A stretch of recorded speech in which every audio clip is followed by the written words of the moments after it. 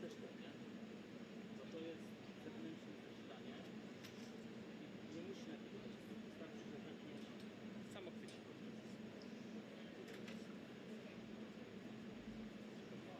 Tak.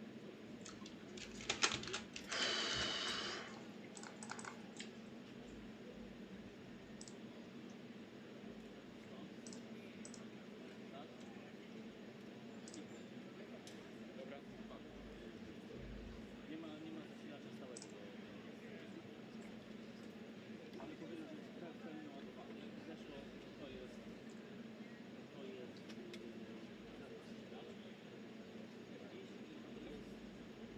i oni sami do startują. Nie wyłączamy. Excuse me. Ja bym prosił, Yeah, all time. Okay. Thank you.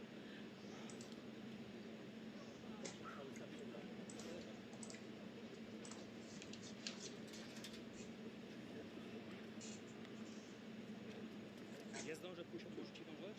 Tak.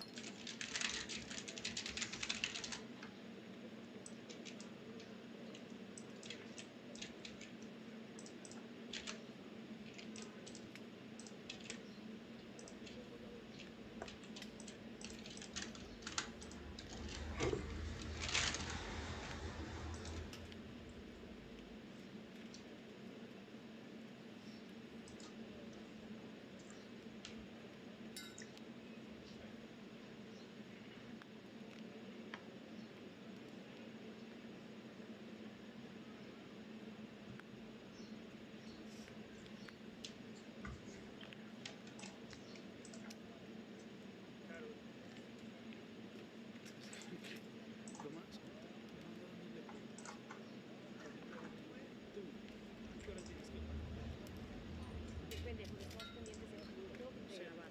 Entonces, Regrabar. me tengo que pregrabar. Quiero pregrabar cuando me digas que pregrabe. Me encantaría que no se vaya. No, porque tú estás trabajando para niña de verdad.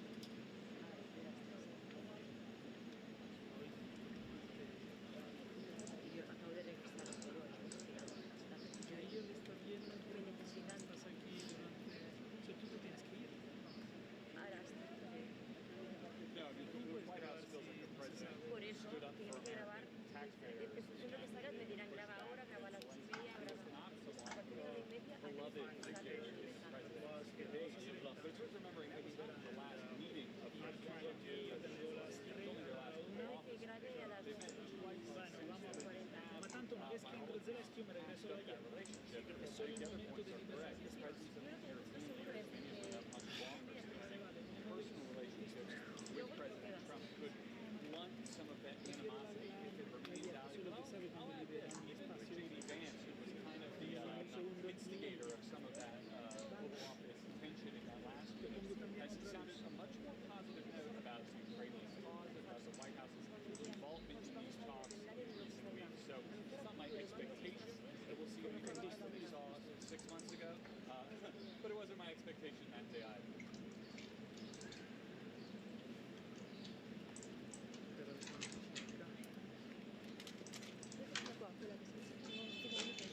Io non tengo que grabar una cosa. Quiero detrás de él. Alright, here we go.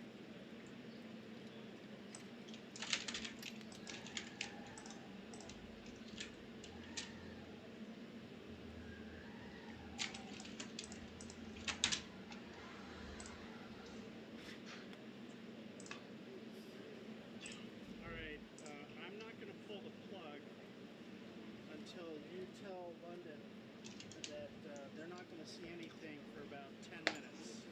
But I've just restrung. It's hard to describe. It's hard to explain, but through ladders to get back to my sticks position. But I don't have connection to put it. You know what? I will break my ass and do it.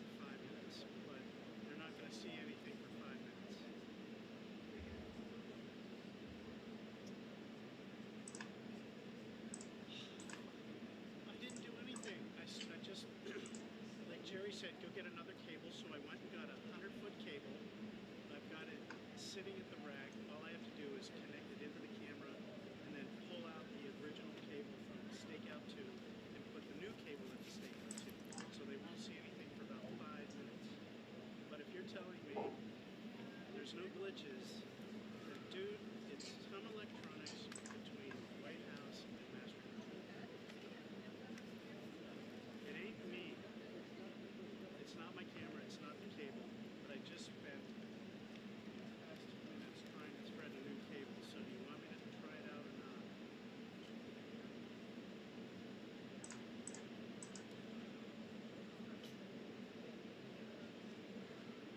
Do me a favor, I have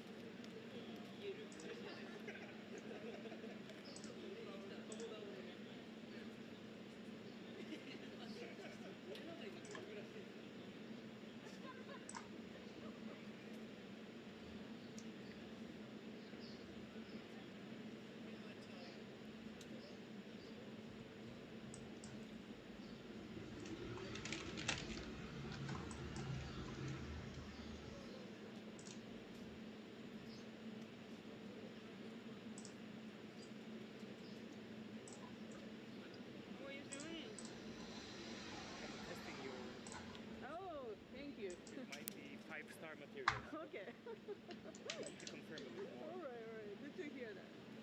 I just want. Wonderful choice. How are you? Good. I just want to see where the flag guy gonna stand here. I'm sure one is like the here or here or here. So there, here. So. And one was recently during Azerbaijan and Armenia. He was exactly here. Exactly here. Yeah.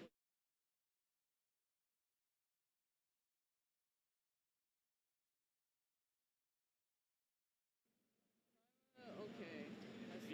It probably they're going to do like cut off like here on the corner, right? Like They're gonna put the like the loop here, there. I think. like this. So we should be okay, but after NBC maybe. Last time I think the Armenia Azerbaijan was great, and it was. I'm here rarely, but. Greg? Yeah. But comparison to the previous ones that I've been here, it was quite short. It was like this one, the Benito, kind of like this. Yeah, every time it's a little different. So. But I think we should be fine here. We'll see soon enough.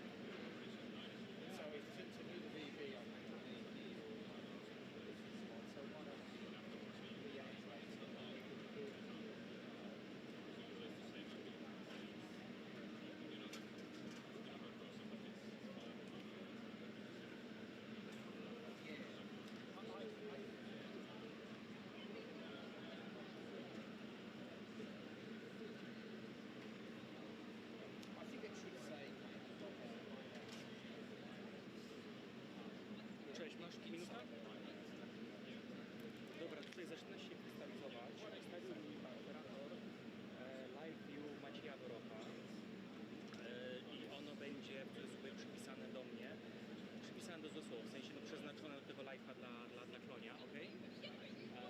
I gdyby to z jakiegoś powodu nie wypaliło, ja nie wiem co oczywiście. Po prostu jest tak, że ja ci opisuję jakby co stoi naprzeciwko mnie, co jest do kamery, która jest dla mnie.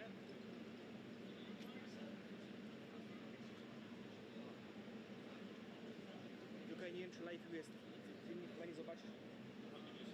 Tak, okej. A tu jest. Okay. Tylko ja nie wiem, czy ten nadajnik jest włączony, o którym mówimy. Ten, który tutaj jest, tak, on jest... Czekaj, daj mi mocno. Teraz mocno, on jest napisany logo.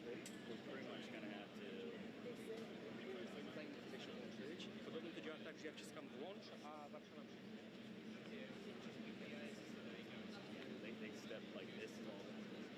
Dobra, nie róbmy tego teraz, no to będzie o sprawdzenie sprzętu.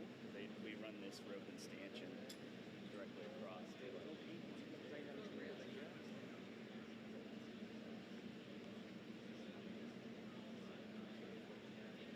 Michał, jestem, lampkę ci podłączę. Dobra, ja teraz właśnie się testuję z chłopakami z Warszawy na tak jest, a to prawie tej inne.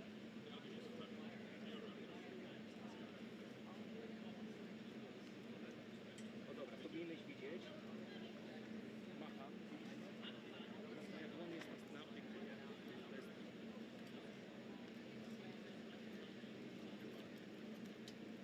Czyli jeżeli... Taki jest plan, żebyście stąd mieli obrazek i dźwięk. Ja siłą rzeczy nie będę mógł stać przed tą kamerą jak teraz, bo niedługo odgrodzą i będzie wolno stać za nią i tak będzie super miejscówka. Ale będę mógł nadawać za offa. Jeżeli się uda, to będziecie zbierać ode mnie wysokiej jakości dźwięk kamerowy. Jak coś się zepsuje, rozłączamy się i bierzecie mnie przez telefon, dobra? Wszystko wiemy, że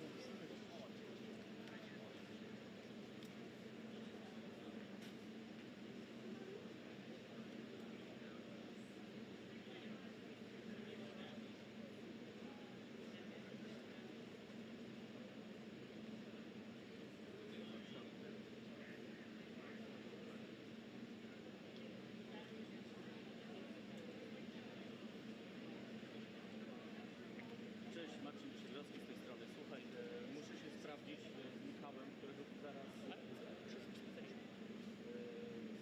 A dźwięk sprawdziliście? A, raz, dobra. Wiesz co, ale chcę, żeby... Proszę cię, bo ja robiłem live'a teraz z Maćkiem Borochem, a teraz wróciłem do Michała, żeby wiesz, żeby Michała nie... Weźmiesz mikrofon, Michał? Tak.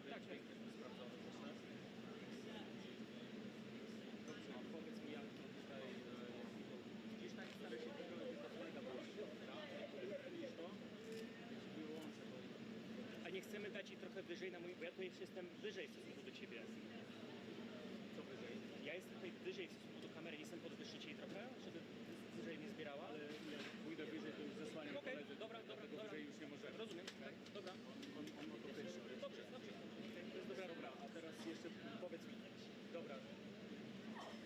Bo słuchaj, zostawiam Michałowi to w automacie, tak? W automacie przysłona, w automacie ostrość jest ok. Marcin, jeżeli będę stał z tyłu, to ja mogę to regulować jakoś. Nie, mniej więcej zaprzężenie będzie takie jakie jest. Albo gorsze. Dałem tu lampkę Michałowi, którą teraz włączyłem też, żeby w razie czego żeby sobie ją odpalał. Tak, może tak zostać? Tak, jest ok. Czy mikrofon efektowy zostawić w razie czego jak już będzie tam dojeżdżał Zelensky, żeby zostawić? Dobrze. Słuchaj, bo jak ja stąd wyjdę przed 13, oni o 13 tu zamkną, ja już nie będę mógł przyjść, będę musiał być z Maćkiem Borową. Po drugiej stronie jakby tam daleko. Tak. Z tym Gronowi, tak, ja już będę tam. Także jak coś to Michałowi czujnie musicie, więc Michałem on tu będzie sam, dobrze? No, słuchaj, taka sytuacja. Mam taką nadzieję. Proszę wysłać to, bardzo mi się podoba to zgłoszenie. Tak.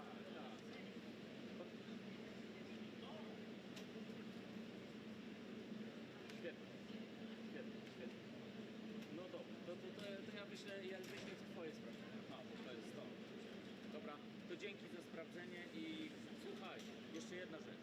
Jakbyś widział, że Michałowi się kończy bateria w lejku, on tu ma zewnętrzną ładowarkę do tego lejku, to daj mu znać wtedy, dobrze?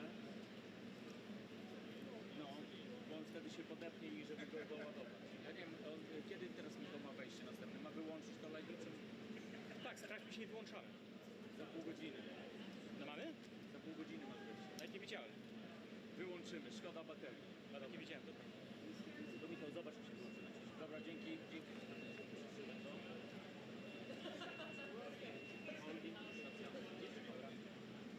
Lampeczka z Michałem. Lampeczka. Powiedz, 18 ogarniam już sam, bez ciebie. Tak. Znaczy, jak tam nie będę miał, to przyjdę. Dobra. To przyjdę. Zimne. To jest tylko zimne. Tu nie ma. Trochę maksa będzie. Dobra. Jakby nie zapaliło ci, to trzeba zrobić tak. Taki ten typ. Tak. Kamera może być cały czas włączona, bo jest podpięta do prądu. Dobra. Nie ma problemu. Tu się nie wyłącza. Tu kradnę trochę prądu do słuchawek, bo są niezbędne i zaraz telefon będę ładował. Ale to jest taki potężny ładowarka, że To ci odkręcam. Dobrze się z sprawdziliśmy. tak, dzięki. A to jest, wiesz, jakby lunęło przynajmniej coś, nie? To może weź połóż od razu, tak, żeby połóż od razu. Ja będę wiedział, co z tym zrobić. Po prostu chcę pamiętać, że mam tę opcję, a tak nie zapomnę.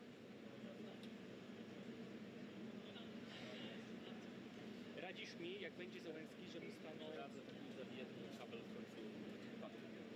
Dobra. Kabel samodzielnie prawda. Nie miałem gdzie go właśnie. Ja wiem, ale to lepiej go położyć, bo kabel może... No mówiłeś. Jak będzie Zelensky, to radzisz, żeby być za kamerą? Tego nie może być przed tym. No nie, ale mogę być. Nie, to sobie wejdź za kamerą. Daj mi taki obrazek. Trzecie to zbliżenie będzie. Chyba, że dojedziesz z numer. Nie, ja jesteś operatorem, ja tego nie ruszę, nie będę ci kradł chleba. Nie. To nie wiem, na live musisz szerzej.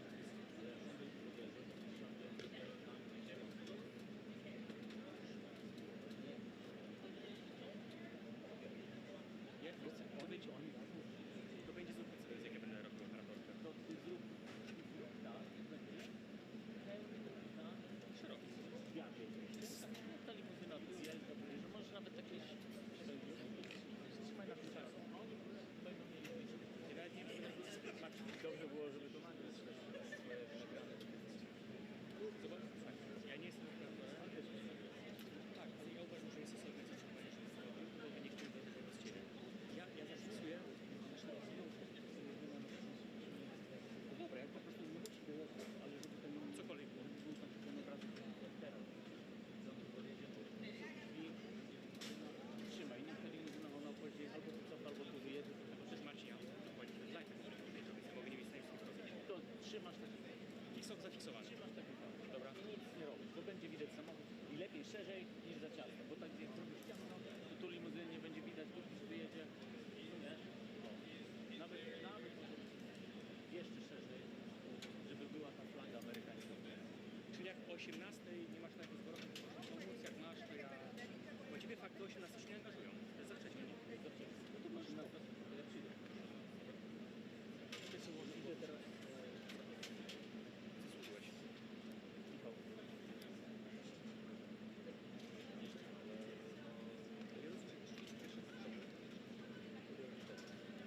A też to robisz te decyzje, to zapadło w Warszawie.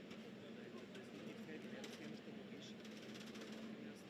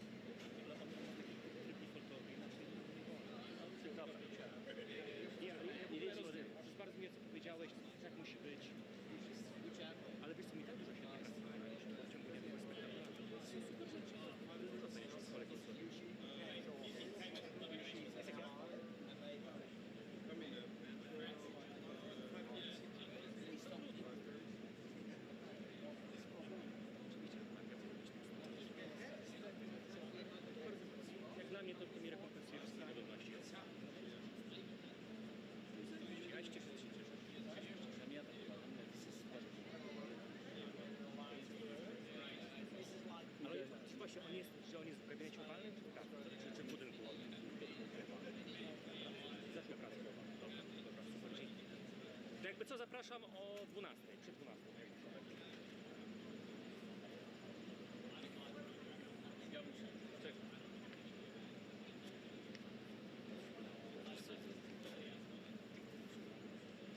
Muszę ładnie.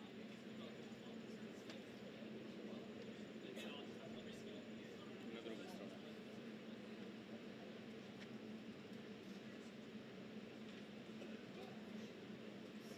Super, z takiego dnia. A ja ci pokażę, jak na Instagramie muszę. Co tu się dzieje?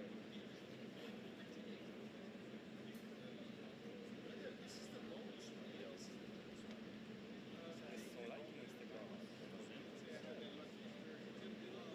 60 lajków na moje standardy. Super fajne to zdjęcie. No. Fajne, taki dycz.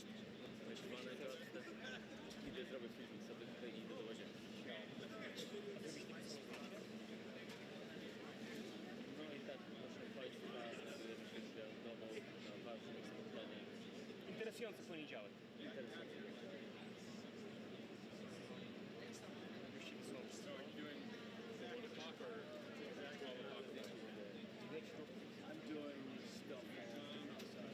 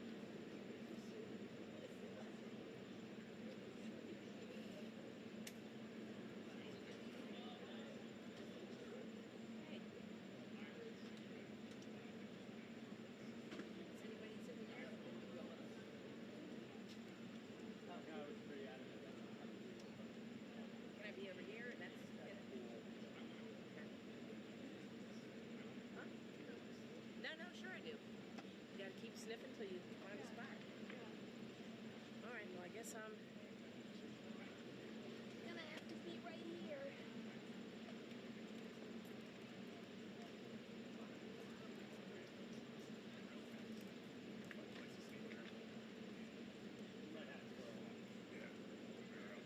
Yeah. Or you go right back that way.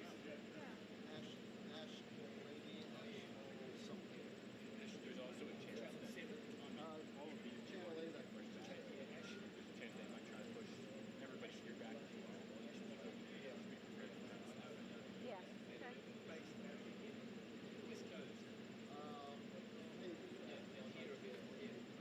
Keep shopping.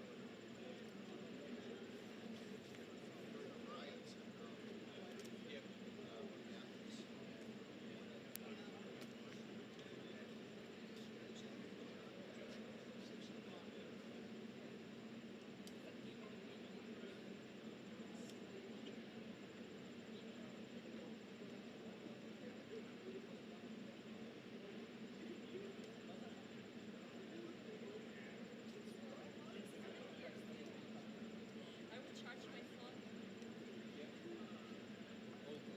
Yes, I was just charging my phone.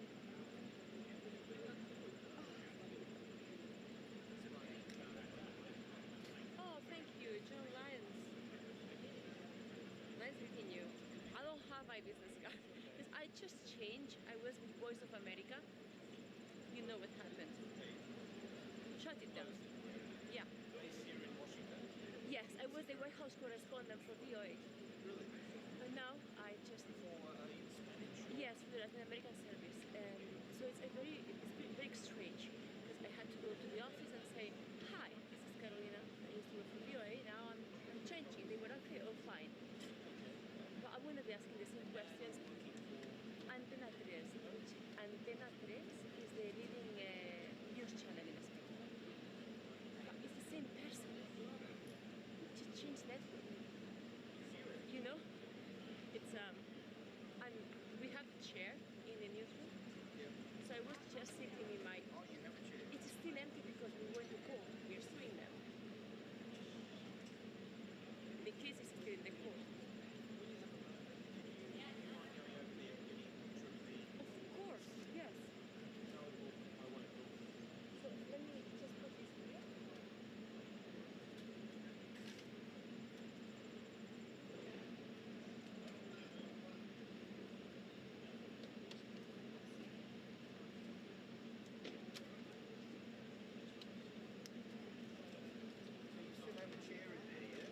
Yeah, so it should be empty, so... Yes, it was Voice of America's chair. I hate to, gotta take your seat. So it's, yes, it's our chair, so Wszystko okej? so it's still, you know, we are still in the court, you know. Ci zaskoczy, że być może będzie jakieś odsuwanko. The case is in the court, so the Jak sobie chair still rekomendujesz exists. reagować, gdyby ciebie nie było? Po prostu wszyscy solidarnie ruszają do Wszyscy przodu. solidarnie ruszają. So I was just sitting in my old chair. All right. So Myślisz, że będzie padać? Wziąć kurtkę? Może przyjść deszcz. Niby deszcz dopiero o 6, 5, ale patrzę na ulicy. Jak radzisz wziąć kurtkę? No.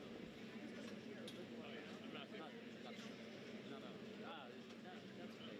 No. I was about to ask you, should we push the... I think The Secret Service is going to They will. Yeah, they will. like 10 of them, then they're collecting. Wszyscy solidarnie biorą No, jak będą, to wszyscy będą musieli, ale nie sądzę, że będą mieli, bo...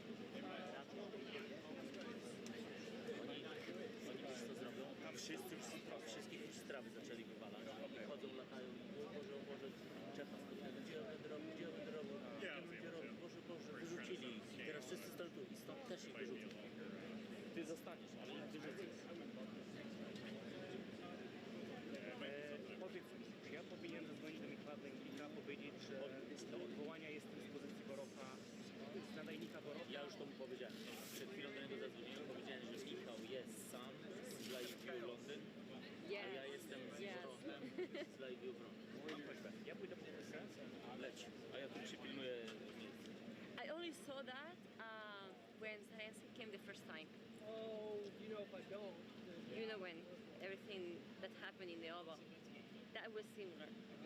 Close to. Yeah, I was over there, yeah. I mean, I was here, but a little bit more that side. I think it'd be pretty good in that job. think they, like in school, pick stuff. Spin the wheel, pick a number. I did not. I think I'm gonna just stick with Shutterstock. Because Zuma, all the people that post Zuma only post like 1 or 2 pictures. Or like, rather post a lot more. So. Yeah, but like sometimes you see that no one cares about it. You get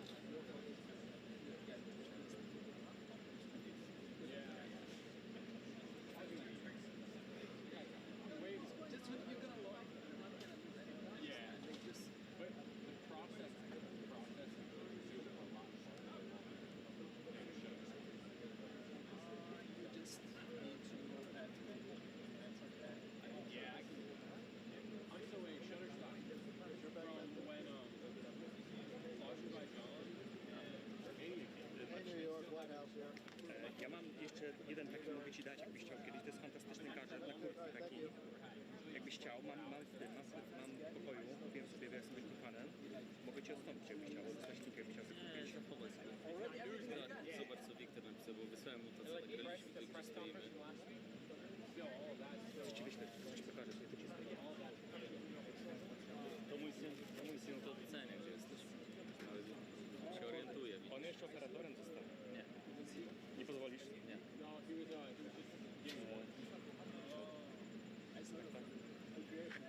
Spójrz teraz, co dostałeś. Wysłałem ci.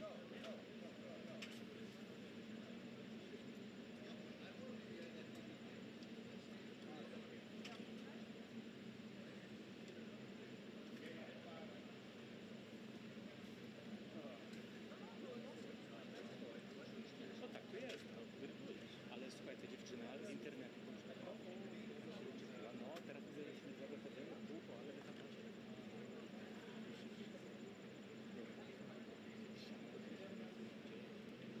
Tak, tak. Ale wiesz, cały czas oglądają ludzie, to jest fajne. To ja może zęby Już za długo tu pracujesz, musi być prędzej czy później. Dobra, słuchaj. Bo ja mi się zaczyna tej gromadzić dobytek za bardzo, więc jakoś to powierzchnię. Słuchaj, no właśnie, jeśli się to da powiedzieć. Tak, nie będzie. To jest jeszcze jedna rzecz. Nie sobie wziąć przynieść ładowarkę do telefonu, bo masz chyba jeszcze kontakty wolne. Tak, ale wiesz co? Za dużo będzie. Za dużo, a tu jest na pewno tyle prądu, że to podoła. Podoła. Musi podołać. Jak nie podoła, to Tylko to jak, znaczy jak przed podjazdem, no to już to włączysz i będziesz trzymał, nie? Ale jak nie trzeba, to zagaszaj, tak? Wiesz jak, tak? Tak, tak. Ja planuję zrobić w ten sposób, jeżeli nie zepsuł, chyba nie da się. Pęknięte. Kurde. Jak chcę zrobić, wiesz, takie trzymadełko. Myślę, czy mam coś Bo ja wziąłem ogromny plecak, ale nie przydźwigam do tej Ja mam chyba tą torebkę taką z jelenową, którą można przywiesić. Dawaj, super.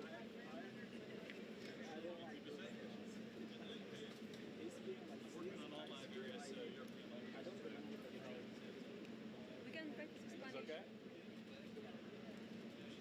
Spanish, I used to know. We always talk in Spanish. You know Spanish. We always talk in Spanish. Okay.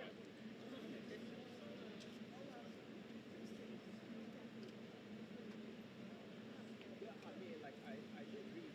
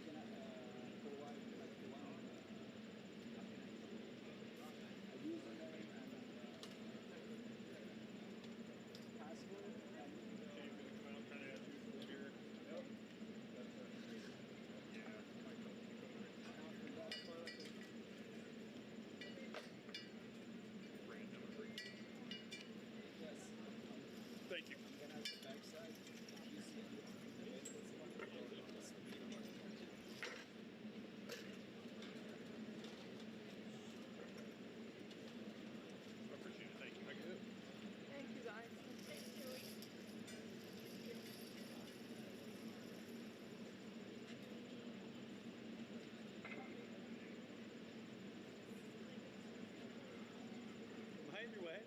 No. Oh, am I in your way? Kind of.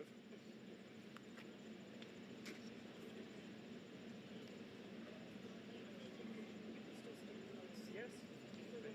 Yeah, for now. For now? I was wondering, are you the one having some of these cameras? No. If I am down here, would that be in your way? So, White House TV is going to be right here? You'd have to ask them. And AP, not AP, but I don't know who she works for, but I know the person who is here, yeah. ABC. The lady. Hello. ABC. ABC is here. Okay, I'll wait and I'll ask. I'll show you, I'll point to the person once I see her. Thank you so much. Sure.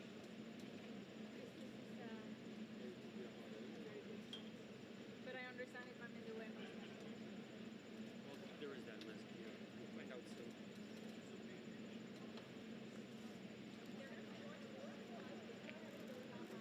Oh, if I'm sitting still, am I good and out of your shot?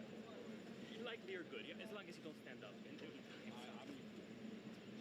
No, you're not. I'm just checking it. my colleague will be here soon and then we'll know more, but here you're totally cool.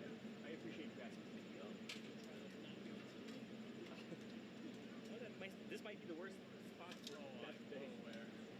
Oh, like for example, what time? Does that camera is super, dziękuję. Marcin, taka ciekawostka, że tutaj już postawić, jak widzisz to. Mieścisz się w kadrze? Mieścisz się. Mówią, że podobno jeszcze mogę być po tej stronie jeszcze. Super. No do czasu aż ten, ale ja mam jeszcze miejsce, z ja się mogę troszkę cofnąć.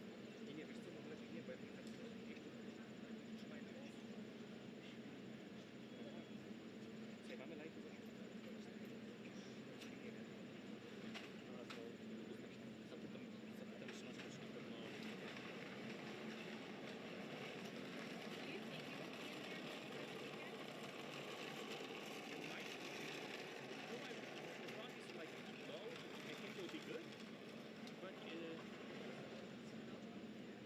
Shot in the moment, so I can't really focus on it now. But afterwards, I'll try to help you out. No.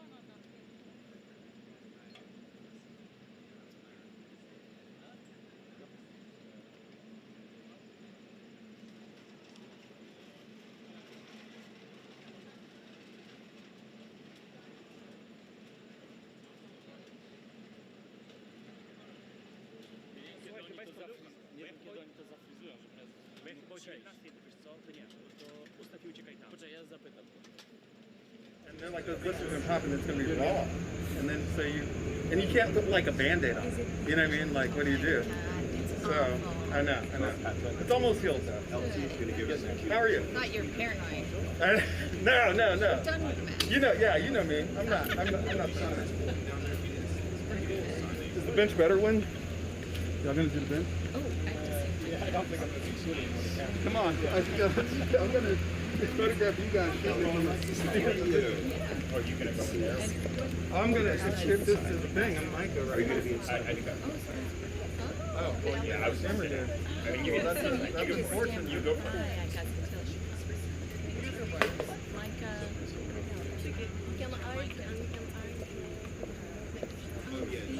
Ladies with the front. So, yeah, she should. I don't know any others are coming out. Yes, so you guys can be right over here. Yeah, and then after the arrival, you guys will get escorted back. Is the last one? Oh, France is last? Okay, then you need to go back. I can actually walk you guys out because we're going to rotate you as the leaders arrive.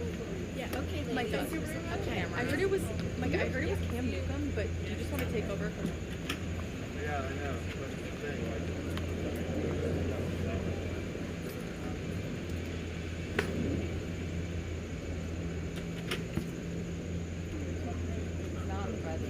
That's what I'm saying. Why are you guys over there? You can't see the person coming in as well. It's the protocol lady here. That wasn't his protocol. You can treat the first one as like a test run, and then really master it by the last one. Right. You get one good, like one solid one. Get a few. So we're staying here the whole time, though, right? There's no like, okay, I was told there might be a movement. I was like, I don't know what's happening. No movement.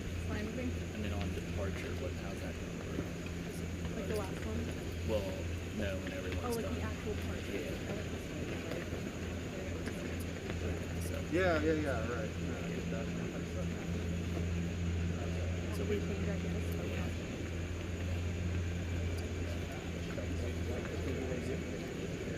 You want to readjust your... Am I underway here? I can go up one more. Well, I'm trying to figure out their position. Oh, I don't know. I think I will go one just in case you can. Okay. Dude, if he drops that flag. Are you sure? No, I mean like down. Oh. To drape it. Oh, that was wrong. I might have to come where you're at. It'll work. Nobody's hard than that. You want to be right up against the I didn't think about that. Now I They're just staying straight up. Just staying straight up? Yeah. All right, hold on. Let me Thank see. you. That's helpful. If you want to go higher, you can. Go high. No, it's not necessarily the higher. It's just Totally blocked. yeah.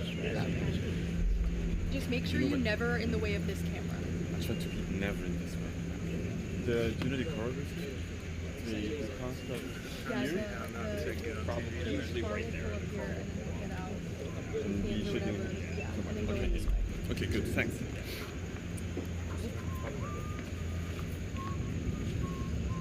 Thank God you're here. Just in case I get I'll be down. Got in the way. I mean, you'll be in my way. Just please listen to the Wrangler, Isaac.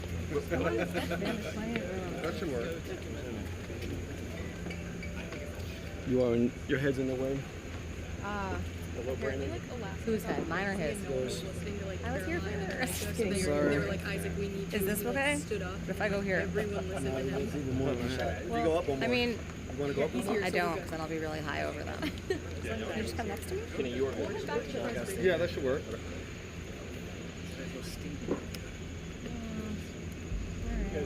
I'm sorry. Just so you guys Sorry, know, we no. have no audio. No worries. Just really wanted that flag on the floor. How short are these people? They all look ridiculous. I'm fine with them though. Yeah.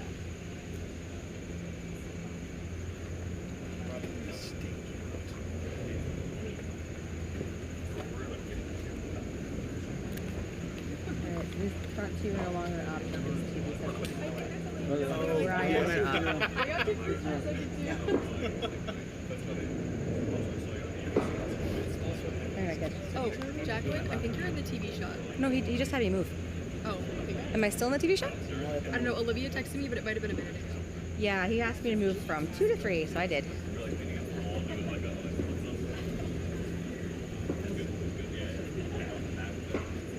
And the last thing I want to be is on TV. I get lots of phone calls, it's annoying. My dad gets all happy. But I don't. For years, man, I've got years of standing. When you're totally sitting there, like, you're not even getting up. We need a picture of Gwen chilling.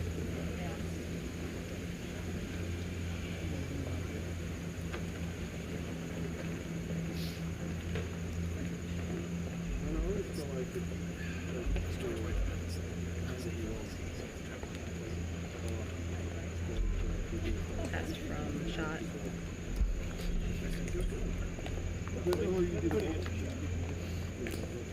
Hello. How are you? Good to yeah. All of you guys are on the opposite side. Just as an FYI, all the officials. Yeah, I think they're gonna. You're probably. We come one by one. Yeah, you're fine. You're fine here. Right. They're gonna bring. Where are you? Okay, let me take you to where you need to go. Then come.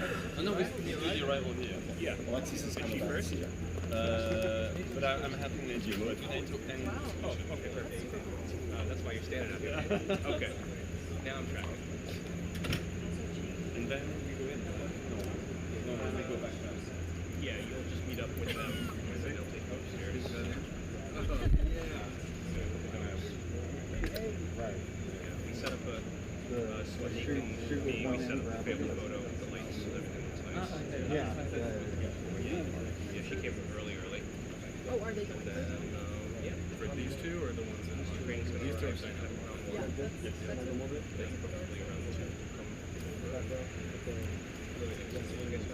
Go burn.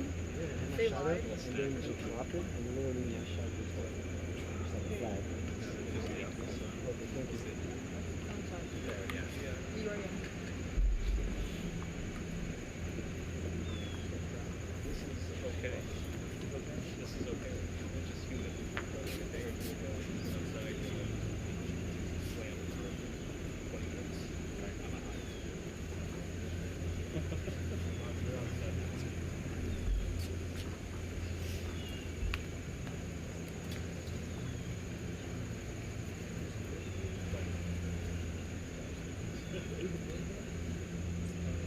Ambassador Crowley is the chief of counsel, and then her deputy is Aviso.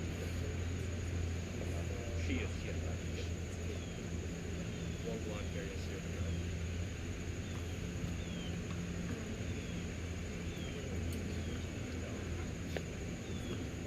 Is the shot nice up there? I was debating whether putting somebody up there or not.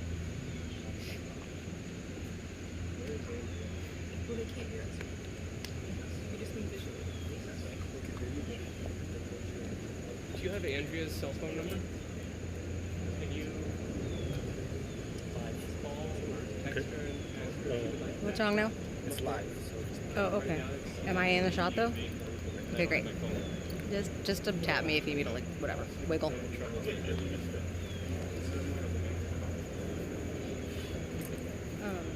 But Nathan, for the actual shot, you'll be down, right? Yeah. Okay. Yeah. Thank you. No Sorry, reason. maybe. You're fine. If it's important to you, I can go down now. I'm just making sure.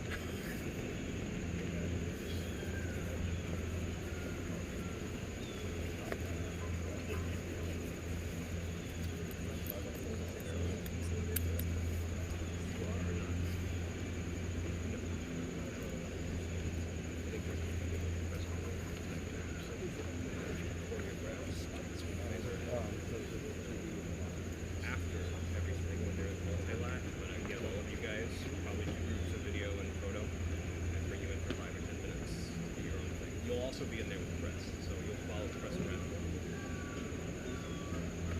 There's nothing going on. They're all just going to be huddled in the room, waiting, eating. Okay. The only people over there are Ukraine's delegation and the so everybody's out here. Yeah, and they're going to all set up. So you'll go in with the press for the multi-lat when they do the top of the event. And then when you guys come out, hopefully you guys can in. There should be. In that, yeah. You have access to us. Whatever I take, my team takes, we're going to send to NATO's ambassador, and the embassy, and the EU's ambassador. Okay. Or however that works. Just my State Department.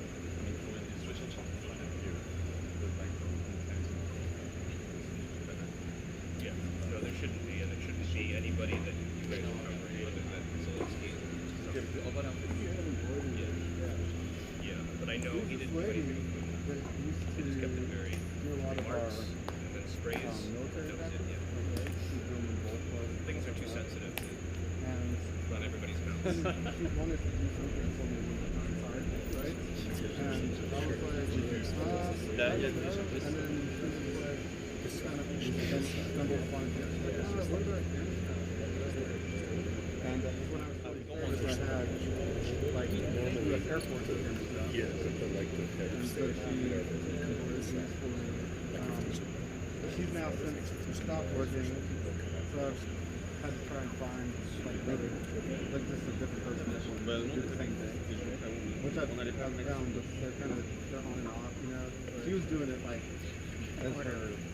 We have an order of arrival Yeah, yet? like well, the lady that I knew was doing it as like her main source of income, so she was like really diligent about it. This new lady,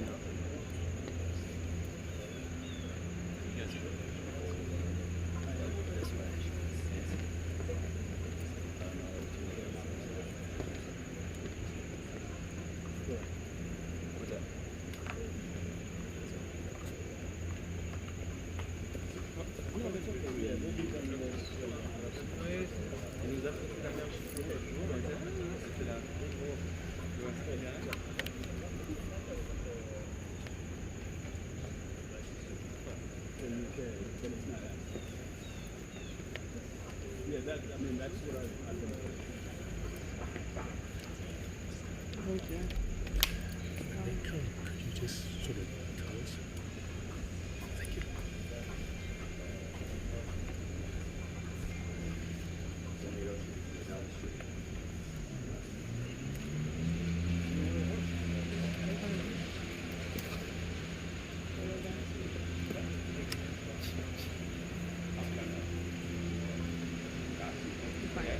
You can stand there, wherever you FYI, y'all, I'll probably be in this general area. Okay. Do your thing. If you need me to move, just say move. Thanks, brother. This is live, so don't call the police. In front? No, I'm going to be right here.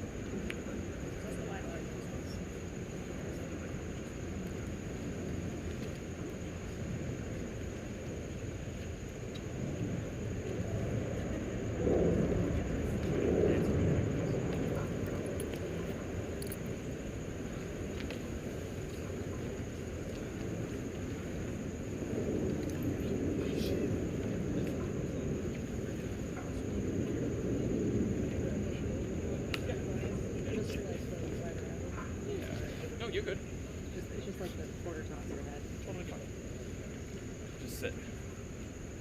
Yeah, sorry. You're Perfect, good? thank you. Yeah. Yeah, that works great. Thanks, love. Oh. Oh, that's what I wanted. Sorry. Thank you. Thank Do you need it? Hold on, let me just send it to my crew. Micah. Yeah. I'll get you. Thank you. Do you have it? No. Good offer? Okay. Yep, all good. Thanks, Wendy.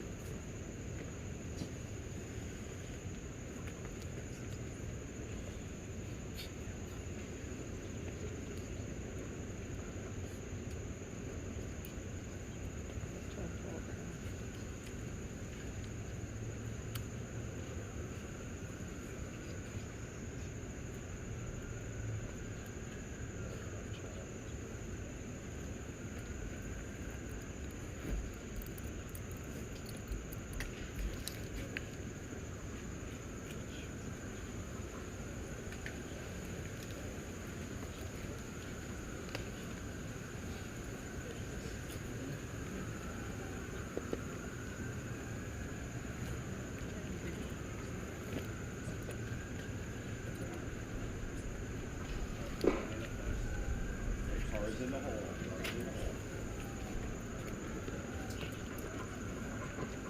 Cars in the hole.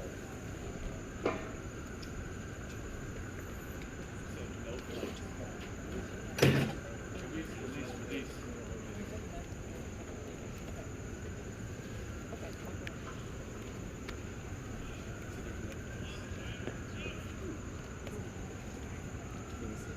No.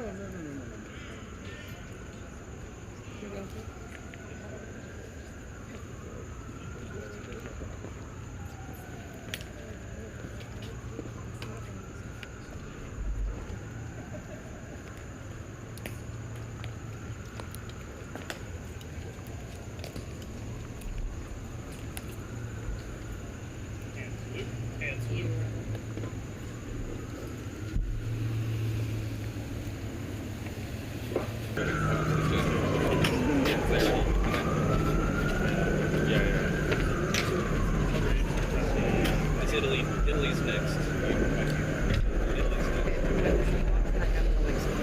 Okay. Switch. Yeah. I'm just telling you. Luca, it's Italy next. All right. Sure. No problem. Yeah. That's fine. So we'll also have everything for you guys. Okay. Yeah. You're okay. Okay. We good. Okay. Are we okay right now? We're low enough? Okay. As long as you guys are low, we're good. Yeah, Okay. thank you.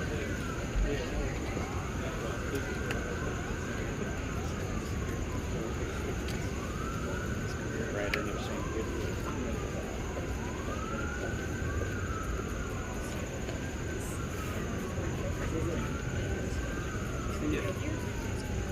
Yeah, Germany's next. Stay here for Germany.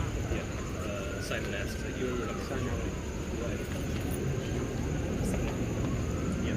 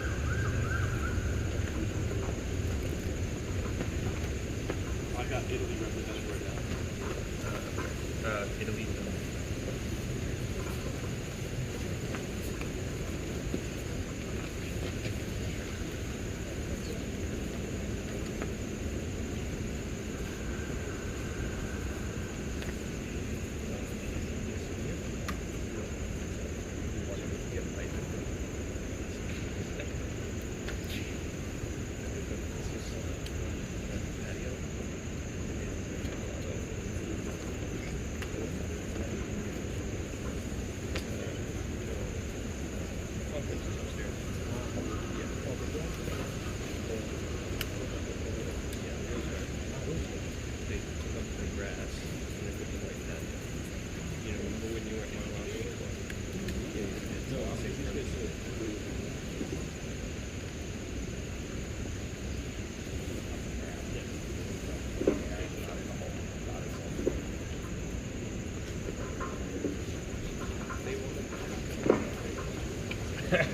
Good for that.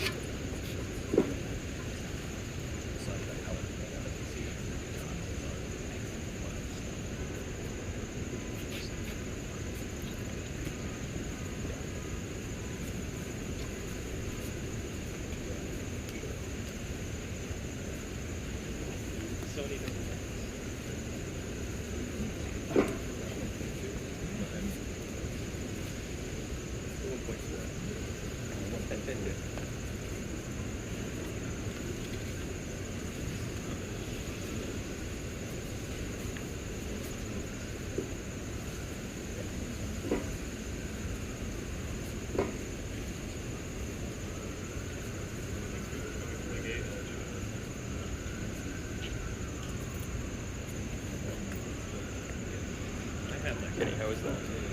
I don't know yet. I'm gonna see. On this one. Oh, you went there for the last one? No, I was still between you guys. Margo, come over here. Margo, better shot over here.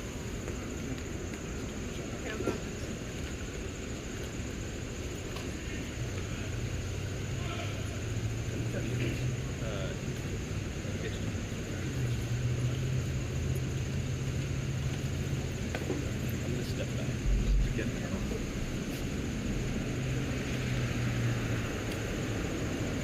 Salute. And salute. Ready, two. Ready, doors. Ready, pop. Ready, open.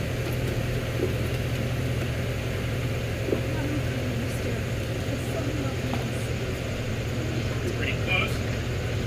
Ready, shut.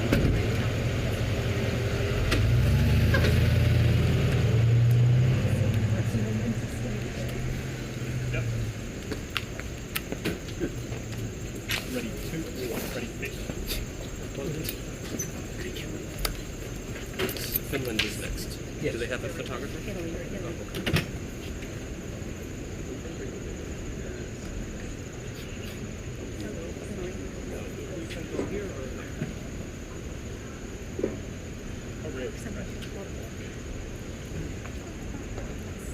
okay. Live camera.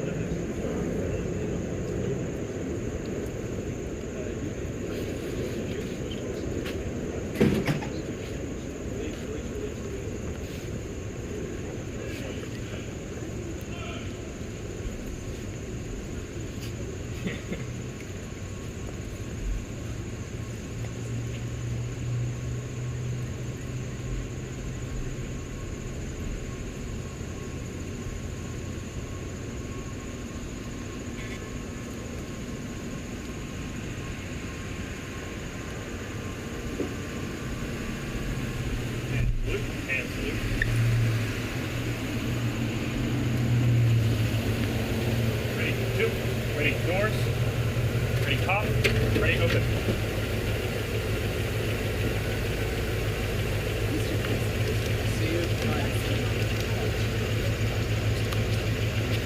Ready, close. Ready, shut.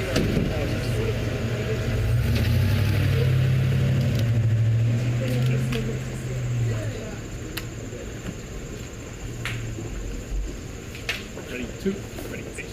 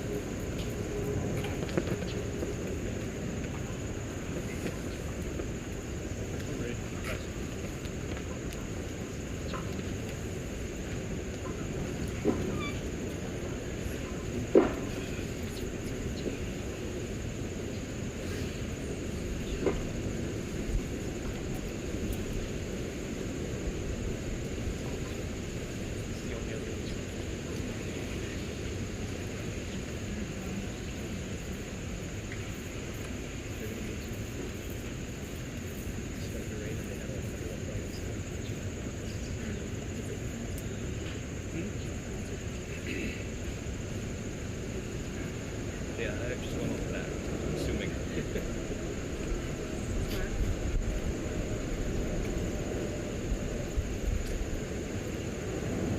have no other answer, unfortunately.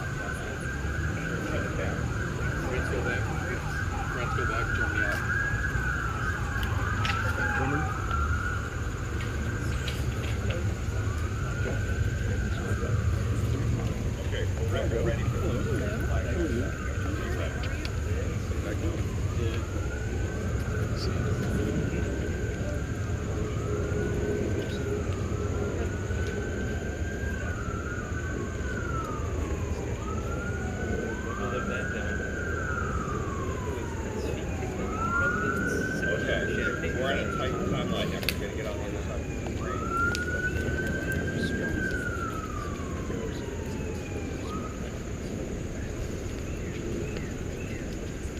Okay, copy on that. All right. Cool. Gotcha. Thank you, Jesse. Thanks for the call. Be nice. You want to try your one? Okay, Brandon. And then it was back to the same scale brothers. Very good. All right, Brandon. Brandon. All right, so we are set to receive. Protocol is saying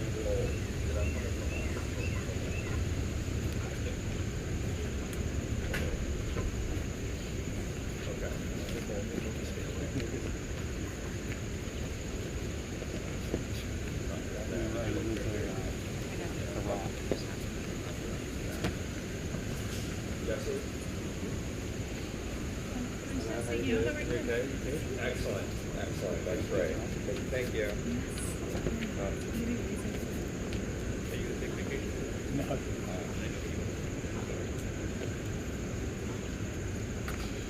Hey, Brandon, sorry about that.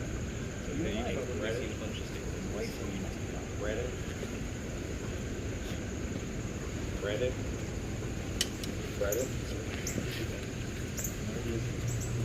Brandon. Brandon.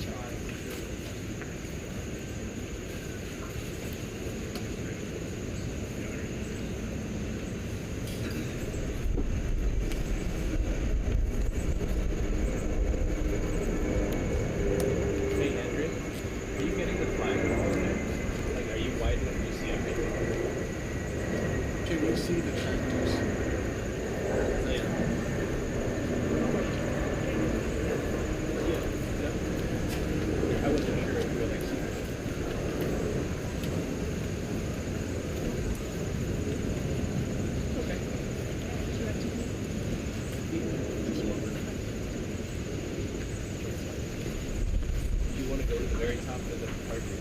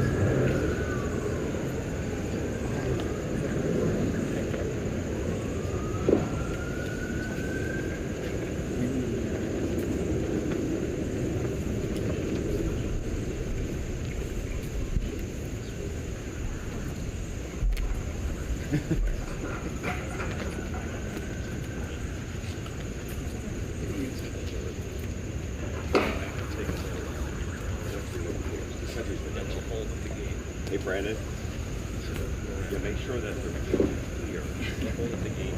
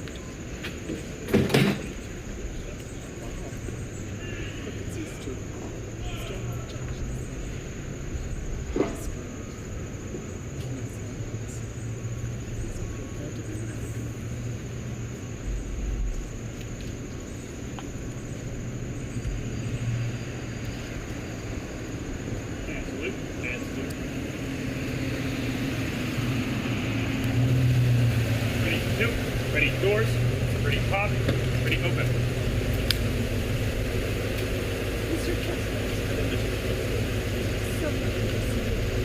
How are you? Ready close. Ready shut. Ready face. Happy to be here again. Thank you.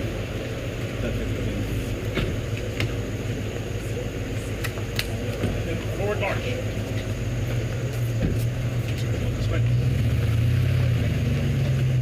Comment je récupère le dossier sur l'échelle? Là-dedans, je me fais suivre si je peux les deux. Probably not. Is it president? Amendment on which one?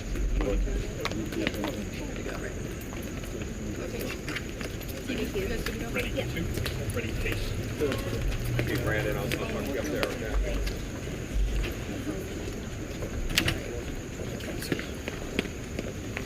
You're done?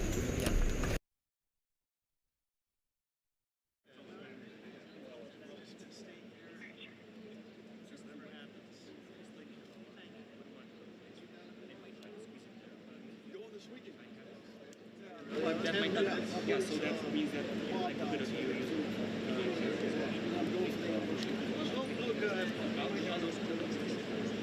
Still show Wallace. Show Wallace. Good job. So come on, I'm hanging some photos of Wallace.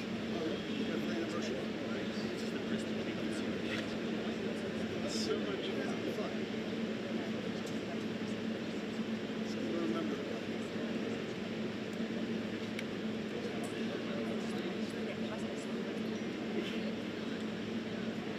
I was just so happy when they got air conditioning.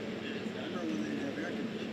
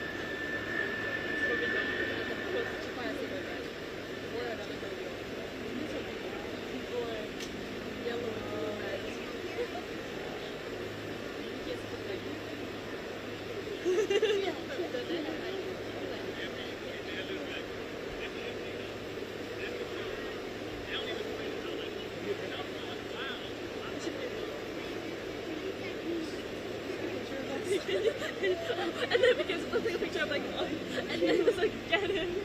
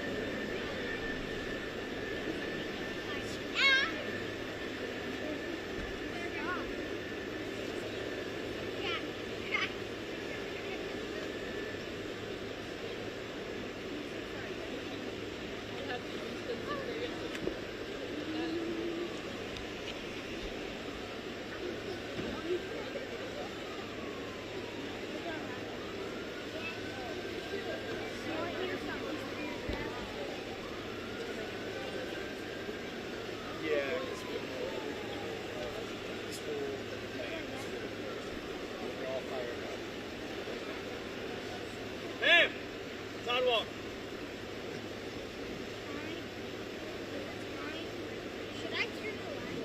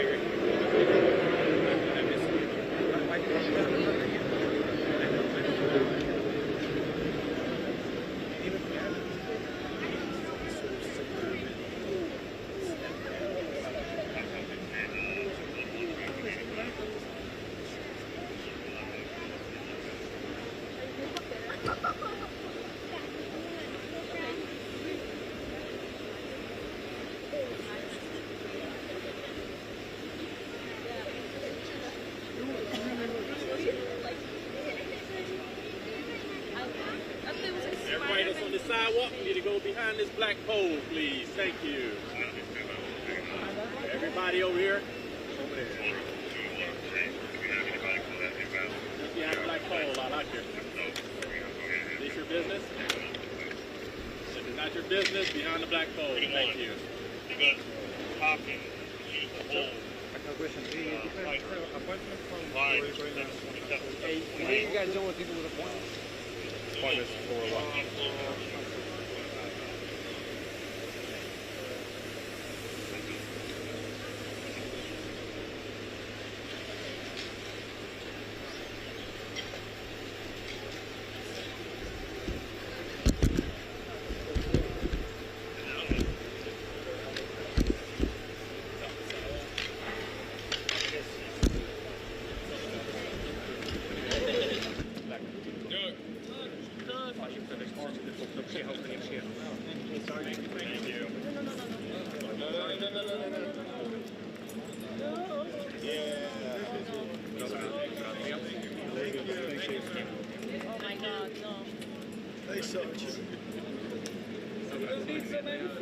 Stanę przed kamerą, no bo to jest ten moment niespodzianki Zelensky'ego, ale jestem z tyłu, jak sobie mniej więcej zadowolony, że wiem, że to jest samej, tak? Me? Yeah. Good stuff. Yeah, you need a spare. Thank you. Appreciate it.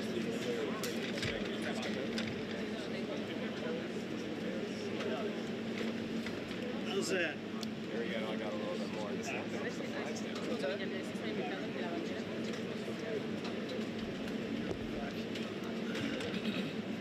How's that? excellent. Thank you. Sorry about that. That's all right. You come up with your mic. Oh, when it's happening, told about. Hold on. Yeah. You can use it. Are you sure?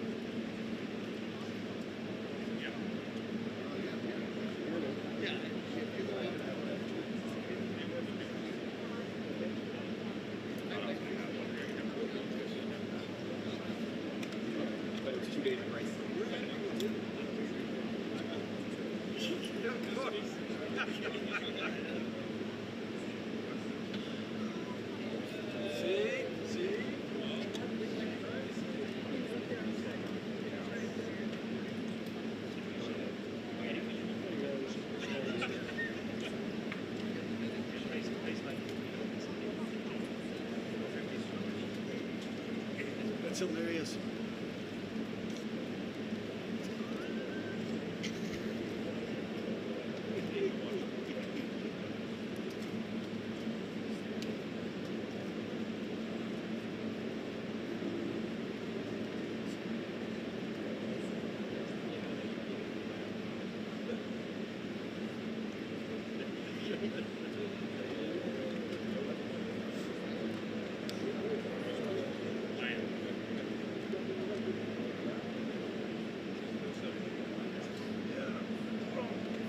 Sì, esattamente così, siamo in attesa esattamente qui del presidente Zelensky che sarà accolto da Donald Trump qui davanti alla ovest della Casa Bianca per tutti praticamente gli onori del momento, queste sono le guardie che rappresentano ogni Stato, proprio per questo bilaterale, questo faccia a faccia che sarà una ripetizione di quello che abbiamo visto a fine febbraio con le delegazioni, sarà presente anche e dovrebbe durare più o meno un'ora. Adesso all'1 il Presidente riceverà qui Zelensky, scopriremo anche quale sarà l'outfit che ricordiamo era stato in la discordia nell'ultimo incontro e verso le 14 15 vostre 20 ci sarà una foto presentiamo tutti quanti i leader che in questo momento sono a pranzo e verso le 21 avremo un multilaterale del libro probabilmente che capiremo qual è la posizione sia dell'Europa che di Zelensky. Ovviamente c'è la volontà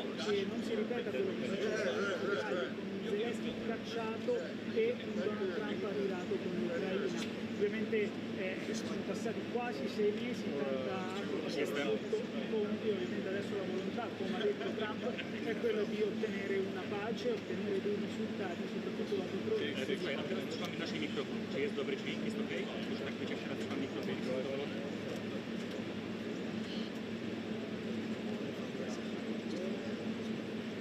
Próba, raz, dwa, trzy, raz, dwa, trzy, raz, dwa, trzy, raz, dwa, trzy, raz, dwa, trzy, raz, dwa, trzy, raz, dwa, trzy. Raz, dwa, trzy, próba dźwięku, raz, dwa, trzy, raz, dwa, trzy, raz, dwa, trzy, raz, dwa, trzy, raz, dwa, trzy, raz, dwa, trzy, raz, dwa, trzy, raz, dwa, trzy. Próba, raz, dwa, trzy, raz, dwa, trzy, raz, dwa, trzy. Po prostu mi brakuje ręki, wiesz, myślałem, że brakuje mi ręki, nie? Zobacz. Anybody worth it? So Oz got tired. Słuchaj, a teraz, raz, dwa, trzy.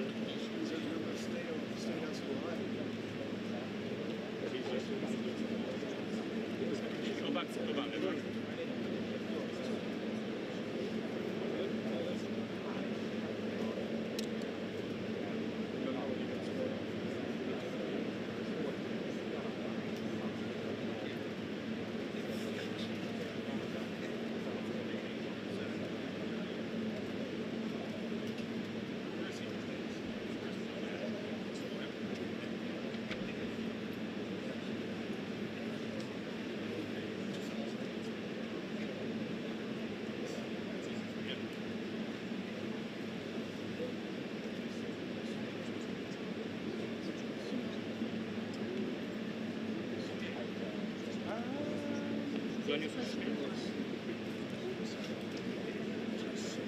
Mam pytanie, załóżmy, jeśli nie wyjechałby Zelensky jakoś tak nagle przed moim live'em, czy jeżeli ja wam to powiem na ofie, to ty to usłyszysz, czy nie? To będzie takie wołanie na puszczy.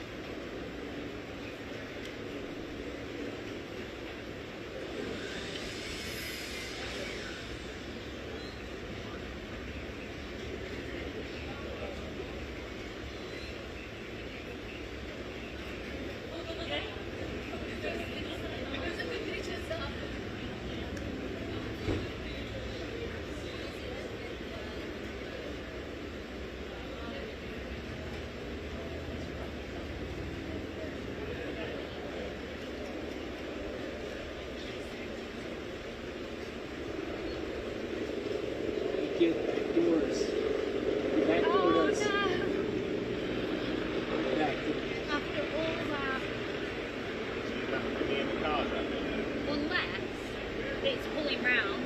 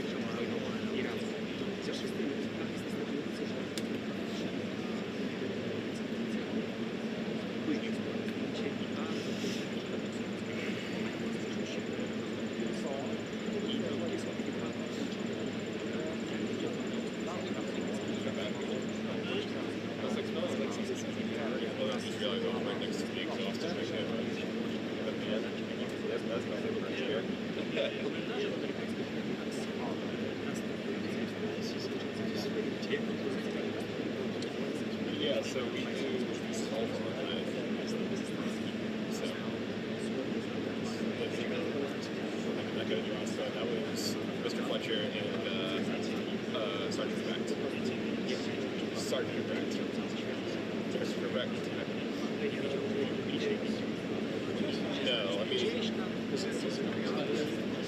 No, I mean, it's just whoever was available to go. And my first big summit, they want people experience to go. And like, Fletcher's been around the longest in the office. He's been here for over 20 years.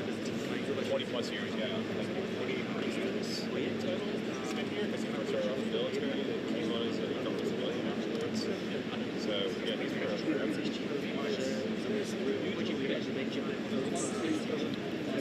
Well, he's just been doing it for so long. I would say he always, yeah,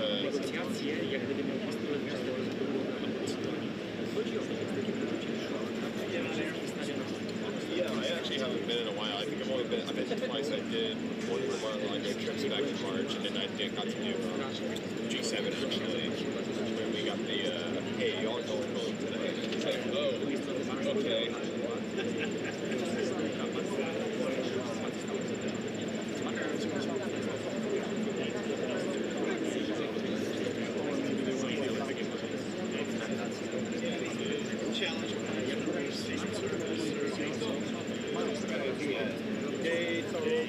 Gates open. Gates open.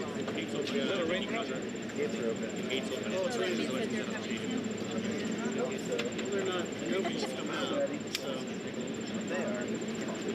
Yeah, main arrival's happening. Gates open. I'm born ready. And for how long will it sit? That's fine. It'll be fast, but they usually turn in late and are there for a second.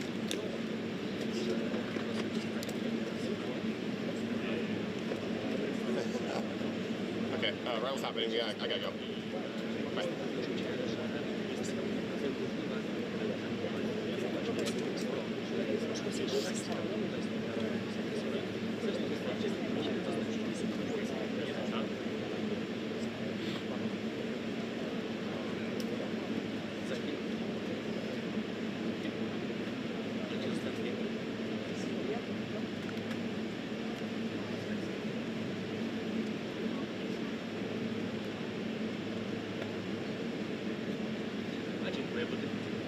Ja też mam taką nadzieję, tak, już jestem i są najwięksi.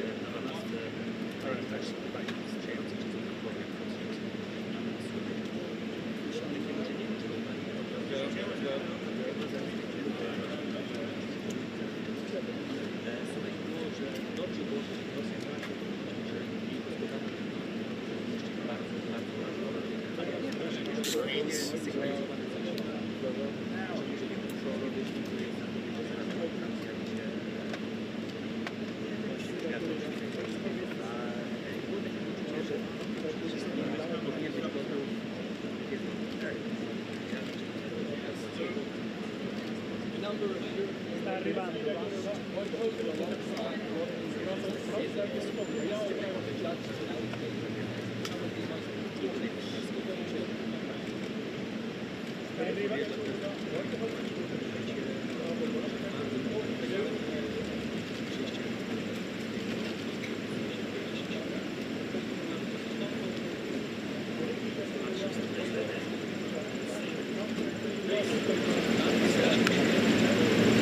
President Trump, sir, your message to the people of Ukraine as world leaders gather here today.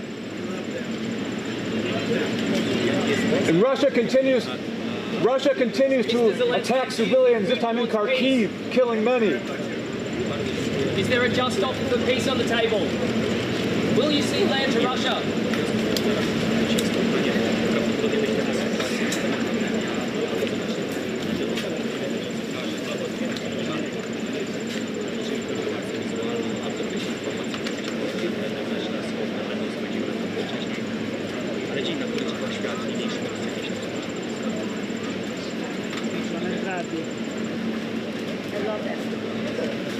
I love them, right?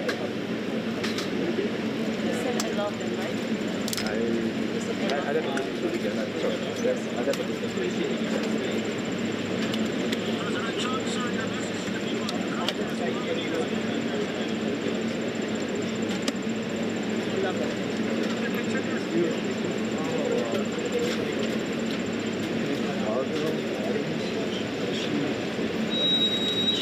Videotape her with her phone.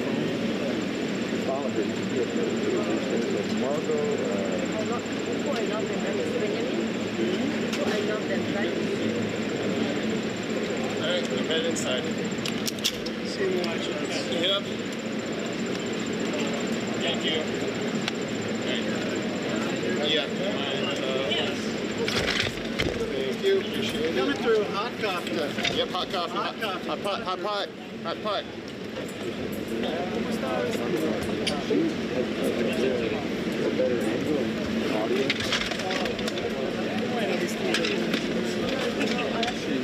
That's her account. Gotta go? Yep. The whole thing? Yep. Bit of deal. Oh, right here.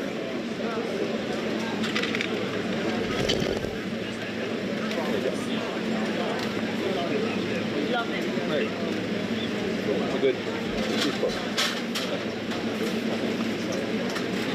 One! Oh! Yeah! One!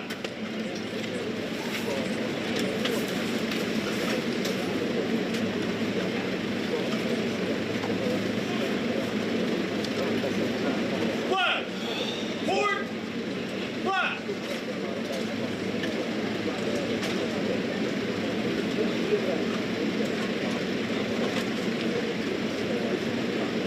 What's your question?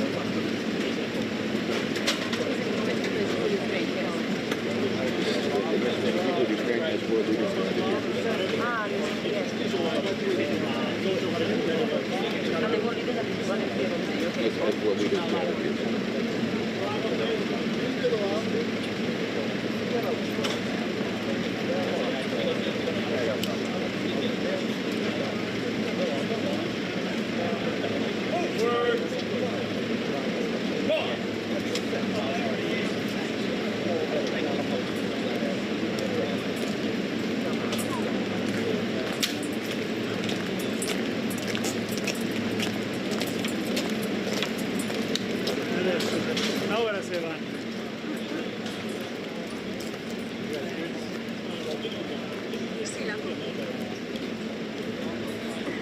Caro, te debo una cena. ¿Quieres baño?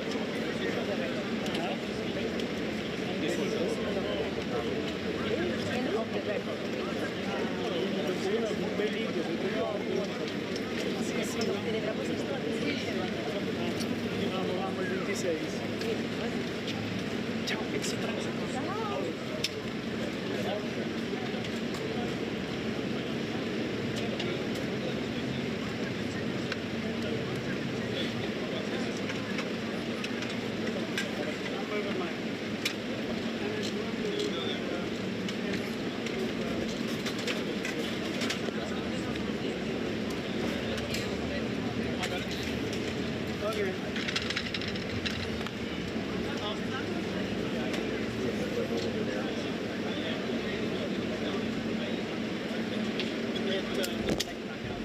Yes, short answer was yes, it was. Excuse me, watch your head.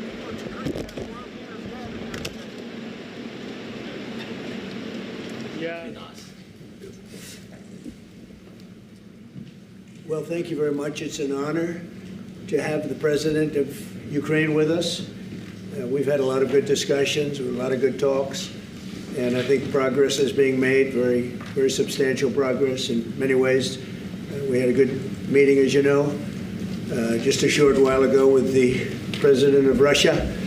And I think there's a possibility that something could come out of it. And today's meeting is very important. We have, I guess, the seven very powerful leaders from Europe. And we're going to be meeting with them right after this meeting. And thank you very much for being here. Thank you so much, Mr. President. If I can, first of all, thank you for invitation, and thank you very much for your efforts, personal efforts to stop killings and stop this war. Thank you. And using this opportunity, many thanks to your wife, First Lady of the United States. She sent a letter to Putin about our children, abducted children, and my wife, First Lady of Ukraine, she gave the letter.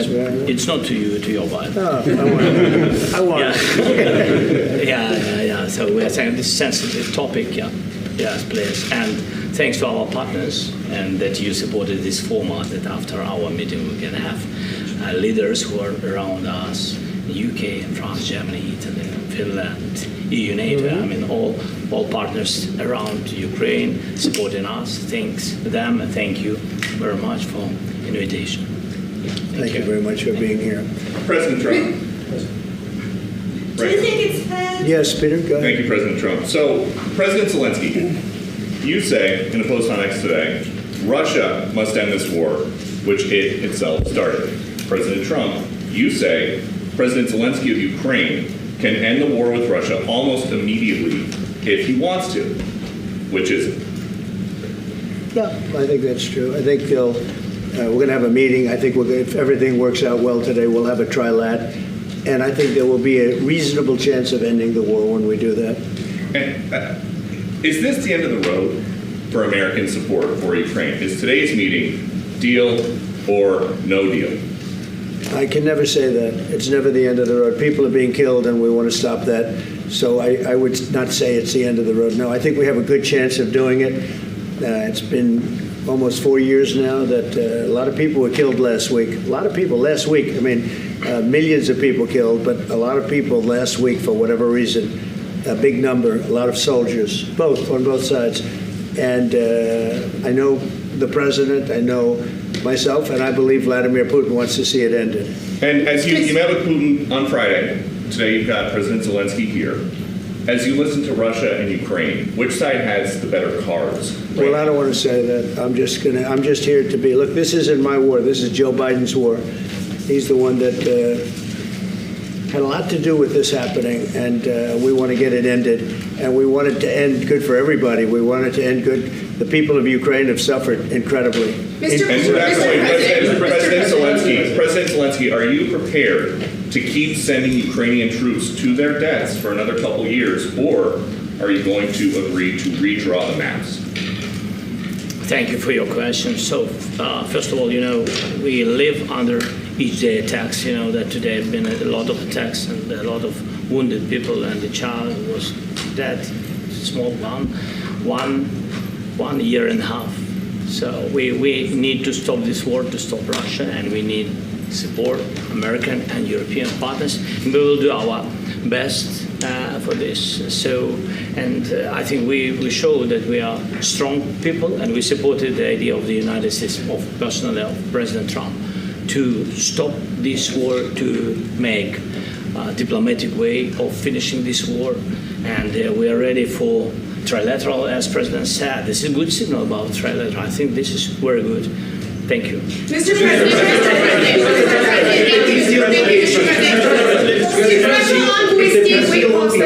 Yes, if the peace deal will be achieved, are you going to be willing to send American peacekeepers to Ukraine? Well, we're going to work with Ukraine. We're going to work with everybody, and we're going to make sure that if there's peace, the peace is going to stay long term. This is very long term. We're not talking about a 2-year peace and then we end up in this mess again. We're going to make sure that everything's good. We'll work with Russia. We're going to work with Ukraine, and we're going to make sure it works. And I think if we can get to peace, it's going to work. I have no doubt about it. Your team has talked about security guarantees. Could that involve U.S. troops? Would you roll that out in the future? We'll let you know that maybe later today. We're meeting with 7 great leaders of great countries also. and we'll be talking about that. They'll all be involved, but there'll be a lot of help when it comes to security. There's going to be a lot of help. It's going to be good. They are first line of defense because they're there. They're Europe, but we're going to help them out also. We'll be involved. Mr. President, Vladimir Putin mentioned that the war will not end without addressing the root causes of this war. Have you had an understanding what are the root causes of this war? Well, look, the war is going to end. When it ends, I can't tell you, but the war is going to end, and this gentleman wants it to end, and Vladimir Putin wants it to end. I think the whole world is tired of it, and we're going to get it ended. It was, I've done 6 wars. I've ended 6 wars, and I thought this maybe would be the easiest one, and it's not the easiest one. It's a tough one. A lot of reasons for it, and they'll be talking about it for a long time, but they'll be talking about the others. Look, India, Pakistan, we're talking about the big places. When you look at, you just take a look at some of these wars. You go to Africa and take a look at that. Rwanda and the Congo, Republic of the Congo. That's been going on for 31 years. And so we've done a total of 6, and we really have 6, not including the fact that we obliterated, and it turned out to be a total obliteration, the nuclear, as you said, the future nuclear capability of Iran. And this one, I think we're going to get solved also. I feel confident we're going to get it solved. Thank you, Mr. President. Can you tell us about your conversations with European leaders and what they need to see to support an end to the war? Yeah, well, we're going to be meeting with a great representative group and 7 very powerful, very big countries, great people, all friends of mine and friends of yours. And we're going to have some suggestions made. They want to see peace. They would like to see peace. President Trump, you said last in night the red. President Trump, do you think it's fair for Ukraine and for Russia to achieve a lasting and durable peace if Ukraine cedes its territories that Russia hasn't yet conquered? Do you think it's a fair peace for Ukraine? We're going to have a lasting peace. Just to answer the first part of your question, we're going to have a lasting peace. I hope it's going to be immediately. I hope it doesn't have to go on. And I think people of the whole world is going to be very happy when that's announced. Thank you, Mr. President. You posted on social media, Mr. President, a very touching letter from the First Lady, and the letter was hand-delivered to President Putin. And it calls for an end to the war, essentially, because of the children and the children's future. Why did the First Lady feel that letter was necessary? Was it because she believes that Mr. Putin is the aggressor in the war? Is a similar letter being hand-delivered to President Zelensky? So the First Lady felt very strongly. She's watched the same thing that you watch and that I watch. I see things that you don't get to see, and it's horrible. But when she's got a great love of children, she has a wonderful son that she loves, probably more than anybody, including me. I hate to say it, but she loves her son. She loves children, and she hates to see something like this happening. And that goes for other wars too. I mean, she sees the heartbreak, the parents, the funerals that you see on television. Always funerals. We want to see something other than funerals. No, she felt. It was a beautiful letter. It was very well received by him. And she did ask me to say, she would love to see this end. She would love to see it end. And she says it very openly, very proudly, and with great sorrow because so many people have been killed. Mr. President, last week, Brian, go ahead, Brian. Yes, sir. I've got a question for each of you. Yes. First of all, Mr. President Zelensky, you look fabulous in that suit. I said the same thing. Yeah, you look good. I said the same thing. Yeah, looks good. I said the one that attacked you last time. Yeah. See, that was it. I remember that. Yeah, I apologize to you. You look wonderful. No, my first question for you, President Zelensky. In the same suit. You see, I changed. You are not. Maybe yours is much better. Real quickly, upon peace, God willing we get peace, are you open to holding an election in your country? Yes, of course. We are open for election, yes. We have to do safety circumstances and a little bit We need to work in the parliament, because during the war you can't have elections, but we can do security. We need, maybe, how to say, we need a truth, yes, everywhere, the battlefield, in the sky, and the sea, yeah, to make possible for people to do democratic, open, legal elections. So you say during the war you can't have elections. So let me just say 3.5 years from now. So you mean if we happen to be in a war with somebody, no more elections? Oh, that's good. I wonder what the fake You like this idea? Yeah. No. Speaking of news, I got a question for you. This sounds insane for me even to ask this, but do you think the American media really doesn't even want a peace deal? Because they've seen they've been so critical of you every step of the way as you lead the charge for peace. It's an amazing phenomenon. I said that if in the settlement you got Moscow, St. Petersburg, and thousands of miles around them, they would say I made a bad deal. The level of hatred and animosity is incredible. Not with all. I mean, we have great people up here. We also have terrible people up there that I think are told what to say. But, in solving all of these wars, they don't even write about it. I saw major wars. I saw wars that have been going on for 31, 35, and 37, and a couple of quicker ones. One that was going to go into a full-blown deal very quickly. You know what the one I'm talking about. It was a big one. But they don't even write about that. No matter what I do, no matter what, and this is not anything to do with you. It's probably to your advantage in a certain way. But no matter what I do, no matter what deal I make, from my standpoint, you'll come out good. Maybe President Putin will come out good. But they'll say, Trump was absolutely horrible. It's just it. And I've lived with that for a long time. I've lived with it since just before the first election. I used to get great publicity. Now I get the worst publicity anyone's ever gotten in office, but I won in a landslide, so that people understand. They're the only ones that count, ultimately. But I've also had great reporters. I've had journalists that are very good.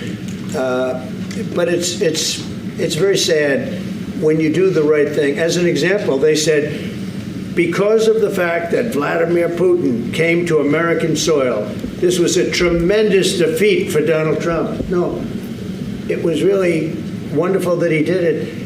It was a hard thing for him to do, to be honest with you.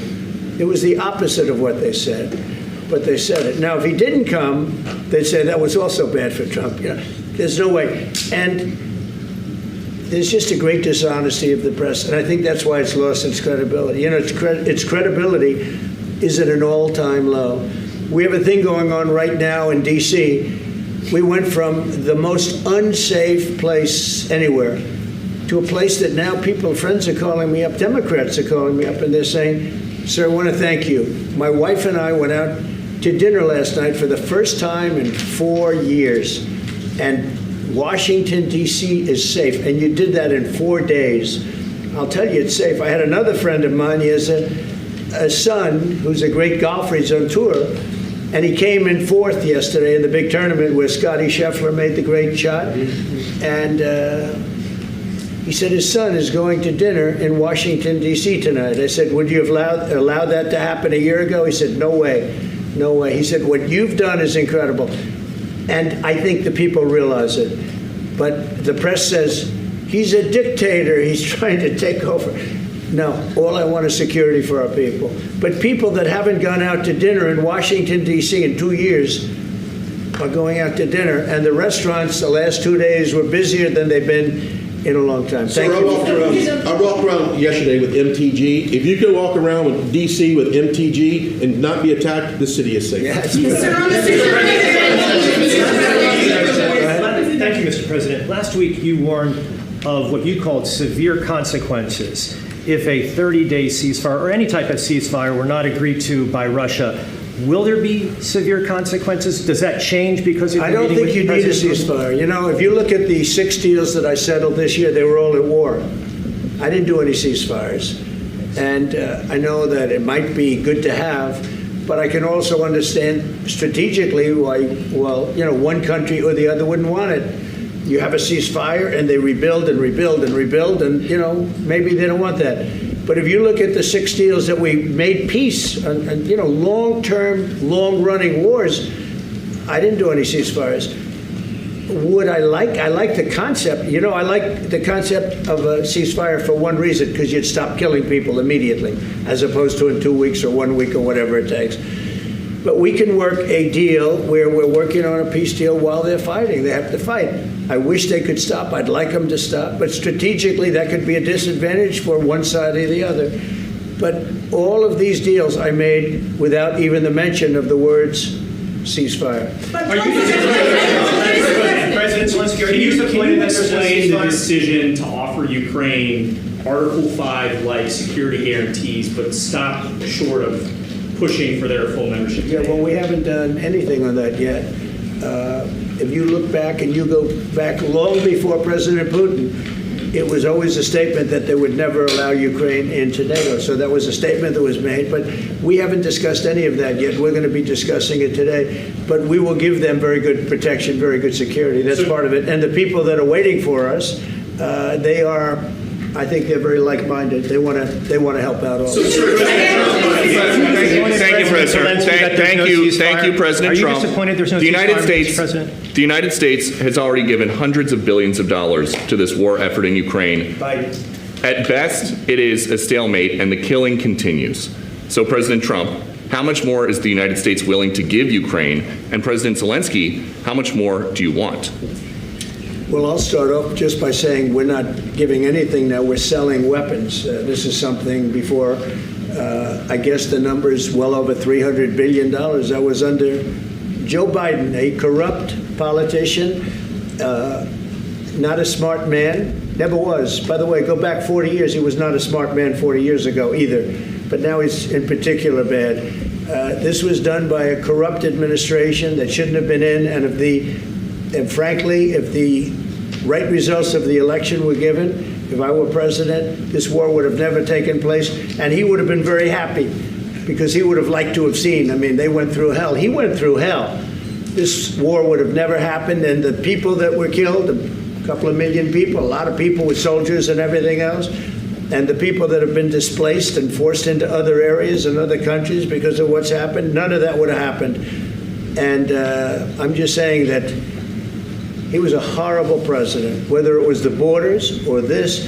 He was just a horrible, corrupt president. Mr. President, you want to I can. Thanks so much. So first of all, we have possibility now to buy weapon from the United States. We are thankful for this program and this opportunity. We are thankful for Europe. They pay for this, and through NATO program, for example, Pearl and etc. We have some programs where we can have some money to finance this, and this is a part. I think it's not a part for the war and to defend us. It also will be a part for security guarantees, to strengthen our army, to rearm Ukrainian army. This is very, very important. And it depends how much money we need to rearm. For example, the question of air defense, we spoke about it with President Trump, and I'm happy that we have now bilateral decisions and we work on it with production, American production. Nobody in Europe has so many air defense like Patriots, for example. We need it very much, and this is also about defending.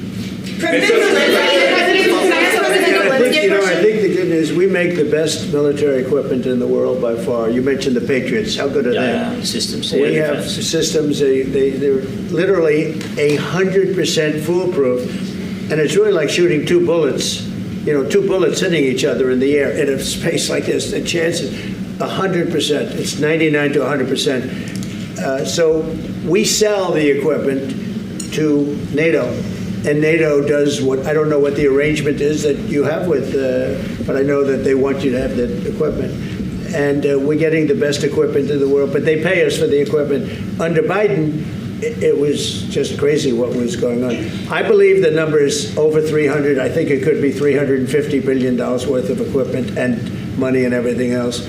And we've made more progress in settling this war in the last 2 months than they made in 4 years. This should have been settled a long time ago, but it should have never happened. Yeah, please. Real quickly, you pushed out on social media. All right, Brian, go first. You pushed out on social media about doing away with mail-in ballots. and potentially electronic voting machines. Can you expand on that and how important Well, that is? that's a very off-topic, just really quickly.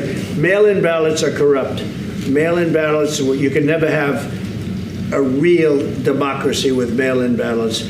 And we, as a Republican Party, are going to do everything possible that we get rid of mail-in ballots. We're going to start with an executive order that's being written right now by the best lawyers in the country to end mail-in ballots because they're corrupt. And you know that we're the only country in the world, I believe, I may be wrong, but just about the only country in the world that uses them because of what's happened. Massive fraud all over the place. The other thing we want change are the machines. For all of the money they spend, it's approximately 10 times more expensive than paper ballots. And paper ballots are very sophisticated with the watermark paper and everything else. We would get secure elections. We'd get much faster results. The machines, I mean, they say we're going to have the results in 2 weeks. With paper ballots, you have the results that night. Most people, but most people, many countries use paper ballots. It's the most secure form. So between paper ballots, very, very important, paper ballots, and I think maybe even more important, the mail-in voting. We're going to end mail-in voting. It's a fraud. If you have mail-in vote, even Jimmy Carter with this commission, they set it up. He said the one thing about mail-in voting, you will never have an honest election if you have mail-in. And it's time that the Republicans get tough and stop it because the Democrats want it. It's the only way they can get elected. Because with men and women's sports and with transgender for everybody and open borders and all of the horrible things, and now the new thing is they love crime. They're fighting me on the fact that I've made Washington, D.C. safe. We're not going to get mugged, beaten up, or killed like all the people you've been watching get so badly hurt. I'm glad, I hate to take your time with this, but I'm glad you asked me that question. We're going to stop mail-in ballots because it's corrupt. You know, when you go to a voting booth and you do it the right way and you go to a state that runs it properly, you go in, they even ask me. They asked me for my license plate, for identity. I said, I don't know if I have it. They said, sir, you have to have it. I was very impressed, actually. But it's very hard to cheat with mail-in voting. As you know what happens in California, it's so corrupt, where some people get 5, 6, 7 ballots delivered to them. Now, we got to stop mail-in voting, and the Republicans have to lead the charge. The Democrats want it because they have horrible policy. If you have mail-in voting, you're not going to have many Democrats get elected. That's bigger than anything having to do with redistricting, believe me. And the Republicans have to get smart. We're not going to have a country. I said for a long time at rallies, you need borders and you need free and fair elections. Those two things, otherwise you don't have. We have strong borders now. In 90 days, Mr. President, we didn't have 0, 0 in 3 months. Not one person came in illegally into our country. In fact, even I find that hard to believe, but it's run by a little bit of a liberal group that put out the numbers, so I guess it's, but 0, 0, and 0. You go back a year ago, 2 years ago, 3, millions of people poured into our country. It was terrible. Thank you very much. Do you need from President Trump to be able to make a deal? Is it American troops, intelligence, equipment? What is it? Everything. And really, it includes 2 parts. First, strong Ukrainian army. That's what I began to discuss with your colleagues. And it's a lot about weapon and then people and training missions and intelligence. And second, we will discuss with our partners. It depends on the big countries, on the United States, on a lot of our friends. And Mr. President, are you willing to commit American troops to that NATO-like protection in order to get President Zelensky to a deal today? Well, I don't know if you define it that way, but NATO-like, I mean, we have people waiting in another room right now. They're all here from Europe, biggest people in Europe, and they want to give protection. They feel very strongly about it, and we'll help them out with that. I think it's very important. I think it's very important to get the deal done. You've been involved with the peacekeeping in Ukraine since your first day in the administration. What would you say to the Ukrainian people right now who are suffering under the Russian attacks and hoping that the American people will stand with them? Well, I know Ukrainian people. I've known many over the years. They're great people. They're smart. They're energetic. They love their country. I mean, they love their country, and we want to get this war ended. That's all I can do. I love the Ukrainian people, but I love all people. I love the Russian people. I love them all. I want to get the war stopped. Very important. Mr. President, was there any aspect of your discussion with Vladimir Putin that left you disappointed?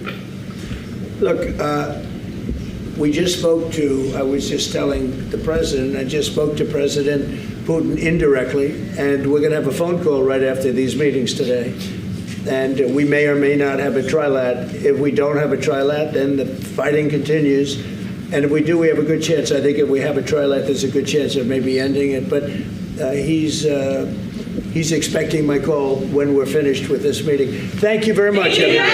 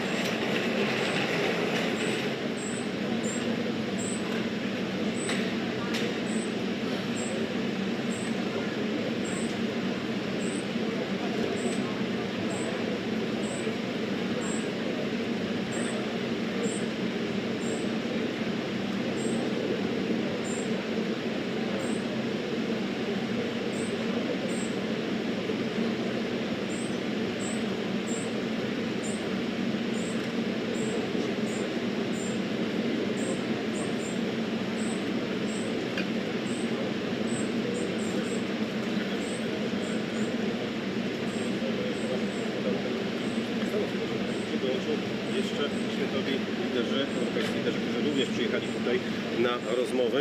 Odbędzie się multilateralne spotkanie już w tamtej części Białego Domu. Rozmowy dotyczą oczywiście kwestii bezpieczeństwa, wojny w Ukrainie i ustaleń na Alasce. Zatem bardzo ciekawy dzień w Białym Domu i czekamy oczywiście na efekty tych rozmów. Polecam Radio Arena na bieżąco stąd z Białego Domu, sprzed gabinetu owalnego, w tej części właśnie Białego Domu, na bieżąco przebieg dzisiejszych rozmów.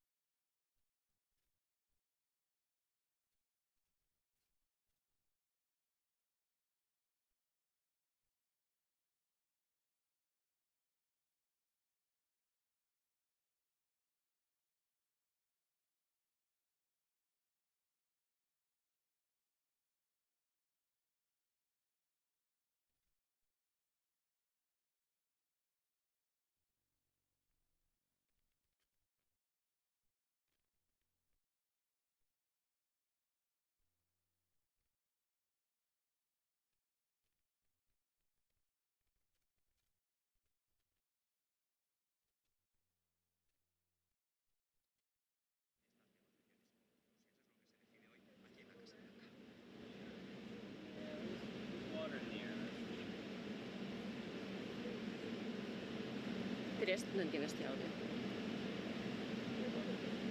Stop.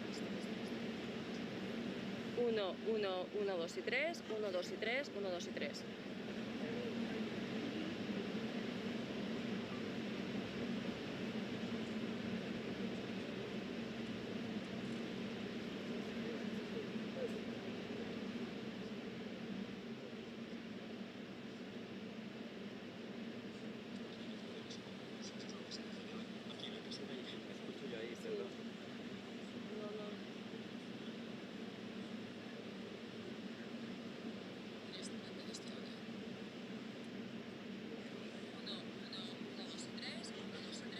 Es que se me cura todo el fondo, se cura mucho de fondo.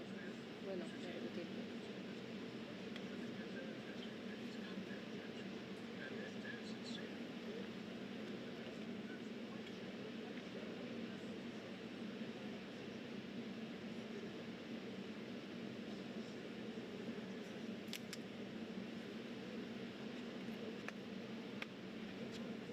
Está lloviendo.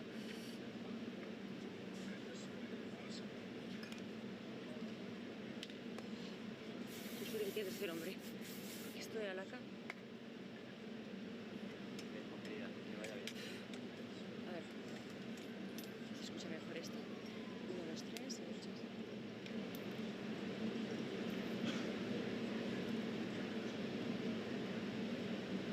Sí, de hecho, ha asegurado Donald Trump que llamará a Putin tan pronto termine su reunión con Zelensky aquí en el despacho Oval. Tampoco ha descartado el envío de tropas a Estados Unidos como garantías de seguridad en caso de alcanzar un acuerdo entre Kiev y Moscú. Por su parte, Zelensky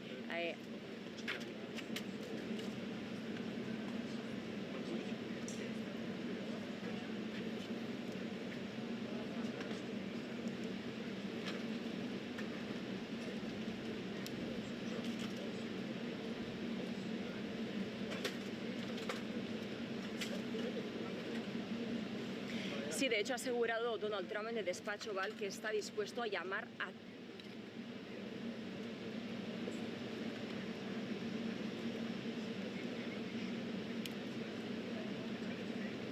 Sí, de hecho ha dicho Donald Trump en el despacho Oval que llamará a Putin tan pronto termine su encuentro con Zelensky. Tampoco ha descartado el envío de tropas a Ucrania como garantías de seguridad en caso de alcanzar un acuerdo entre Kiev y Moscú. Por su parte, Zelensky ha dicho que le apuesta a la vía diplomática para encontrar una solución al conflicto, pero ha evitado responder si está dispuesto a ceder terreno, como ha sugerido Trump, en aras de un acuerdo.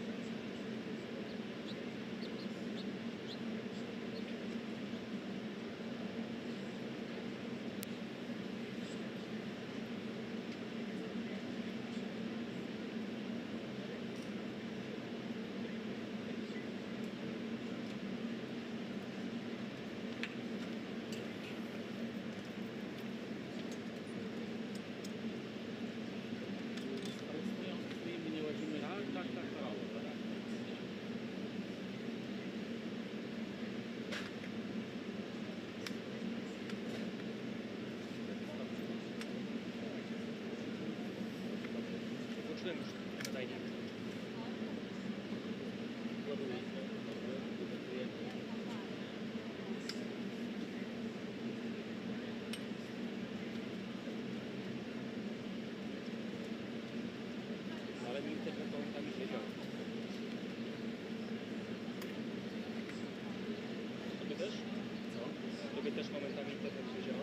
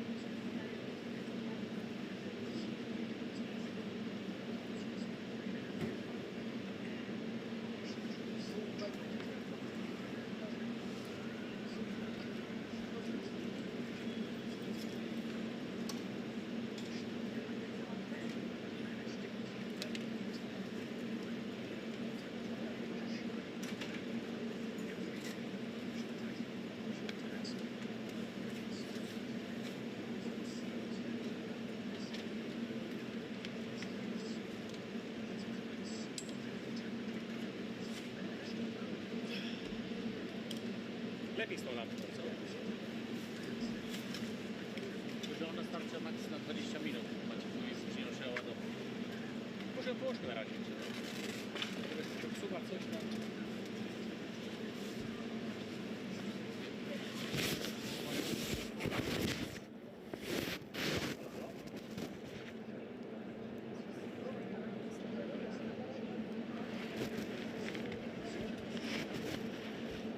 Tak.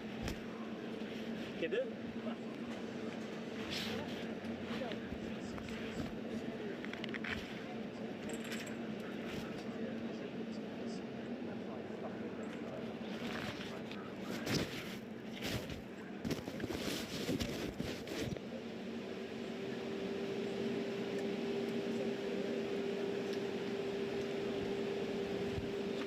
Próba raz na 3, ile do wejścia? Będzie strzałka odpowiedzi.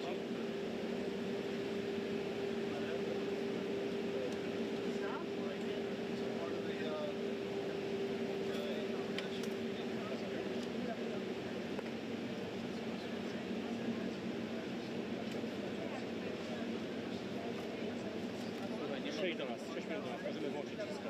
Nie ma żołnierza.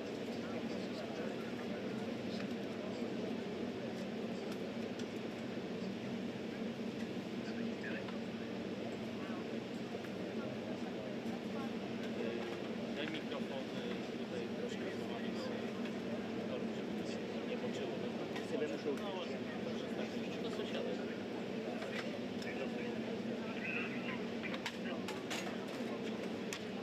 Yeah.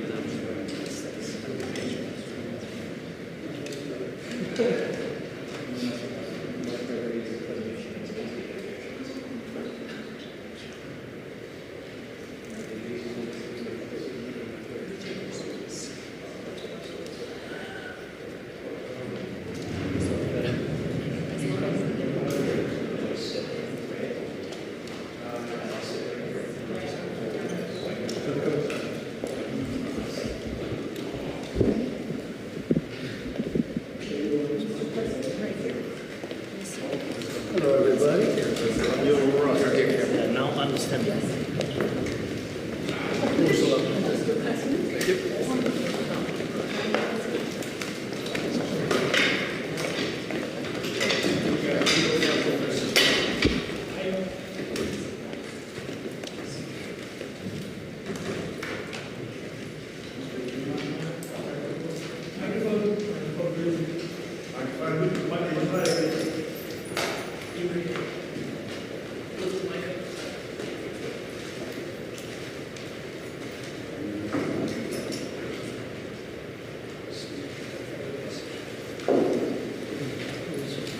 Not a good day.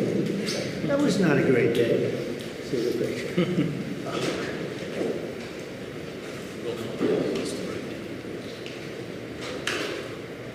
Is everything okay? You all set? Thank you very much. Thank you very much. Appreciate it.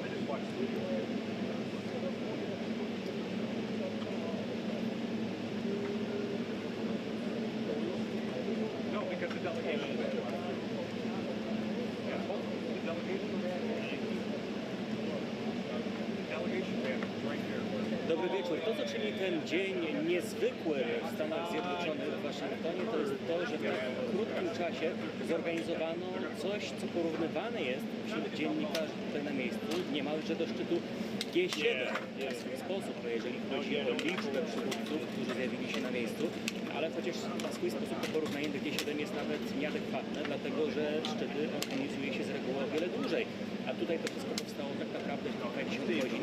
Jeżeli zakończyło się spotkanie Wołodymyr Zelensky, Donald Trump, a raczej Donald Trump, Wołodymyr Zelensky, to oznacza, że następnym punktem programu jest przywitanie oficjalne europejskich liderów przez Donalda Trumpa, później wspólne zdjęcie, a na koniec rozmowy, które powinny rozpocząć się około 21 czasu polskiego. To oznacza, że to największe, najważniejsze wydarzenie jednak cały czas jest przed nami. Oczywiście kwestia tego, co omówili, co ustalili ze sobą Donald Trump i Wołodymyr Zelensky, ale wiadomo, że tutaj też ta reprezentacja europejska jest bardzo silna i też przyjeżdża walczyć o swoje interesy, nie tylko o...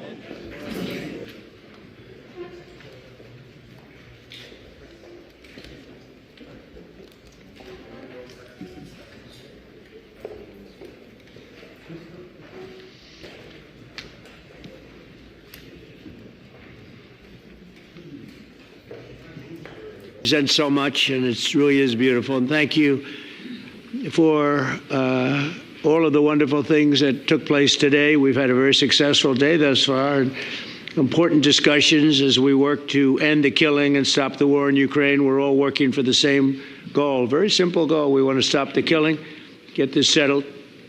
I've just had the honor of being with President Zelensky and all of the discussions that we've had. We covered a lot of territory, and I spoke indirectly with President Putin today. We're going to call President Putin right after this meeting. I'm sure we're going to have a solid meeting, good meeting, maybe a great meeting, and we're going to try and work out a trilat after that and see if we can get it finished, put this to sleep, because this is not since the Second World War has there been anything like this. So I'm honored to welcome NATO Secretary General Mark Rutte, who's a great gentleman, great political leader in Europe generally, but now he's the NATO Secretary General, and you're doing a fantastic job. Thank you very much, Mark. Prime Minister Starmer of the United Kingdom, our friend and my friend, and doing really well. And people like him a lot. We all like him. Everyone knows President Macron of France, who's been with me from the beginning, one of the first people I met as a foreign dignitary, and I liked him from day one. And I like him even more now. That's pretty good. That's unusual. That's a pretty unusual thing. Prime Minister Meloni of Italy, who's a really a great leader and an inspiration over there. She's served now, even though she's a very young person, she's served there for a long period of time relative to others. They don't last very long. You've lasted a long time. You're going to be there a long time. Chancellor Merz of Germany, who is a very strong person and a very strong leader and very highly respected in Germany. And he's my friend, and it's an honor to have him as my friend. Thank you very much. Very good. You look great with your tan. Where did you get that tan? I want to get a tan like that. That's true. President Stubb of Finland, and he's somebody that, where are we here? Where? I'm right here. Oh, you look better than I've ever seen you look. But you've done a great job, and we wanted to have you here because you're somebody that we all respect. And you've had a lot to do with the success, I think, and the potential success. And thank you very much for being here. We appreciate it. And the President of the European Commission, Ursula von der Leyen, who is somebody that we just made a big deal with all of those countries. I don't know. I think you might be more powerful than all these guys at this table. I don't know. But we had a great negotiation, and you're respected all over the world. So I want to thank you very much for being here. It's a great honor to have you. The Alaska Summit reinforced my belief that while difficult, peace is within reach, and I believe that in a very significant step, President Putin agreed that Russia would accept security guarantees for Ukraine, and this is one of the key points that we need to consider, and we're going to be considering that at the table also, like who will do what, essentially. I'm optimistic that collectively we can reach an agreement that would deter any future aggression against Ukraine, and I actually think there won't be. I think that's even overrated, largely overrated, but we're going to find out, and I think that the European nations are going to take a lot of the burden. We're going to help them, and we're going to make it very secure. We also need to discuss the possible exchanges of territory, taking into consideration the current line of contact. That means the war zone, the war lines that are pretty obvious, very sad, actually, to look at them. And negotiating positions. President Putin, also, you have President of Ukraine, who is, you just met a little while ago, and we're going to try and get a three-party meeting, maybe as soon as we can. And I have a feeling you and President Putin are going to work something out. Ultimately, this is a decision that can only be made by President Zelensky and by the people of Ukraine working also together in agreement with President Putin. And I just think that's very good things are going to come of it. So I hope we have a good meeting. And if we can have a good meeting, I'll set up a meeting with President Putin. And if you'd like, I'll go to that meeting. And not that I want to do that, but I will do that because we want to save a lot of people from dying. A lot of people are dying, and we got to save them. Got to save it. 5,000, 6,000, 7,000 people sometimes a week. All of us would obviously prefer an immediate ceasefire while we work on a lasting peace, and maybe something like that could happen. As of this moment, it's not happening, but President Zelensky and President Putin can talk a little bit more about that. You know, in the 6 or so wars that we stopped, we haven't had a ceasefire. And so I don't know that it's necessary. You can do it through the war, but it would be, I like the ceasefire from another standpoint. You immediately stop the killing. But I believe a peace agreement at the end of all of this is something that's very attainable, and it can be done in the near future. With all of the wars that I got involved in, we only have this one left. Of course, as I walk out the door, there'll probably be a new one starting, and I'll get that stopped too. But I thought this was going to be one of the easier ones. It's actually one of the most difficult. They're very complex. The next step would be for a trilateral meeting, and that will be worked out. And I just look forward to working and having a great result. We're going to spend a lot of time today talking about, and we're really honored you guys came over. I mean, these are the heads of major countries and respected all over Europe. And they speak for largely, I think I should say, but pretty much for the other countries of Europe. And we will come to a resolution today, I think, on almost everything, including probably the security. And that's pretty much the story. I'd like to say, Mr. President, would you like to say something? You have the media. If you want, you could come over and you could stand, you could use mine, or you could just turn around, whichever you feel comfortable with. Thank you so much. I can speak without microphone.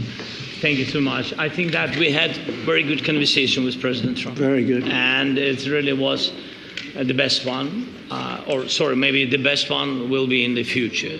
But it was really good. And we spoke about very sensitive points. The first one is security guarantees. And we are very happy with President that all the leaders are here, and the security in Ukraine depends on the United States and on you and on those leaders who are with us in our hearts. They have been online before yesterday, and etc. So a lot of countries on the side of Ukraine, our people, and all of us want to finish this war, stop Russia and stop this war. We spoke about it, and we will speak more about security guarantees. This is very important that the United States gives such strong signal and is ready for security guarantees. The second point, or maybe the first, the humanitarian direction, very important to exchange all the prisoners, and I think that President will help. And I was very thankful to your wife again, Mr. President, for the letter about our abducted children, and I hope that really it can be a historic role for the people to bring kids back to the families and be happy at Get the people families. back, yeah. Yes, this is so important, and I'm happy that we discussed it, this track with the President Trump, and I hope that we will find decisions. And then what is very important, that all the sensitive things, territorial, etc., we will discuss on the level of leaders during trilateral meeting, and President Trump will try to organize such meeting, and he said that he will come or not come. Ukraine will be happy if you will both participate. want me there, I will be there. Yeah, Yeah, you know that. thank you. And I think this is very important. Yes, so security guarantees, bringing kids back, and all our people, not only warriors, first of all warriors, and all the civilians, journalists, a lot of people in prison. So we need them back. And guarantees which will work for the years. We spoke about it, and I showed the President a lot of details on the battlefield, on the map. Thank you so much. Thank you for the map, by the way. Good map. It was great. Yeah. I'm thinking how to take it back.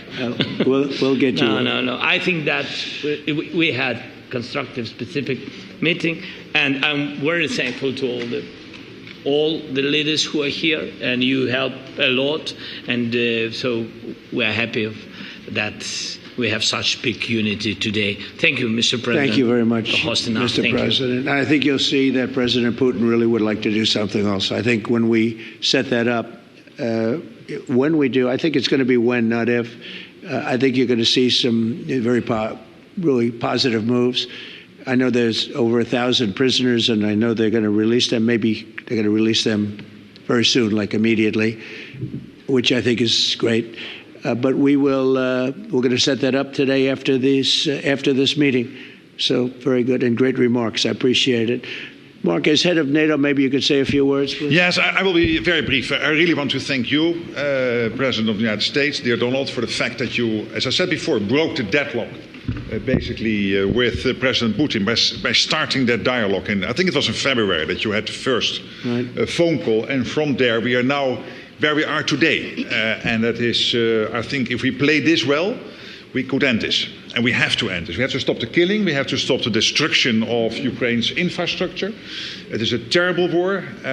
So I'm really excited. And let's make the best out of today and make sure that from today onwards, we get this thing to an end as soon as possible. I really want to thank you for your leadership, what you are doing for Volodymyr, but of course also all the European colleagues. It is really crucial. And the fact that you have said, I'm willing to participate in the security guarantees is a big step. It's really a breakthrough, and it makes all the difference. So also thank you for that. Well, NATO also has agreed from 2% to 5%, which is something that is a massive amount of money. And it's 2% that wasn't always paid to 5% that is paid. That's a big difference. And so we appreciate that. That was a great move. Thank you very much. Ursula, maybe on behalf of the Commission, you could say a couple of words. Thank you very much. It's a pleasure to be here. And it's a very important moment. Indeed, we are here, Europeans, as friends and allies. We had a fantastic NATO summit. Together as the two largest and biggest economies in the world, we had the largest trade deal ever. That's right. Agreed. And now we are here to work together with you on a just and lasting peace for Ukraine. Stop the killing. This is really our common interest, stop the killing. And indeed, it's very good to hear that we're working on the security guarantees, Article 5 lies security guarantees, so important. But I want to thank you also that you mentioned the thousands of Ukrainian children that have been abducted. And as a mother and grandmother, every single child has to go back to its family. This should be one of our main priorities also in these negotiations, to make sure that the children come back to Ukraine, to their families. Thank you. And we did. I was just thinking we're here for a different reason, but we just a couple of weeks ago made the largest trade deal in history. So that's a big thing, and congratulations. That's great. Thank you very much, Ursula. Mr. Chancellor from Germany, a very great leader. Mr. President, Please. dear Donald, many thanks for having us today. I think this is extremely helpful that we are meeting and hearing that the two of you are having such a good meeting today here in Washington. The next steps ahead are the more complicated ones now. The path is open. You opened it last Friday. But now the way is open for complicated negotiations. And to be honest, we all would like to see a ceasefire, the latest from the next meeting on.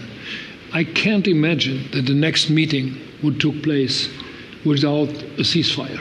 So let's work on that, and let's try to put pressure on Russia, because the credibility of these efforts we are undertaking today, are depending on at least a ceasefire from the beginning of the serious negotiations from next step on. So I would like to emphasize this aspect and would like to see a ceasefire from the next meeting, which should be a trilateral meeting wherever it takes place. Well, we're going to let the president go over and talk to the president, and we'll see how that works out, and if we can do that. I will say, and again I say it, in the 6 wars that I've settled, I haven't had a ceasefire. We just got into negotiations, and one of the wars was, as you know, in the Congo was 31 years long. Another one that we settled last week with 2 great countries was 35 years going on, and we had no ceasefire. So if we can do the ceasefire, great. And if we don't do a ceasefire, because many other points were given to us, many points were given to us, great points. Please, Georgia, go ahead. Well, thank you very much, Donald, Mr. President, for hosting us today in this important meeting. And I think it is an important day, a new phase, after 3 years and a half that we didn't see any kind of sign from the Russian side that there was a willing for dialogue. So something is changing, something has changed, thanks to you. Thanks also to the stalling in the battlefield, which was achieved with the bravery of Ukrainians and with the unity that we all provided to Ukraine. And the reason why I mention it is that we also have to remind that if we want to reach peace and if we want to guarantee justice, we have to do it united. So that's why it's a very good day, the one we are in. You can obviously count on Italy as it was from the beginning. We are on the side of Ukraine, and we do absolutely support your efforts towards peace. We will talk about many important topics. The first one is security guarantees, how to be sure that it won't happen again, which is the precondition of every kind of peace. I'm happy that we will discuss about that. I'm happy that we will begin from a proposal, which is the let's say, Article 5 model, which was Italian at the beginning. So we are always ready to bring our proposals for peace, for dialogue. It's something we have to build together to guarantee peace and to defend the security of our nation. So thank you, Mr. President, for hosting us. Thank you very much. Emmanuel? Thank you, Mr. President, for organizing this meeting and for your commitment. And everything was said, but I just have to say here, everybody around this table is in favor of peace. And we work very hard, and we've worked very hard during the past few years to have a peace which is a robust and long-standing peace. This is why the idea of a trilateral meeting is very important, because this is the only way to fix it. And by the way, I think as a follow-up, we would need probably a quadrilateral meeting, because when we speak about security guarantees, we speak about the whole security of the European continent. And this is why we are all united here with Ukraine on this matter. In order to organize such a trilateral meeting, your idea to ask for a truce or a ceasefire, at least to stop the killings, as we discussed, is a necessity. And we all support this idea. And in order to have such a long-standing peace for Ukraine and for the whole continent, we do need these security guarantees. And the first one is clearly a credible Ukrainian army for the years and decades to come. And the second one is our own commitment, all of us. And we worked very hard during the past few months among the coalition of the willings, with the support of NATO, to build the different pillars of security guarantees and our commitments. And you can be sure that the Europeans are very lucid about the fact that they have their fair share in these security guarantees for Ukraine, but their own security is clearly at stake in this situation. So you can count on us, as we can count on you, in order to deliver this robust peace for both Ukraine and Europe. Thank you very much, Emmanuel. Mr. Prime Minister. Thank you very much, Mr. President, and thank you for hosting us here. Can I start where Emmanuel started, which is we all want peace. The war in Ukraine has had a huge impact, particularly on the Ukrainians who've borne the brunt of it, but it's also had an impact on Europe and on the United Kingdom. There's not a family or community that hasn't been affected. And when we talk about security, we're talking about the security not just of Ukraine, we're talking about the security of Europe and the United Kingdom as well, which is why this is such an important issue. I think this is such an important meeting. As a group, I think we've had a discussion on the phone a number of times, Mr. President, but be able now to be around the table to take it forward. And I really feel that we can, I think, with the right approach this afternoon, make real progress, particularly on the security guarantees, and your indication of security guarantees of some sort of Article 5 style guarantees fits with what we've been doing with the Coalition of the Willing, which we started some months ago, bringing countries together and showing that we were prepared to step up to the plate when it came to security. With you coming alongside, the US alongside what we've already developed, I think we could take a really important step forward today. A historic step, actually, could come out of this meeting in terms of security for Ukraine and security in Europe.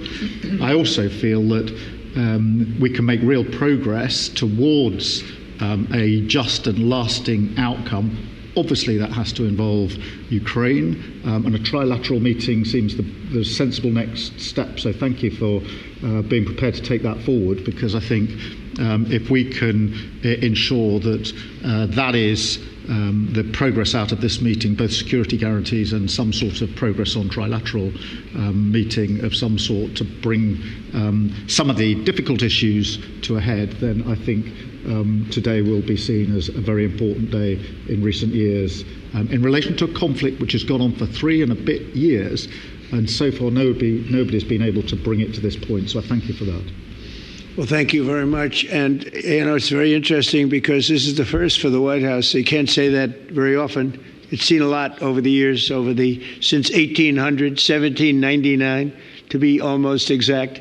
But this is the first where we've had so many prime ministers, presidents, the heads of European nations. And by the way, Alex, I'd like you to say a couple of words, too. You're a young, powerful man.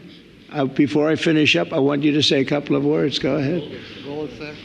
I'll take the notion of youth back to my wife and try to convince her. Thank you very much, Mr. President. I think in the past 2 weeks we've probably had more progress in ending this war than we have in the past 3.5 years. And I think the fact that we're around this table today is very much symbolic in the sense that it's Team Europe and Team United States helping Ukraine. And the progress that we're looking out of this meeting is about the security guarantees, which are a big part of this. And then, of course, moving towards a process with a trilateral meeting with you and President Putin and President Zelensky. Some of the international media might wonder, why is the President of Finland here? I think the reason is probably that we might come from a small country, but we have a long border with Russia, over 800 miles. And we, of course, have our own historical experience with Russia from World War II, the Winter War and the War of Continuation. And if I look at the silver lining of where we stand right now, we found a solution in 1944, and I'm sure that we'll be able to find a solution in 2025 to end Russia's war of aggression and find and get a lasting and just peace. The situation is very difficult, but that's why we're here. Thank you, Alex, very much. Good job.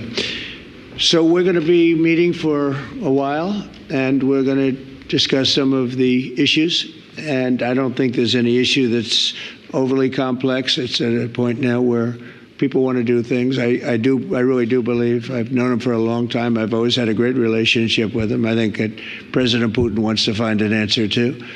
And we'll see. And in a certain period of time, not very far from now, a week or 2 weeks, we're going to know whether or not we're going to solve this, or is this horrible fighting going to continue. We'll do our best to get it ended. And I believe you have two willing parties, and usually that's good news, but two willing parties that want to make a deal. And we'll journey together, and we'll go over, and we'll see if it can be done. And it's possible it might not be able to be done. On the other hand, it's possible it will, and we're going to save thousands and thousands of lives a week. And so it's something we really have to do. And, or at least we have to give it our best. It's all you can do. You can give it your best. But I think we may have a very good outcome. So I want to thank you all, and the media, I want to thank you. We're going to be staying here for a little while. Then we're going to walk over to the Oval Office, and we're going to have another little discussion about similar matters. And then they're going to go home to their great countries and report. And I'm going to remain here and work, and you're going to go and work. We're all going to be working. We may be in a different location, but that's what we know how to do is work. But I want to thank the media. Has been actually very fair, generally speaking, very fair. I think it's important that they're fair, because this is a very important subject we have to get.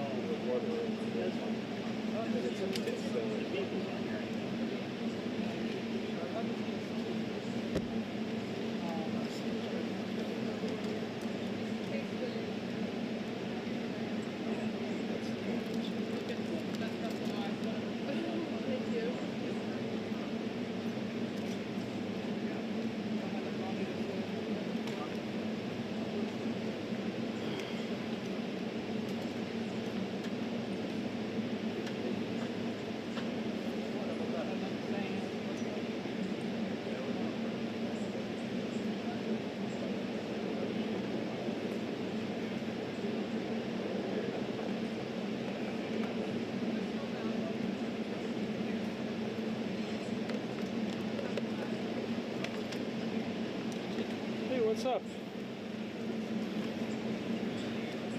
It was better Saturday. Yeah.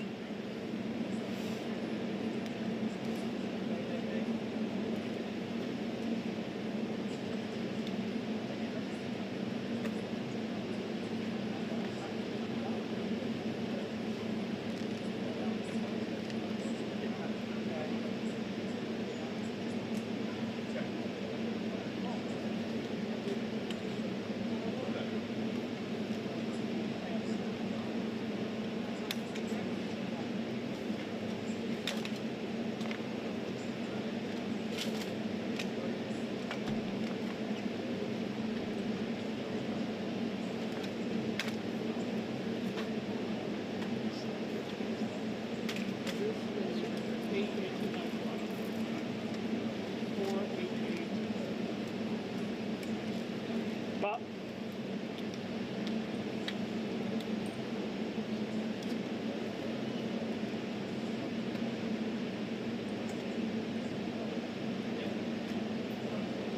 Do you think it's going to be any taker? Huh? Do you think it's going to be any taker? I don't think. Just doing this protectively. Yeah. Just protectively.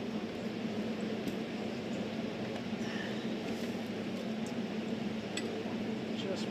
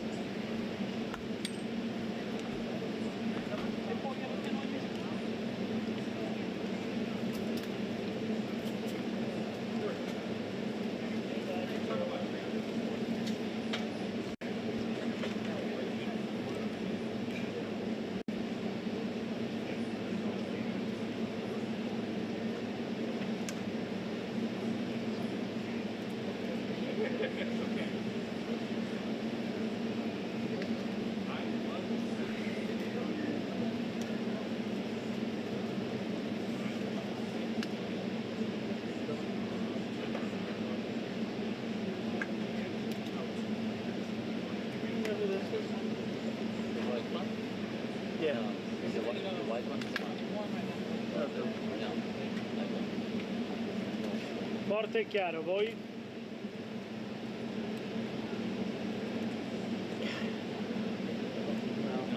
I wasn't here when someone was plugging and saying. If I have to leave, that gets on.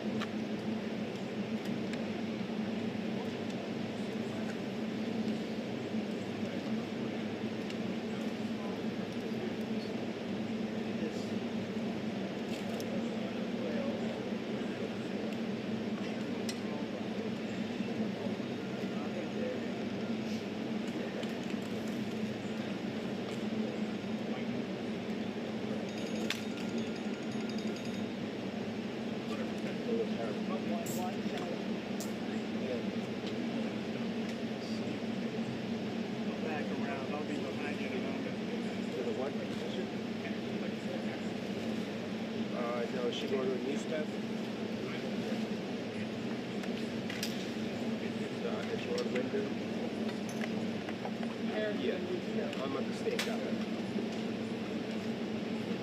That's all right.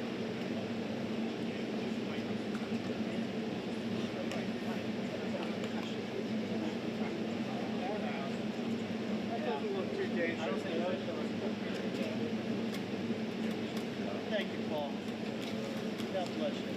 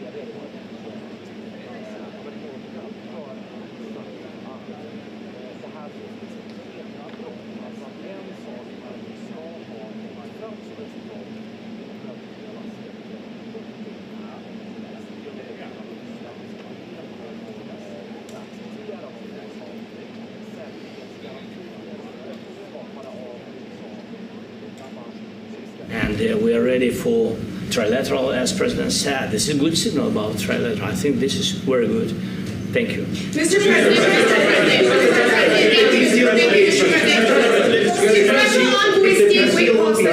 yes, if the peace deal will be achieved, are you going to be willing to send American peacekeepers to Ukraine?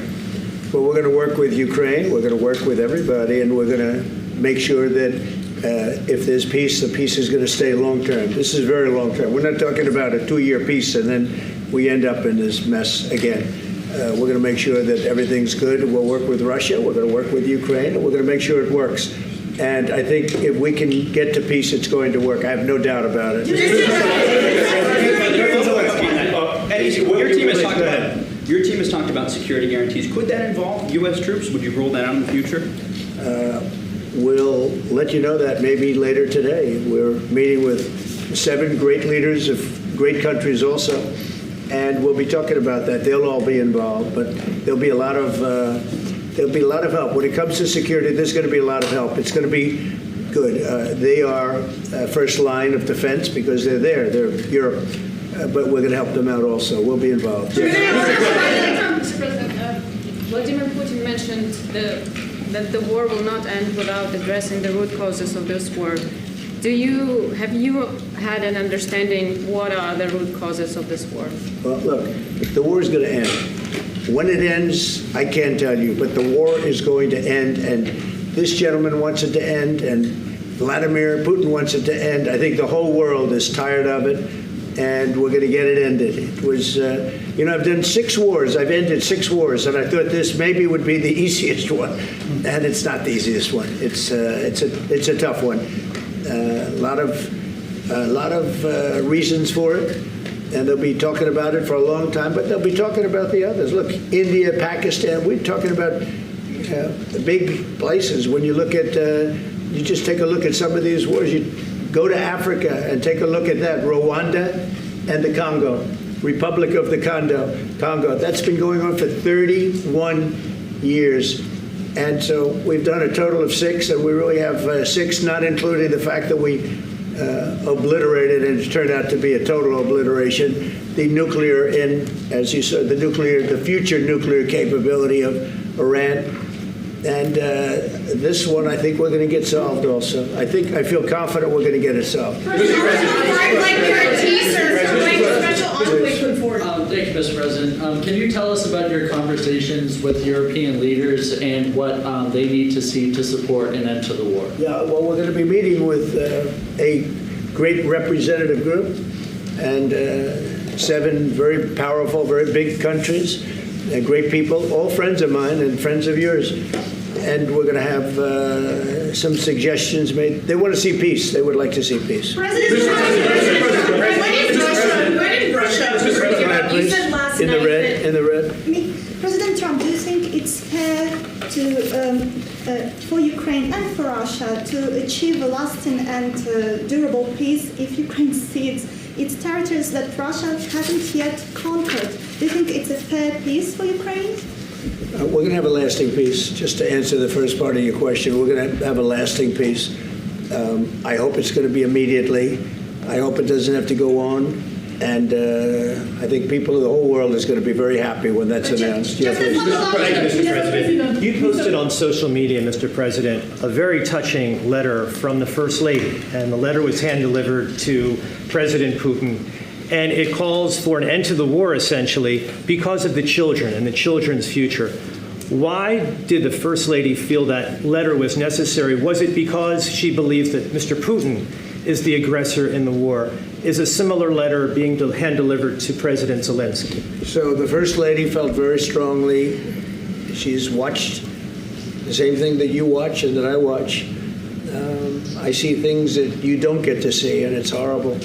But when she's got a great love of children, she has a wonderful son that she loves, probably more than anybody, including me. I hate to say it, but she loves her son. She loves children, and she hates to see something like this happening. And that goes for other wars too. I mean, she sees the heartbreak, the parents, the funerals that you see on television. Always funerals. We want to see something other than funerals. No, she felt. Você mencionou consequências graves caso um cessar-fogo de 30 dias acordado pela Rússia. Haverá consequências graves? Isso muda porque você vai se encontrar com o presidente Putin? Eu não acho que você precise de um cessar-fogo. Sabe, se você olhar para os 6 acordos que fechei este ano, todos estavam em guerra. Eu não fiz nenhum cessar-fogo. Eu sei que pode ser bom ter um, mas também consigo entender estrategicamente, porque, bem, você sabe, um país ou outro não iria querer isso. Você faz um cessar-fogo e eles se reconstroem, e sabe, talvez eles não queiram isso. Mas se você olhar para os 6 acordos em que fizemos a paz, em, sabe, guerras de longa duração, eu não fiz nenhum cessar-fogo. Eu gosto do conceito. Sabe, eu gosto do conceito de cessar-fogo por um motivo, porque você pararia de matar pessoas imediatamente, em vez de em 2 semanas, ou 1 semana, ou quanto tempo levar. Mas podemos fazer um acordo por um acordo de paz enquanto lutam. Tem que lutar. Eu gostaria que pudessem parar. Eu gostaria que parassem. Mas estrategicamente, isso pode ser uma desvantagem para um lado ou para o outro. Mas todos esses acordos que fiz, nem sequer mencionei as palavras cessar-fogo. Senhor presidente, Zelensky ao usar o avião não há cessar-fogo. Você pode explicar a decisão de oferecer à Ucrânia garantias de segurança semelhantes ao artigo 5, mas sem avançar para a plena adesão deles hoje? Sim, bem, ainda não fizemos nada sobre isso. Se você olhar para trás, muito antes do presidente Putin, sempre houve uma declaração de que nunca permitiriam a entrada da Ucrânia na OTAN. Então essa foi uma declaração feita, mas ainda não discutimos nada disso. Vamos discutir isso hoje. Mas vamos oferecer a eles uma proteção muito boa, uma segurança muito boa. Isso faz parte. E as pessoas que estão nos esperando, eu acho que elas pensam muito parecido conosco. Eles também querem, eles querem ajudar também. Sobre o Biden, foi uma loucura o que estava acontecendo. Acredito que o número passa de 300, acho que pode chegar a 350 bilhões de dólares em equipamentos, dinheiro e tudo mais. E nós fizemos mais progresso para resolver essa guerra nos últimos 2 meses do que eles fizeram em 4 anos. Isso já deveria ter sido resolvido há muito tempo, mas nunca deveria ter acontecido. Sim, por favor. Senhor presidente, rapidamente, senhor presidente. Você publicou Houve algum? Vai em frente, Brian. Sim, você publicou nas redes sociais sobre acabar com as cédulas enviadas pelo correio e possivelmente com as urnas eletrônicas. A importância disso. Isso fora do assunto para responder. As cédulas enviadas pelo correio são corruptas. Cédulas enviadas pelo correio. Você nunca pode ter uma democracia de verdade com cédulas enviadas pelo correio. E nós, como Partido Republicano, vamos fazer tudo o possível para acabar com as cédulas enviadas pelo correio. Vamos começar com uma ordem executiva que está sendo redigida agora pelos melhores advogados do país para acabar com as cédulas enviadas pelo correio, porque elas são corruptas e, você sabia que somos o único país do mundo? Eu acredito, posso estar errado, mas praticamente o único país do mundo que as utiliza por causa do que aconteceu. Fraude em massa por toda parte. A outra coisa que queremos mudar são as máquinas. Por todo o dinheiro que gastam, é aproximadamente 10 vezes mais caro do que as cédulas de papel. E as cédulas de papel são muito sofisticadas, com papel com marca d'água e tudo mais. Teríamos eleições seguras, teríamos resultados muito mais rápidos. As máquinas, quero dizer, eles dizem, vamos ter os resultados em 2 semanas. Com as cédulas de papel, você tem o resultado naquela noite. A maioria das pessoas, quase todo mundo, a maioria das pessoas, muitos países, usam cédulas de papel. É a forma mais segura. Então, entre as cédulas de papel, muito, muito importante, cédulas de papel, e eu acho que talvez ainda mais importante, a votação pelo correio. Vamos acabar com a votação pelo correio. É uma fraude. Se você tem votação pelo correio, até o Jimmy Carter, com a comissão dele, eles criaram isso, ele disse, a única coisa sobre a votação pelo correio é que você nunca terá uma eleição honesta se houver votação pelo correio. Está na hora dos republicanos serem duros e acabarem com isso, porque os democratas querem isso. É a única maneira que eles podem se eleger, porque com homens, esportes femininos e transgêneros para todos, fronteiras abertas e todas essas coisas horríveis, e agora a novidade é que eles adoram o crime. Eles estão me atacando pelo fato de eu ter tornado Washington DC segura. Não vamos ser assaltados, espancados ou mortos como todas as pessoas que vocês têm visto sendo tão gravemente feridas. Estou feliz. Odeio tomar seu tempo com isso, mas fico feliz que você tenha me feito essa pergunta. Vamos acabar com o voto pelo correio porque é corrupto. Você sabe, quando você vai a uma cabine de votação e faz do jeito certo e vai a um estado que conduz o processo corretamente, você entra, eles até me pediram minha placa de carro para identificação. Eu disse, não sei se tenho. Eles disseram, senhor, o senhor precisa ter. Na verdade, fiquei muito impressionado, mas é muito difícil trapacear. Com a votação por correspondência na Califórnia, é tão corrupto, onde algumas pessoas recebem 5, 6, 7 cédulas. Precisamos acabar com a votação por correspondência e os republicanos têm que liderar essa iniciativa. Democratas querem isso por suas políticas horríveis. Se tiver votação por correspondência, não haverá muitos democratas eleitos. E isso é mais importante que a redistribuição de distritos, acredite. Republicanos precisam ser espertos. Nós não vamos mais ter um país... Eu disse por muito tempo nos comícios, toda vez. Você precisa de fronteiras e de eleições livres e justas. Essas duas coisas, caso contrário, você não tem. E agora temos fronteiras fortes. Em 90 dias, senhor presidente, nós não tivemos 3 meses, não entrou uma pessoa ilegalmente no nosso país. Na verdade, até eu acho isso difícil de acreditar, mas é administrado por um grupo um pouco liberal que divulga os números, então acho que é. Mas 0. Volte 1 ano, 2 anos, 3 milhões de pessoas vieram para o nosso país. Foi terrível.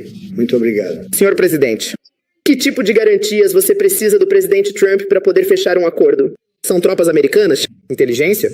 Equipamentos? O que é? Tudo. Realmente nós inclui duas partes. Primeiro, um exército ucraniano forte. Foi isso que comecei a discutir com seus colegas. E envolve muito armamento e pessoas, missões de treinamento e inteligência. E segundo, nós vamos discutir com nossos parceiros. Depende dos grandes países, dos Estados Unidos, de muitos dos nossos amigos. E, senhor presidente, você está disposto a comprometer tropas americanas para essa proteção semelhante à da OTAN? Que o presidente Zelensky feche um acordo hoje? Bem, não sei se você definiria dessa forma, mas semelhante à OTAN, quero dizer, nós vamos dar... Temos pessoas esperando em outra sala agora. Todos eles vieram da Europa, né, as pessoas mais importantes da Europa, e querem oferecer proteção. Eles têm sentimentos muito fortes sobre isso, e nós os ajudaremos com isso. É muito importante fechar o acordo. Vá em frente. Você está envolvido com a manutenção da paz na Ucrânia desde seu primeiro dia no governo. O que você diria ao povo ucraniano agora que está sofrendo com os ataques russos e espera que o povo americano os apoie? Bem, eu conheço o povo ucraniano. Conheci muitos ao longo dos anos. Eles são ótimas pessoas, são inteligentes e cheios de energia.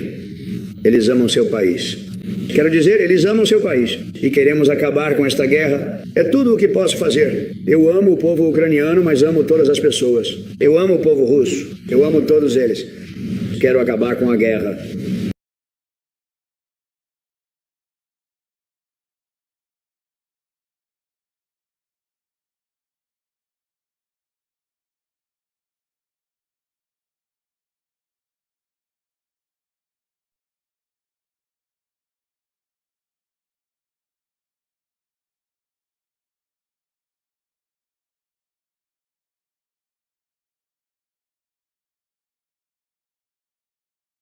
Presidente Zelensky, você está preparado para continuar enviando tropas ucranianas para a morte por mais alguns anos? Ou vai concordar em redesenhar os mapas? Então estamos falando sobre esse assunto delicado. E graças aos nossos parceiros e por terem apoiado esse formato, depois da nossa reunião poderemos ter líderes que estão ao nosso redor. Reino Unido, França, Alemanha, Itália, Finlândia, UE, NATO. Quero dizer, todos os parceiros da Ucrânia nos apoiando. Agradeço a eles. Muito obrigado pelo convite. Muito obrigado por estar aqui. Presidente Trump, você, caro senhor. Sim, Peter, go. Obrigado, presidente Trump. Então, presidente Zelensky, o senhor diz na pós-sônica de hoje que a Rússia deve acabar com esta guerra que ela mesma começou. Presidente Trump, você diz que o presidente Zelensky da Ucrânia pode acabar com a guerra com a Rússia quase imediatamente se quiser. Qual é? Não, acho que é verdade. Acho que vamos ter uma reunião. Acho que, se tudo correr bem hoje, teremos uma reunião trilateral e acredito que haverá uma chance razoável de acabar com a guerra quando fizermos isso. Isso é o fim do caminho para o apoio americano à Ucrânia? A reunião de hoje é um acordo ou não é um acordo? Nunca posso dizer isso. Nunca é o fim do caminho. Pessoas estão sendo mortas e queremos acabar com isso.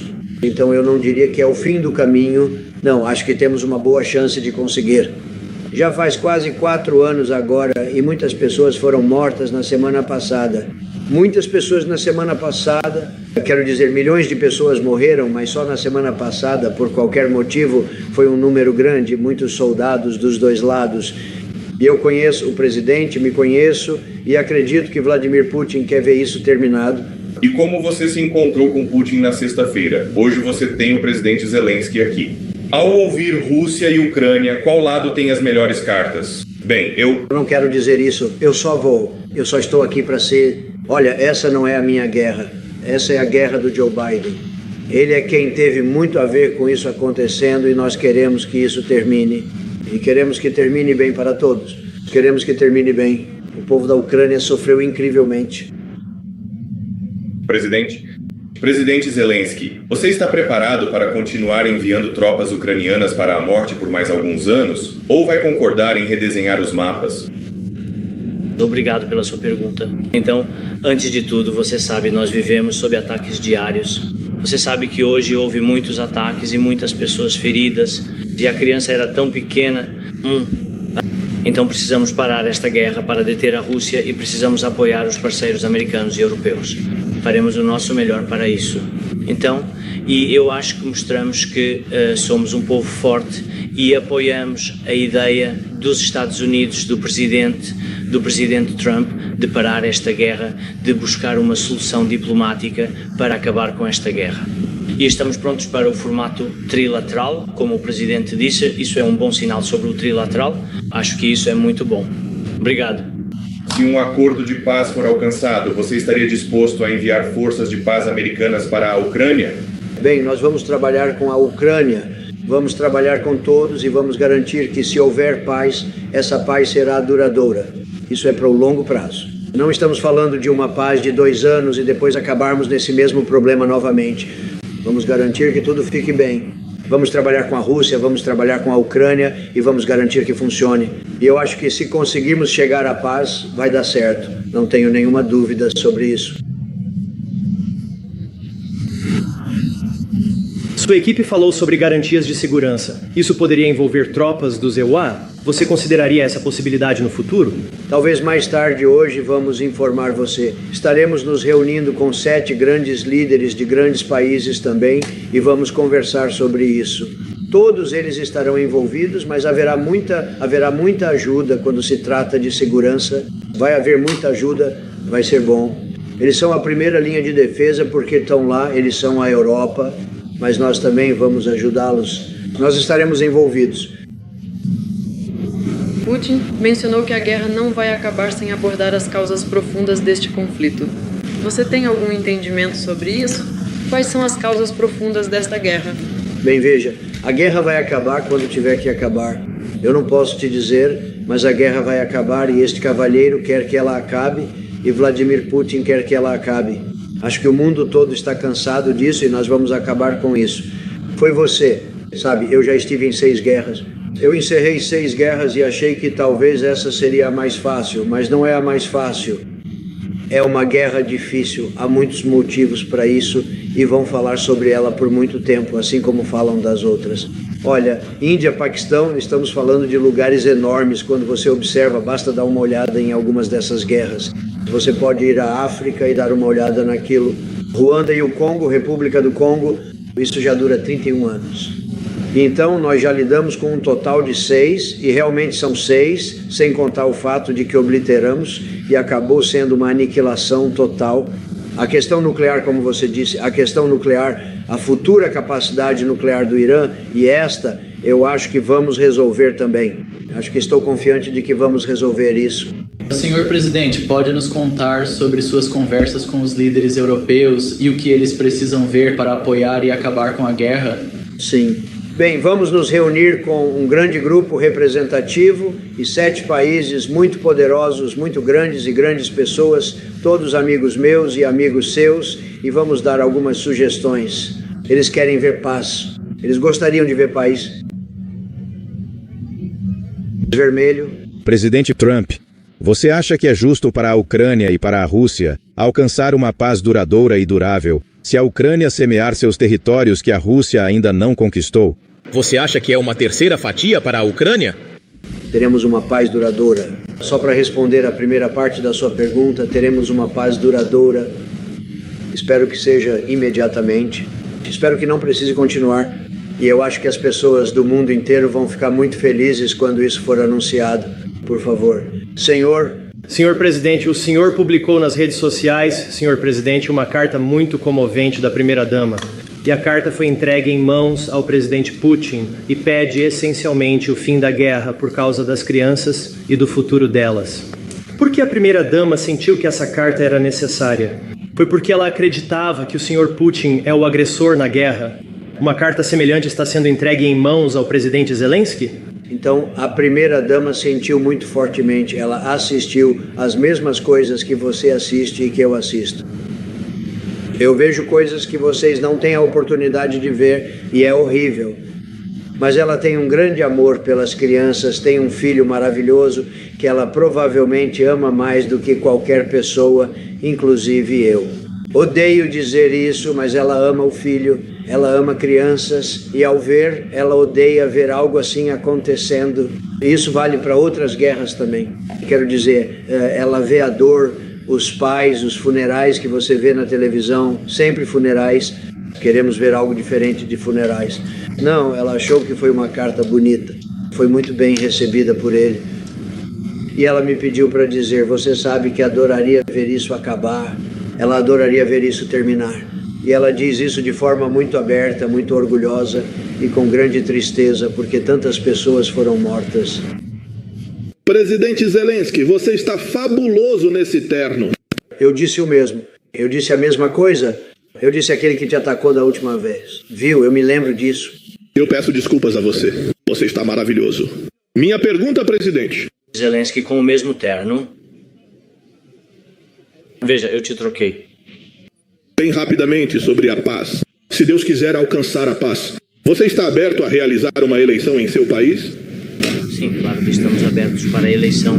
Sim. Temos que cuidar da segurança e das circunstâncias e precisamos trabalhar um pouco no parlamento, porque durante a guerra não pode haver eleições. Mas podemos cuidar da segurança.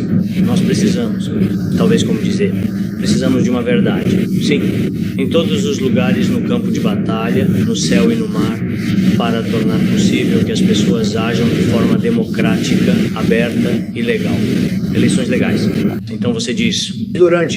Durante a guerra não é possível ter eleições. Então deixe-me dizer que daqui a 3 anos e meio, então você quer dizer que se acontecer de estarmos em guerra com alguém, não haverá mais eleições? Eu me pergunto o que diabos gosta dessa ideia.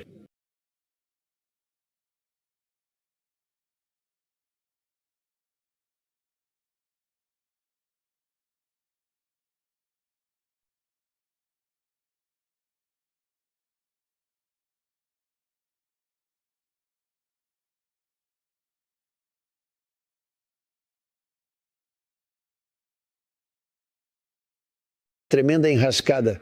E se toda aquela ideologia não tivesse mudado, acho que nosso país teria acabado. Se você tivesse que olhar em sua bola de cristal, é assim que termina? Isso é histórico demais, profundo e significativo.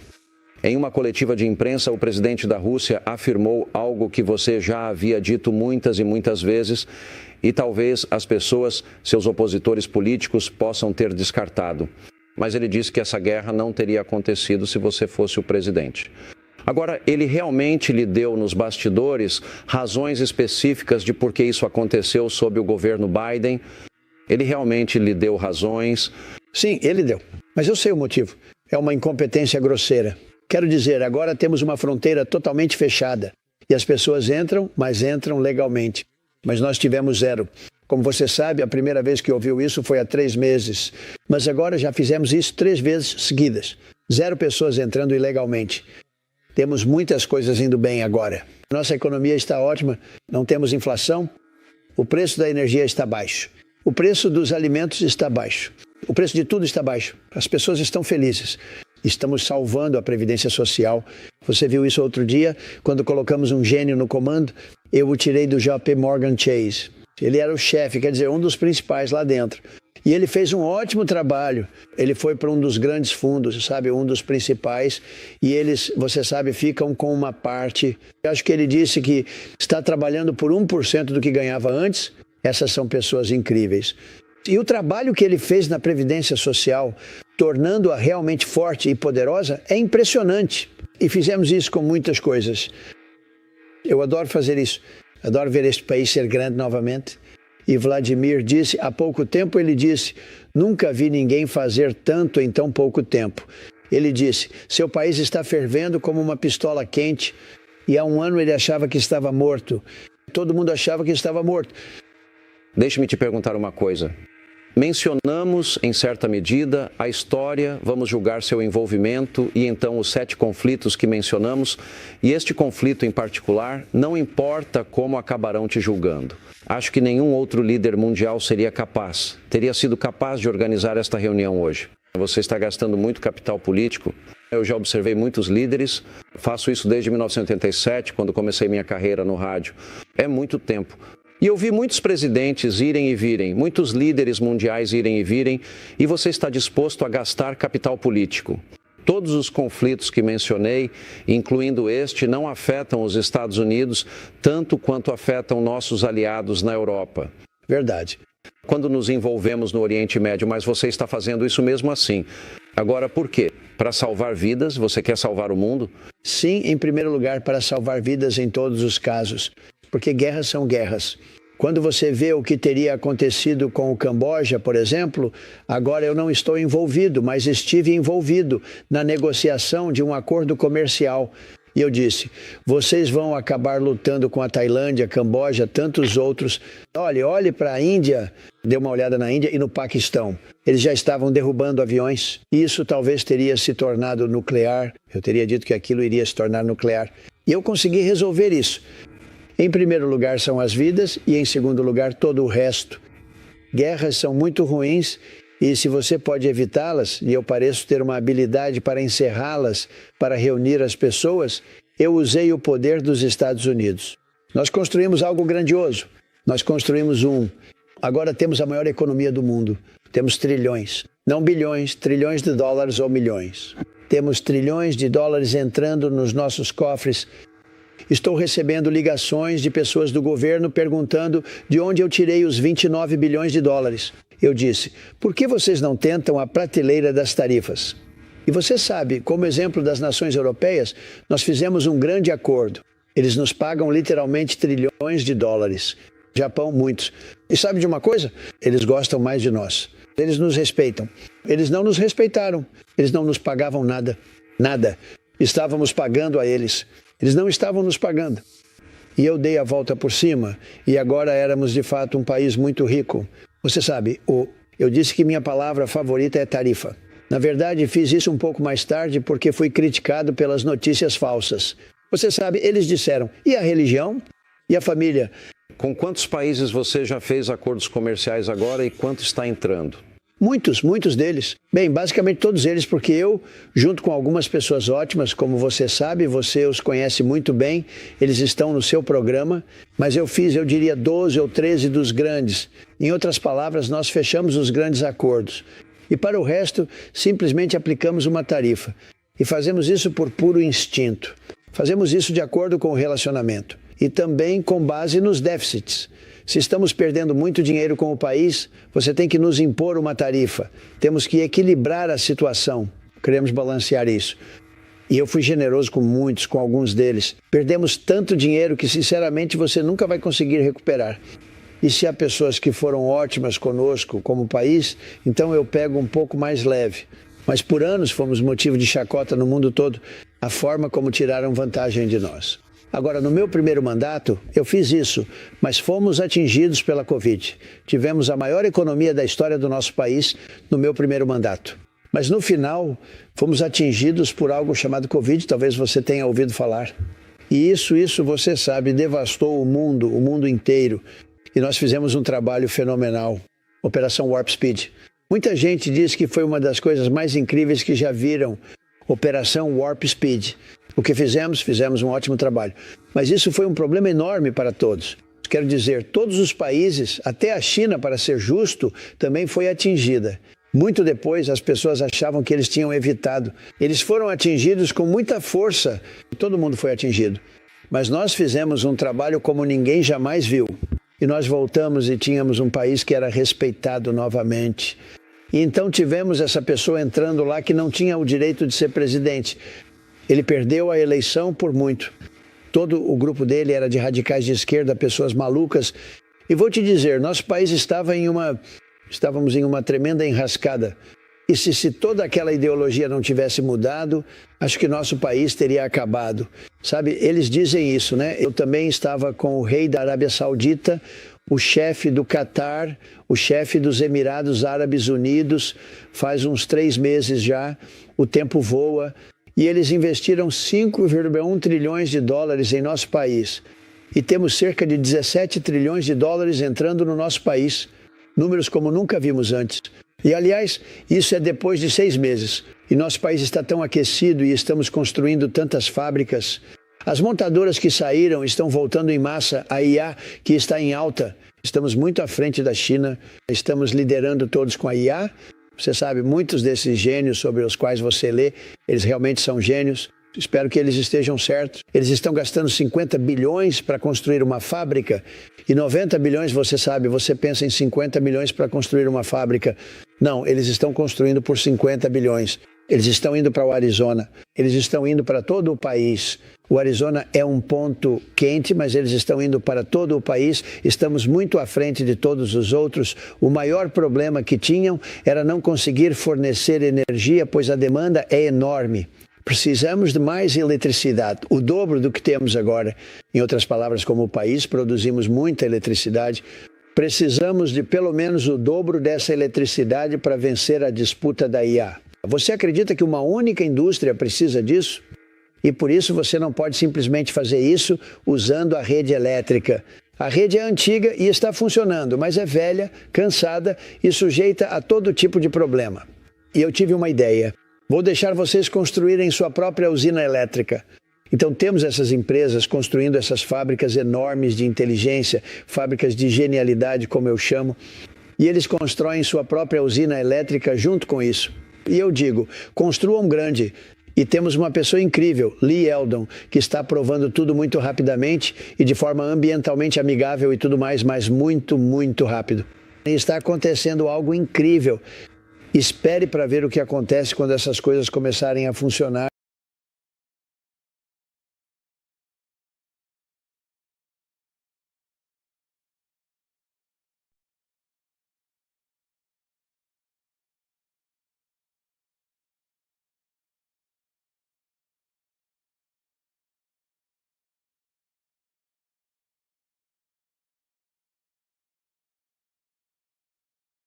E você viu as fotos? Eu vi fotos dos mortos, sim. E você viu as fotos? Eu vi fotos dos mortos, sim. Quando você falou antes de vir aqui sobre as consequências para Vladimir Putin serem severas, achei isso interessante. Sabe, a impressão sobre você é que acho que muita gente, porque acho que existe uma caricatura falsa de você, de que Donald Trump seria o candidato, o principal candidato ao Prêmio Nobel da Paz. Deixe-me voltar a essa questão da Ucrânia e da Rússia por um segundo. A maioria das pessoas, ao analisar isso de fora, é assim que elas pensam, quase todo mundo, é um pensamento quase universal sobre como isso termina.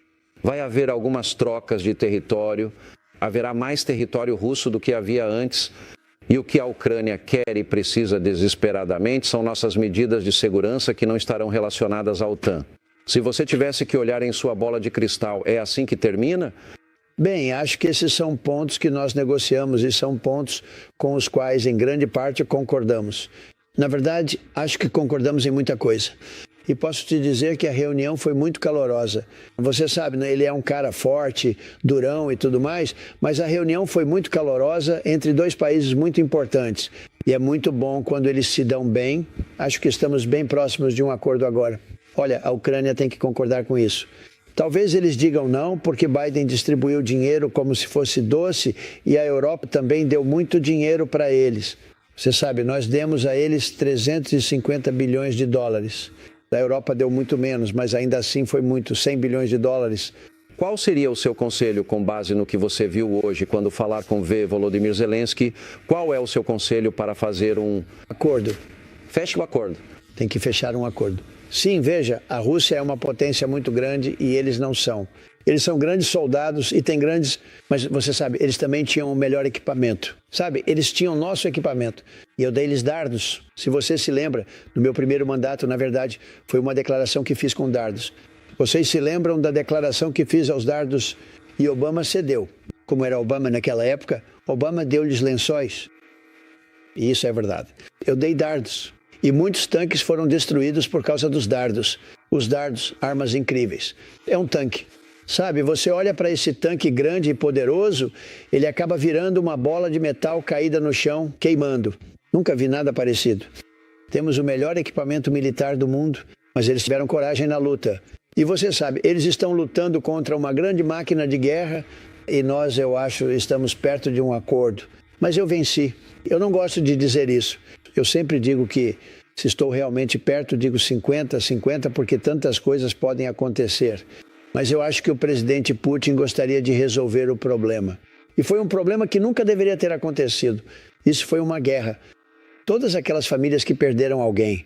E eu tenho um livro com milhares de pessoas. Eles me apresentaram esse livro hoje. Milhares de pessoas, prisioneiros que serão libertados. Nós temos 1.000. Mais de 1.000 prisioneiros concordaram em... Bem, eles têm que aceitá-los. Você sabe, eles vão libertá-los. Eles têm que aceitá-los. Eu tenho um livro de cada pá. É tão triste de ver. E então você tem outro livro de pessoas que estão mortas e há corpos espalhados por toda parte, milhares deles que eles querem trocar entre os dois países. E você viu as fotos? Eu vi fotos dos mortos, sim. De alguns dos mortos, mas eu vi fotos de mais de 1.000 pessoas que são prisioneiras, sim. Hoje, deixe-me te perguntar que nós podemos recuperar. Então você está cortando a principal fonte de energia da Rússia, uma das principais fontes de renda, que é a energia. Você faz esse acordo com a União Europeia, você diz para a Índia, se continuarem importando petróleo da Rússia, vamos colocar uma taxa de 50% sobre vocês. O outro grande importador seria a China. Pelo que entendi, você já teve conversas com o presidente Xi, alguma conversa sobre Rússia, Ucrânia? Então Biden fez algo que era impensável. Ele foi. E o Obama também. Eu parei isso. Então, você sabe, aconteceu uma tragédia. Na verdade, foi uma tragédia. A eleição foi uma tragédia. Mas ele fez algo que era impensável. Ele aproximou a China e a Rússia. Isso definitivamente não é bom para o cenário global e é uma situação preocupante. Se você for apenas um estudante básico de história, é a única coisa que você não queria fazer porque eles são basicamente inimigos naturais. A Rússia tem enormes quantidades de terra, a China tem enormes quantidades de pessoas e a China precisa da terra da Rússia. Mas por pura estupidez eles foram aproximados. E sabe de uma coisa? É isso mesmo. Eu não sei se vai continuar assim porque realmente existe, você sabe, uma fricção natural ali. Mas eu acho que a reunião de hoje foi muito boa e acho que talvez teremos um bom resultado, mas eu simplesmente não gosto de falar sobre isso. É por isso que concordei em fazer sua entrevista e eu disse, sabe de uma coisa? Eu vou fazer, Sean. Mas isso foi tipo 2 dias atrás. Eu não fazia ideia. Eu disse, Sean, você vai me perguntar sobre o que basicamente fazemos? Dizer na TV Nacional, me arrependo de ter dito sim para isso. Eu não deveria ter feito isso, mas tudo bem. Aliás, preciso dizer ao público, esse cara é uma pessoa fantástica. Ele é um grande patriota. Você ama o país. Eu amo o nosso país. Você é uma pessoa muito inteligente, para quem já duvidou disso, o que eu acho que não são muitos, e simplesmente um homem excepcional. Eu adoro o fato de haver a possibilidade de paz em todos os lugares. Isso não é insignificante. Eu concordo com você. Eu não gosto de ver as mortes. Acho que não quero ver os livros que você viu hoje. Não quero. Não gostei de olhar. Fiquei triste ao assistir e ver. Quando você falou antes de vir aqui sobre as consequências para Vladimir Putin serem severas, achei isso interessante. Severo seria definido por mim. A Índia não compra o seu petróleo. A União Europeia não vai comprar. E porque, no fundo da minha cabeça, eu estava pensando, espere um minuto, Donald Trump acabou de adiar um possível aumento de tarifas sobre a China. Por que eu acho que provavelmente o presidente Trump estava pensando à frente, que talvez, se fosse necessário, isso faria parte das consequências? Bem, por causa do que aconteceu hoje, acho que não preciso pensar nisso agora. Talvez eu tenha que pensar nisso em 2 ou 3 semanas ou algo assim, mas não precisamos pensar nisso agora. Eu acho que a reunião correu muito bem. Tudo bem. Você já pensou que Hillary Clinton, a autora do dossiê de desinformação de Ball e pago pela Rússia, a autora da farsa Rússia, que está sendo divulgada hoje, estaria dizendo que a indicaria para o Prêmio Nobel da Paz? Acho que você nunca imaginou que isso aconteceria. Bom, você sabe, eu não quero me envolver nisso de certa forma, não por causa dela. Seria muito legal se ela dissesse isso. É muito legal. Eu também realmente aprecio isso. Mas ela tentou arruinar sua vida e de muitas maneiras ela arruinou 3 anos de sua vida. Bem, ela me fez mais forte e resistente e você sabe, nós conseguimos. Você é muito mais indulgente do que eu. Bem, foi um capítulo triste na história do nosso país, eu diria isso.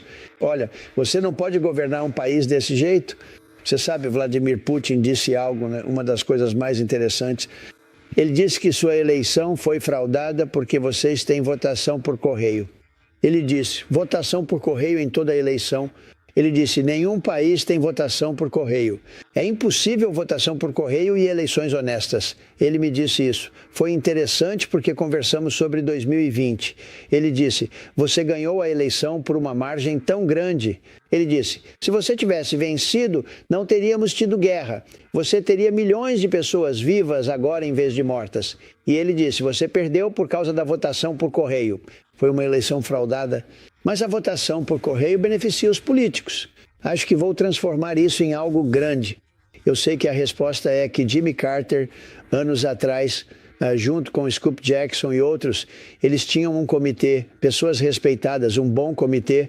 Jimmy Carter, cara legal, sabe? Ele é um bom homem. E a conclusão foi que não se pode ter votação por correio.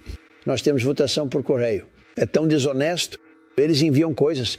Algumas pessoas recebem 7 cédulas. Olhe para a Califórnia com um governador horrível. Eles têm um dos piores governadores da história. Ele é incompetente, não sabe o que está fazendo. Eles enviam cerca de 38 milhões de cédulas. Algumas pessoas recebem 5, 6, 7. Mas Vladimir Putin, cara esperto, disse que você não pode ter uma eleição honesta com votação por correio. E ele disse que não há um país no mundo que use isso agora. Eu adoraria ver uma reforma eleitoral. Nós temos que fazer isso. Eu não sei por que não estamos fazendo isso. Eu gostaria, se você trouxer o assunto, os democratas votam. Olha, os republicanos querem, mas não com força suficiente. Quero dizer, eles têm que querer com força porque não pode ser honesto. Passa por um carteiro, passa por outra pessoa, alguém mais, alguém. Sabe, quando você vai a uma cabine de votação muito bem administrada, você entra, tem que entregar um cartão numa foto disso ou daquilo. Se não tiver tudo perfeito, você será mandado de volta. Vá buscá-lo.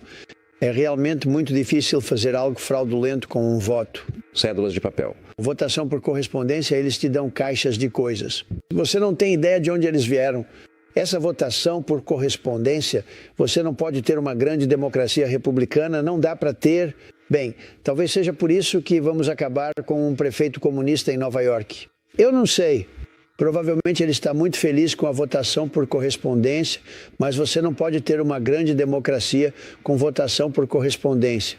Identificação do eleitor, verificação de assinatura, controle de custódia, listas de eleitores atualizadas, observadores partidários acompanhando a votação, contagem dos votos. Você usa cédulas de papel, escolhe um vencedor e todos vão para casa com confiança na integridade. Ou 10% do custo. Então, se você usa cédulas de papel, custa 10% o custo das máquinas. Deixe-me te perguntar uma coisa. O Trump, a doutrina Trump, eu tenho uma definição para isso. Já disse isso muitas vezes na TV e no rádio. Posso lhe dar a minha versão ou você nos dará a sua? Eu ia... Rather have your version. Quer minha versão? Vou lhe dar a minha. Já ouvi. Minha versão é... Eu ouvi isso. Eu amo isso. Vai em frente. Não há guerras eternas. No entanto, alguns estão interpretando isso para mim como isolacionista. Você nunca foi um isolacionista. No seu primeiro mandato, você acabou com o califado do ISIS em tempo recorde, certo? Você eliminou Soleimani naquela pista, derrotou Bagdade e seus associados, lançou a mãe de todas as bombas no Afeganistão. No seu segundo mandato, você fez algo que eu acho que ninguém achou que aconteceria. E isso alguém teve coragem. Falaram muito sobre isso por décadas. Acabar com o programa nuclear do Irã. Então você não é um isolacionista, mas também não quer guerras eternas. E toda ação militar que você tomou é consistente com essa filosofia. E eu derrotei o ISIS. Nós eliminamos, vencemos o ISIS.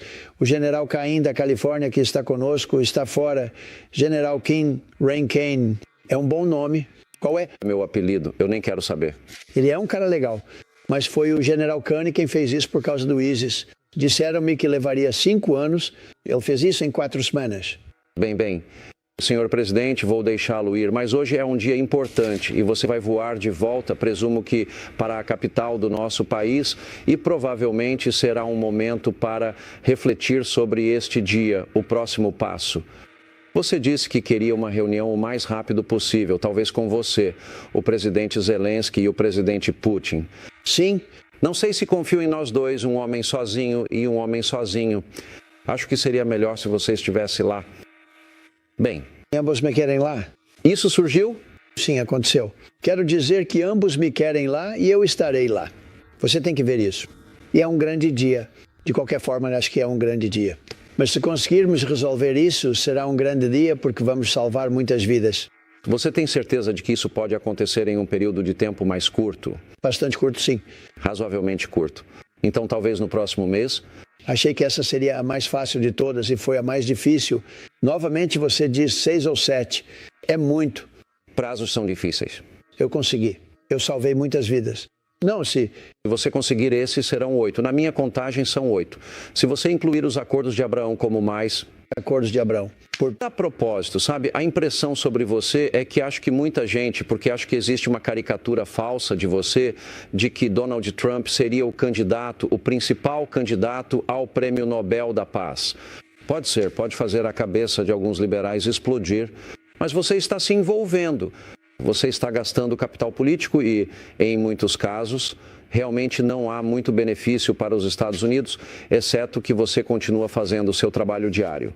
Bem, é interessante porque alguém disse que se eu conseguir esse acordo, ganharei o Prêmio Nobel da Paz. Eu disse, bem, não estou envolvido nisso, mas e as outras 6 guerras ou o que quer que seja? Quero dizer, aqueles eram grandes, aquelas eram guerras. Por exemplo, você vai para a África, Congo contra Ruanda, 31 anos, 8 milhões de pessoas mortas, e eu resolvi.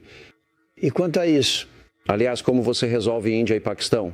Lido com todos os países em comércio. Enquanto estou com eles ao telefone, seja tratando com eles ou com meus colaboradores, Scott, Howard e todos que fazem um trabalho excelente, Marco Rubio e JD têm sido fantásticos. Temos um grupo excelente de pessoas. Se há uma guerra, eles dizem há uma guerra. E se estamos fazendo comércio com um ou com ambos, eu digo, não vamos fechar negócio a menos que vocês façam as pazes. Você não faz ideia. Quero dizer, eu resolvi guerras que duraram 35 anos. Algumas delas, e você sabe, o Congo e Ruanda. Foram 31 anos, acho que 8 milhões de pessoas mortas com facões. Muita morte por facão. Eles entram, os facões balançando para todo lado. Que situação horrível. E nós conseguimos resolver. Senhor presidente, eu sei que o senhor pode ter passado mais tempo. Nunca fiz uma entrevista com alguém que dissesse, me arrependo de estar aqui fazendo a entrevista. Se quiser, pode levar uma sacola. Bem, você disse 10 minutos e me manteve aqui um pouco mais do que isso. Senhor presidente, nós conseguimos. É um dia histórico e eu sei que os americanos, eu não acho que isso transcende ideologia política. Acho que a maioria das pessoas entende que a morte, o sofrimento, a guerra, se isso parar, é algo ótimo para todos. Desejo todo o sucesso na sua missão e obrigado por dedicar um tempo para conversar conosco.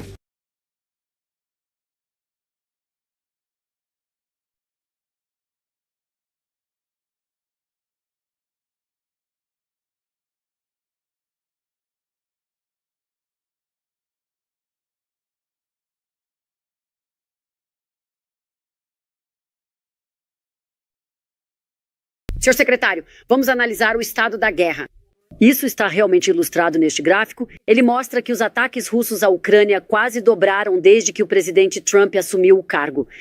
O que você diz aos ucranianos que temem que, sem um cessar-fogo em vigor, você esteja dando a Putin mais vantagem na mesa de negociações e sinal verde para lançar mais bombas? Muitas pessoas ouviram o senhor, o presidente Trump, ameaçar sanções por meses e estão se perguntando, são ameaças vazias?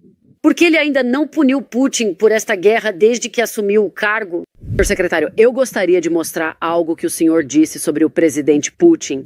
Isso foi logo após a invasão, em março de 2022. Agora comigo está o secretário de Estado e conselheiro de Segurança Nacional, Marco Rubio. Secretário Rubio, bem-vindo de volta ao Meet the Press. Muito obrigado, de verdade. Então, ao se aproximar da reunião com o presidente Putin na sexta-feira, o presidente Trump disse que queria um acordo de cessar-fogo. Agora ele está dizendo que quer um acordo de paz mais amplo. Sabemos que a Ucrânia, sabemos que os aliados europeus querem primeiro um cessar-fogo. O cessar-fogo está fora de questão agora, senhor secretário? Não, não está fora de questão. Acho que o presidente disse, na verdade, você acabou de ler há instantes, é que todos concordaram que a melhor maneira de acabar com esse conflito é por meio de um acordo de paz completo. Não há dúvida quanto a isso. Quero dizer, quem seria contra se amanhã chegássemos até você e disséssemos temos um acordo de paz completo? Acho que essa seria a melhor maneira de acabar com a guerra. Agora, se é necessário um cessar-fogo nesse caminho, bem, nós defendemos isso. Infelizmente, os russos, até agora, não concordaram com isso. Mas a ideia aqui, o que estamos buscando aqui não é um cessar-fogo. O que realmente queremos é o fim desta guerra. Bem, eu quero aprofundar exatamente nisso e no que aconteceu, porque, como você acabou de ouvir, antes da reunião com o presidente Putin, o presidente Trump alertou que haveria, entre aspas, consequências muito severas para a Rússia se ela não parasse a guerra. O que exatamente mudou? Foi porque Putin não concordou com um cessar-fogo? Bem, antes de tudo, os russos já estão enfrentando consequências muito severas. Não houve uma única sanção que tenha sido suspensa. E nenhuma. Quero dizer, eles enfrentam as mesmas sanções em vigor. O apoio americano à Ucrânia continua. E no fim das contas, se não chegarmos a um acordo, haverá consequências. Não só a continuação da guerra, mas também a permanência das sanções e potencialmente novas sanções. Mas o que estamos tentando fazer agora é acabar com a guerra. E para acabar com uma guerra, é preciso dar todas as oportunidades possíveis. Você tem que estar aberto a qualquer oportunidade que exista para que isso aconteça. E aqui está algo para lembrar a todos, e quando o presidente diz, esta não é a nossa guerra, não é nossa guerra. Os Estados Unidos não estão em guerra. A Ucrânia está em guerra. Nós temos apoiado a Ucrânia. Nós, por acaso, somos o único país no mundo, com o único líder no mundo, que pode trazer Putin à mesa para discutir essas questões. Agora, o presidente viajou, você sabe, até o Alasca e voltou, dedicou meses e meses de trabalho, ele e toda a nossa equipe, a essa questão, porque queremos ver um fim para a guerra. Mas se amanhã a guerra continuar, a vida na América não será fundamentalmente alterada. Então, eu acho que o que precisamos entender é que isso tem sido uma prioridade para este presidente porque ele quer promover a paz. Ele quer promover o fim de uma guerra. Sim. Eu feliz por termos um presidente promover a paz, acabar uma guerra. Senhor secretário, vamos analisar o estado da guerra. Isso está realmente ilustrado neste gráfico. Ele mostra que os ataques russos à Ucrânia quase dobraram desde que o presidente Trump assumiu o cargo. E, de fato, em julho, a Rússia lançou mais de 6 mil mísseis e drones, a maior quantidade de ataques desde o início da guerra. O que você diz aos ucranianos que temem que, sem um cessar-fogo em vigor, você esteja dando a Putin mais vantagem na mesa de negociações e sinal verde para lançar mais bombas? Bem, o problema com isso é que, nós temos pedido um cessar-fogo há muito tempo. Achamos que geralmente é muito difícil negociar quando se está no meio das hostilidades.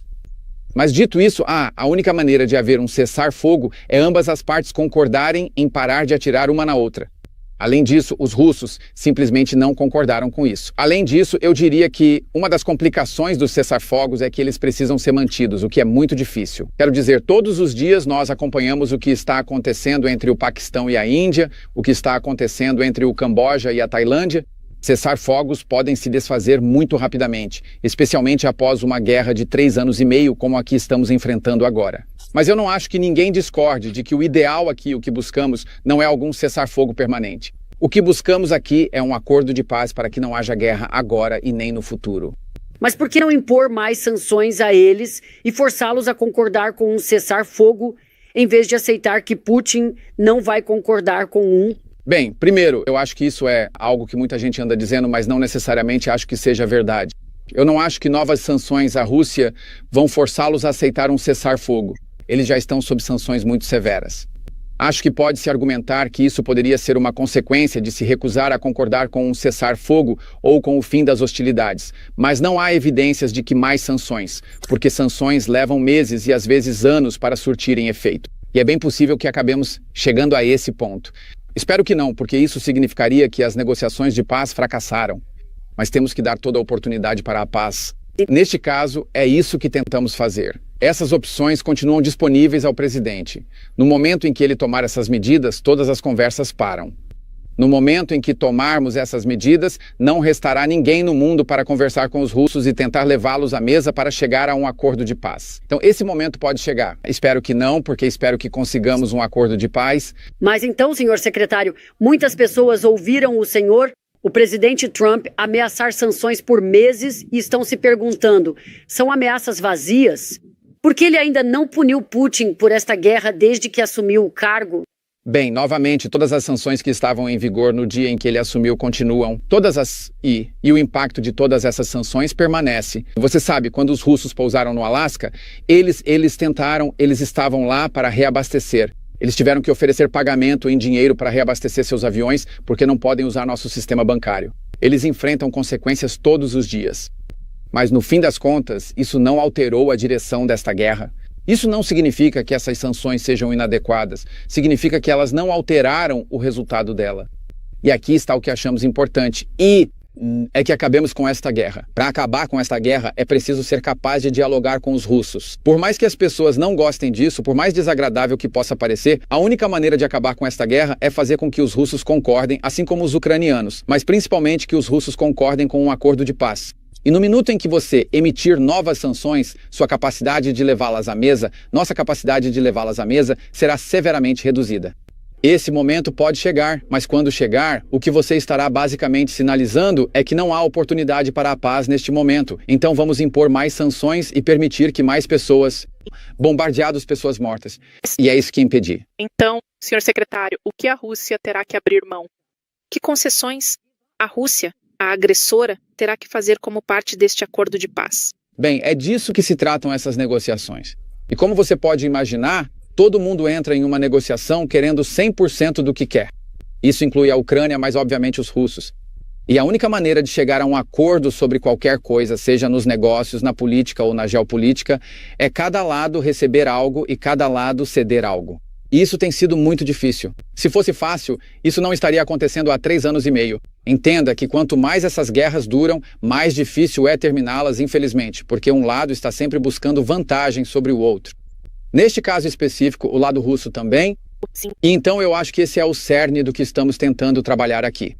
É por isso que Zelensky virá amanhã, é por isso que os líderes europeus virão amanhã, é por isso que o presidente os chamou do avião, passou 2 horas no meio da noite conversando com eles, e é por isso que estivemos envolvidos com eles em cada passo do caminho, estamos tentando descobrir o que podemos fazer para que ambos os lados concordem, e tem sido difícil. Este é um conjunto de questões difíceis, Sim. Mas estamos dedicando muito tempo a isso, e o presidente merece crédito por dedicar tempo a isso.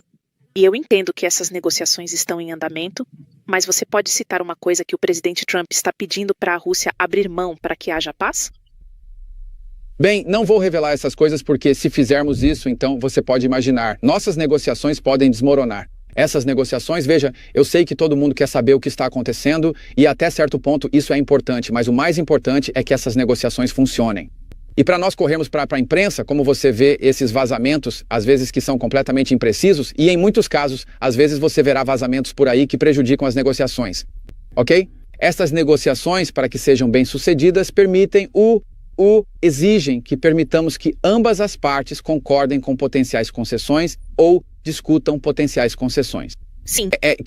Sem que isso encontre seu caminho na esfera pública e crie todos os tipos de problemas internos para um país ou outro.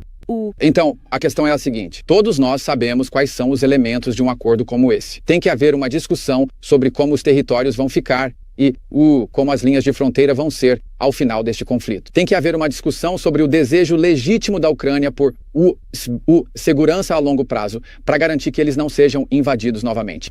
Tem que haver uma discussão sobre como a Ucrânia será reconstruída e como se reconstrói um país que foi atacado tantas vezes quanto ela foi nos últimos 3 anos. Esses são todos elementos-chave de qualquer acordo, e cada lado é outro. Se houver um acordo, cada lado terá que desistir de alguma coisa. Sim. Isso é apenas um fato. Senhor secretário, quero mostrar às pessoas como é a Ucrânia agora. Este é um mapa da Ucrânia. Aquela seção vermelha ali é a área atualmente sob controle da Rússia. Representa cerca de 20% de todo o país. Há relatos de que Putin está pedindo para manter todo esse território em um possível acordo. É isso que está sendo discutido. Você pode confirmar isso? Bem, posso confirmar que ele fez discursos nos quais disse repetidamente que quer esses territórios. Então ele está pedindo isso agora nessas conversas privadas? Bem, veja, no fim das contas, os ucranianos não estão dispostos a abrir mão disso e ninguém está pressionando a Ucrânia a ceder isso, então não acho que seja esse o caso. Se houver um acordo de paz, ele não vai ser assim.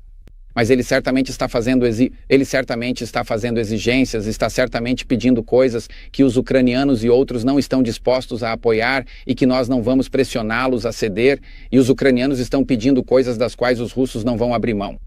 Eu sei que isso soa, eu sei que todo mundo quer mais detalhes, mas estamos tentando ter uma negociação séria aqui e ver se conseguimos encontrar algum meio termo entre duas partes em guerra, em um conflito muito difícil, onde os russos sentem, como sempre, que tem o ímpeto do lado deles e os ucranianos têm sido incrivelmente corajosos ao resistir. E na postura defensiva que adotaram, os ucranianos infligiram uma quantidade enorme de danos aos russos.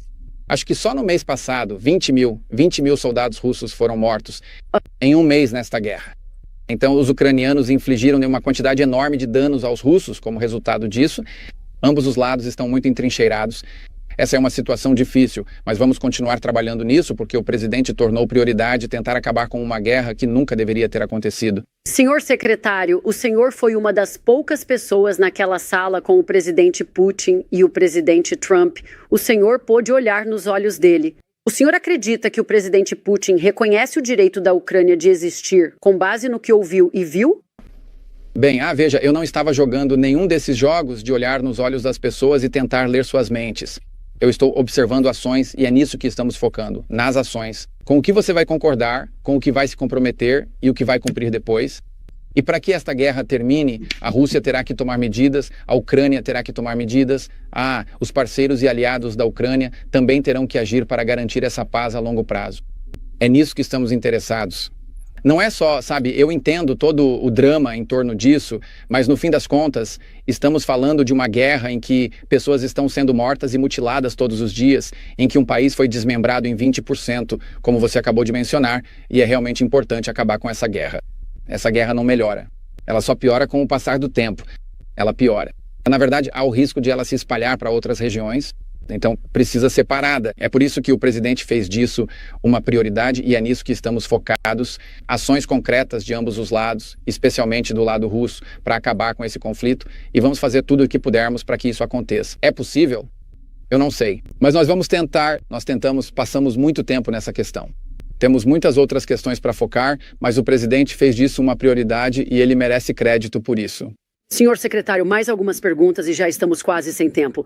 A NBC News está noticiando nesta manhã que garantias de segurança semelhantes às da OTAN para a Ucrânia foram discutidas como parte deste acordo. Você pode nos dizer qual seria o papel dos Estados Unidos em um acordo de segurança como esse?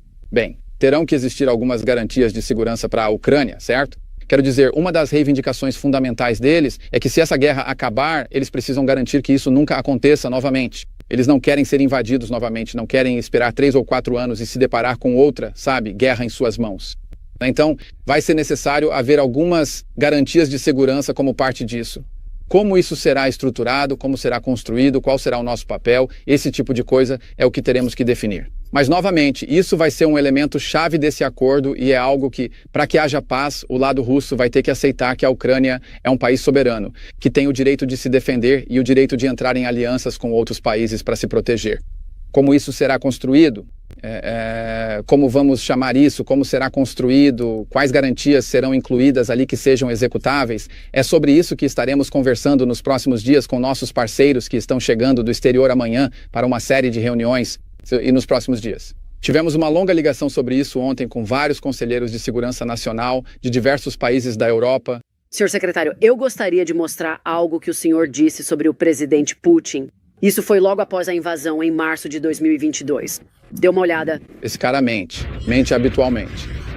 Ele nunca cumpriu um acordo que assinou e ele mente o tempo todo. E eu não sei porquê, mas ele manipula isso como um violino no Ocidente, porque o Ocidente quer acreditar que é possível fazer um acordo com qualquer um. Você não pode fazer um acordo com caras como esse. Ele é um mentiroso profissional e experiente. O que faz o senhor pensar que, se conseguir chegar a um acordo com o presidente Putin, ele vai cumpri-lo, já que, como o senhor mesmo disse, ele é um mentiroso? Bem, esse é o ponto. É por isso que o acordo precisa ter mecanismos de aplicação, é por isso que o acordo precisa ter coisas como garantias de segurança. Esse é o ponto que eu estava levantando há alguns minutos quando você me perguntou sobre olhar alguém nos olhos. O que importa aqui são as ações, não as palavras, não o papel, os documentos. Tudo isso é importante, esses são elementos de um acordo, mas eles precisam ser aplicáveis, precisam ser verificáveis, precisam ser duradouros. Não adianta assinar um acordo que será violado em 3 ou 4 meses. Não adianta fazer isso, na verdade, isso só pioraria as coisas. Então, é por isso que isso é algo tão difícil. Você não precisa apenas de um acordo, precisa de um acordo que seja verificável, aplicável e duradouro. Se você não conseguir isso, então acho que poderá haver um cessar-fogo por alguns meses, algumas semanas, e então a guerra começará novamente e mais pessoas morrerão. Esse não é o resultado que nos interessa, esse não é o resultado que ninguém quer. Então é por isso que isso é tão difícil. Secretário de Estado Marco Rubio, muito obrigado por se juntar a nós depois de uma semana histórica.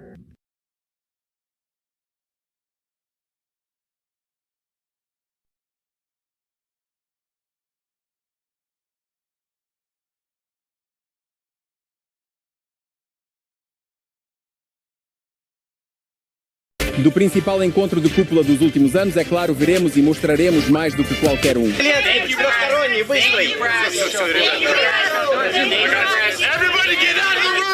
Então, de repente, um funcionário do serviço de imprensa americano começa a gritar na presença dos presidentes. Todo mundo fora da sala. Até mesmo os seguranças americanos não aguentaram a tensão e alguns foram levados desmaiados.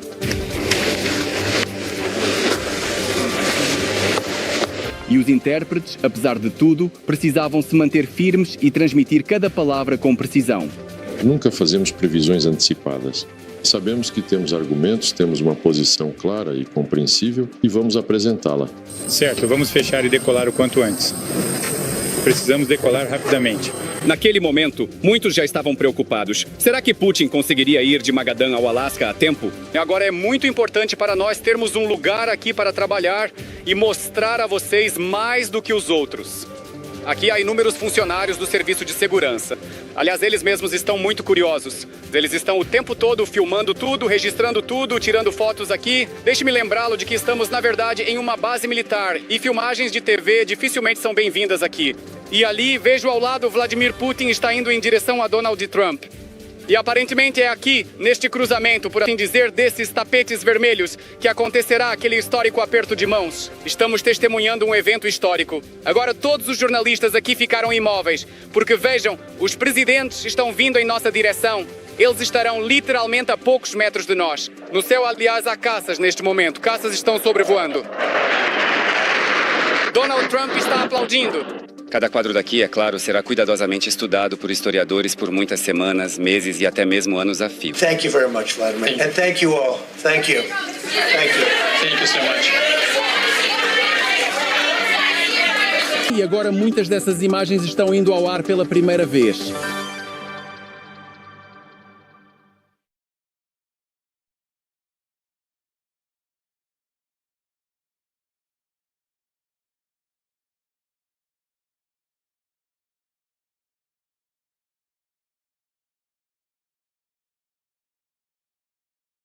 Presidente Zelensky, você está preparado para continuar enviando tropas ucranianas para a morte por mais alguns anos? Ou vai concordar em redesenhar os mapas? Então estamos falando sobre esse assunto delicado. E graças aos nossos parceiros e por terem apoiado esse formato, depois da nossa reunião poderemos ter líderes que estão ao nosso redor: Reino Unido, França, Alemanha, Itália, Finlândia, UE, NATO. Quero dizer, todos os parceiros da Ucrânia nos apoiando. Agradeço a eles. Muito obrigado pelo convite. Muito obrigado por estar aqui. Presidente Trump, você, caro senhor. Sim, Peter, go. Obrigado, presidente Trump.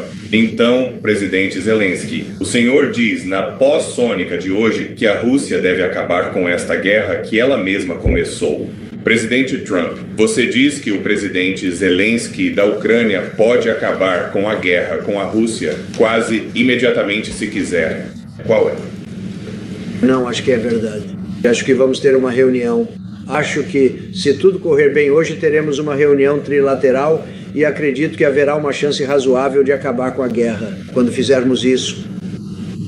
Isso é o fim do caminho para o apoio americano à Ucrânia? A reunião de hoje é um acordo ou não é um acordo? Nunca posso dizer isso. Nunca é o fim do caminho. Pessoas estão sendo mortas e queremos acabar com isso. Então eu não diria que é o fim do caminho. Não, acho que temos uma boa chance de conseguir. Já faz quase 4 anos agora e muitas pessoas foram mortas na semana passada. Muitas pessoas na semana passada, quero dizer, milhões de pessoas morreram, mas só na semana passada, por qualquer motivo, foi um número grande, muitos soldados dos dois lados. E eu conheço o presidente, me conheço e acredito que Vladimir Putin quer ver isso terminado. E como você se encontrou com Putin na sexta-feira? Hoje você tem o presidente Zelensky aqui. Ao ouvir Rússia e Ucrânia, qual lado tem as melhores cartas? Bem, eu não quero dizer isso, eu só estou aqui para ser... Olha, essa não é a minha guerra, essa é a guerra do Joe Biden.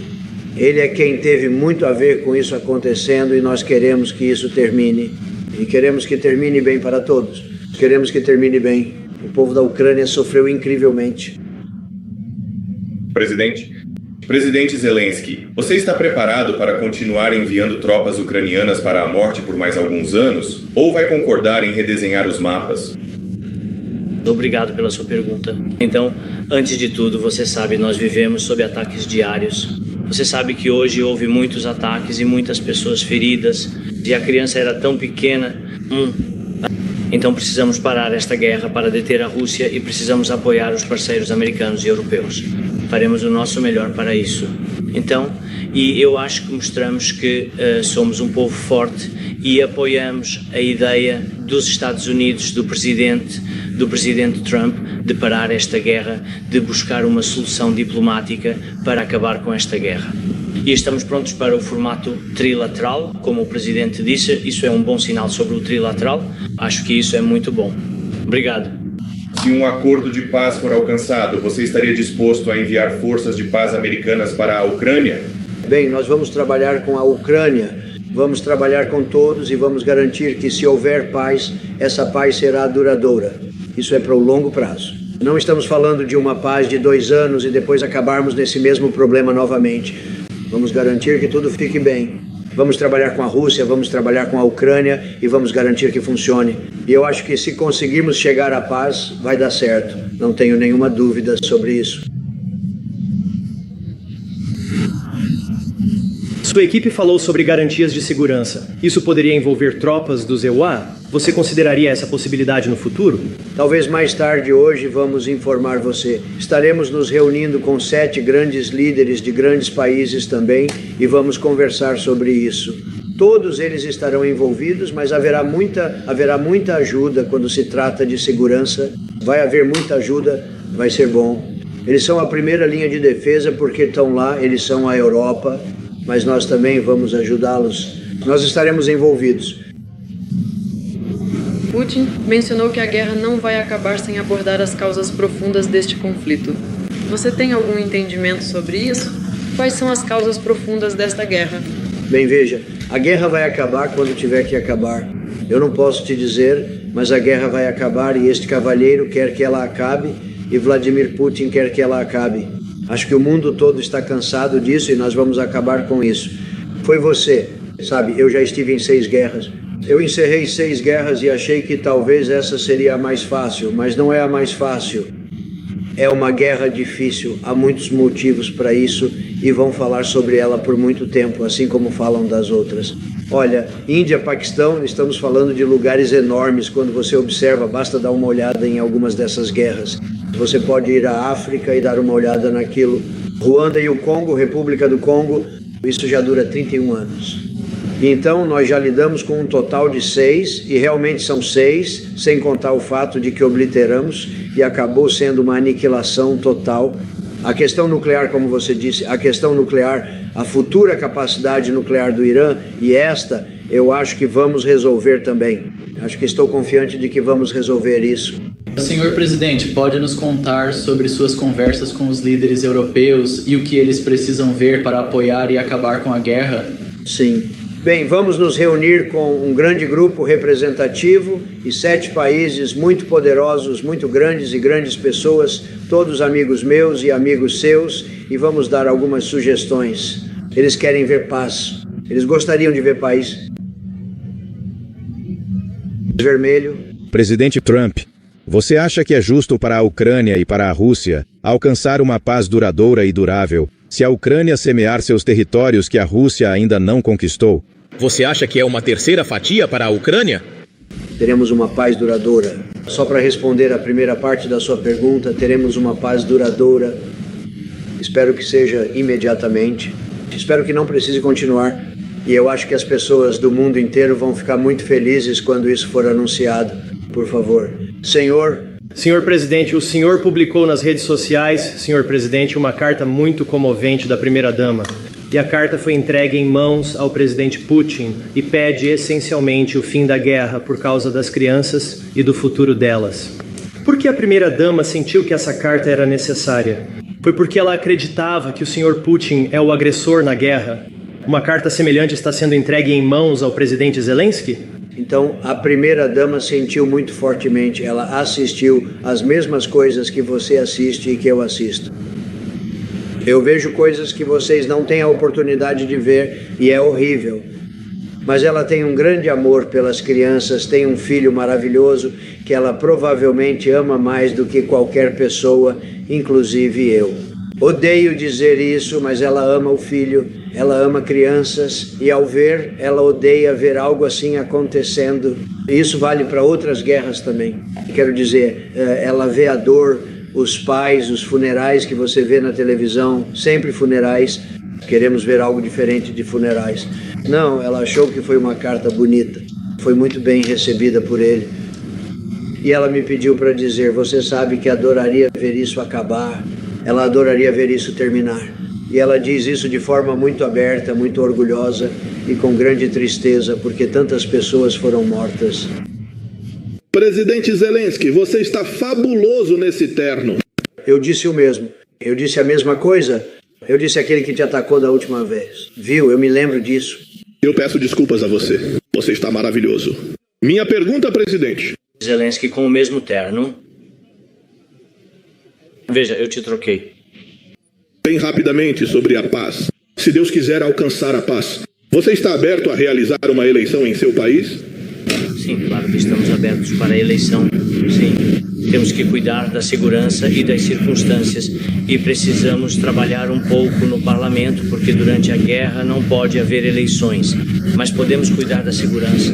Nós precisamos, talvez como dizer, precisamos de uma verdade. Sim, em todos os lugares no campo de batalha, no céu e no mar, para tornar possível que as pessoas ajam de forma democrática, aberta e legal. Eleições legais. Então você diz... Durante a guerra não é possível ter eleições. Então deixe-me dizer que daqui a 3 anos e meio, então você quer dizer que se acontecer de estarmos em guerra com alguém, não haverá mais eleições? Eu me pergunto o que diabos gosta dessa ideia.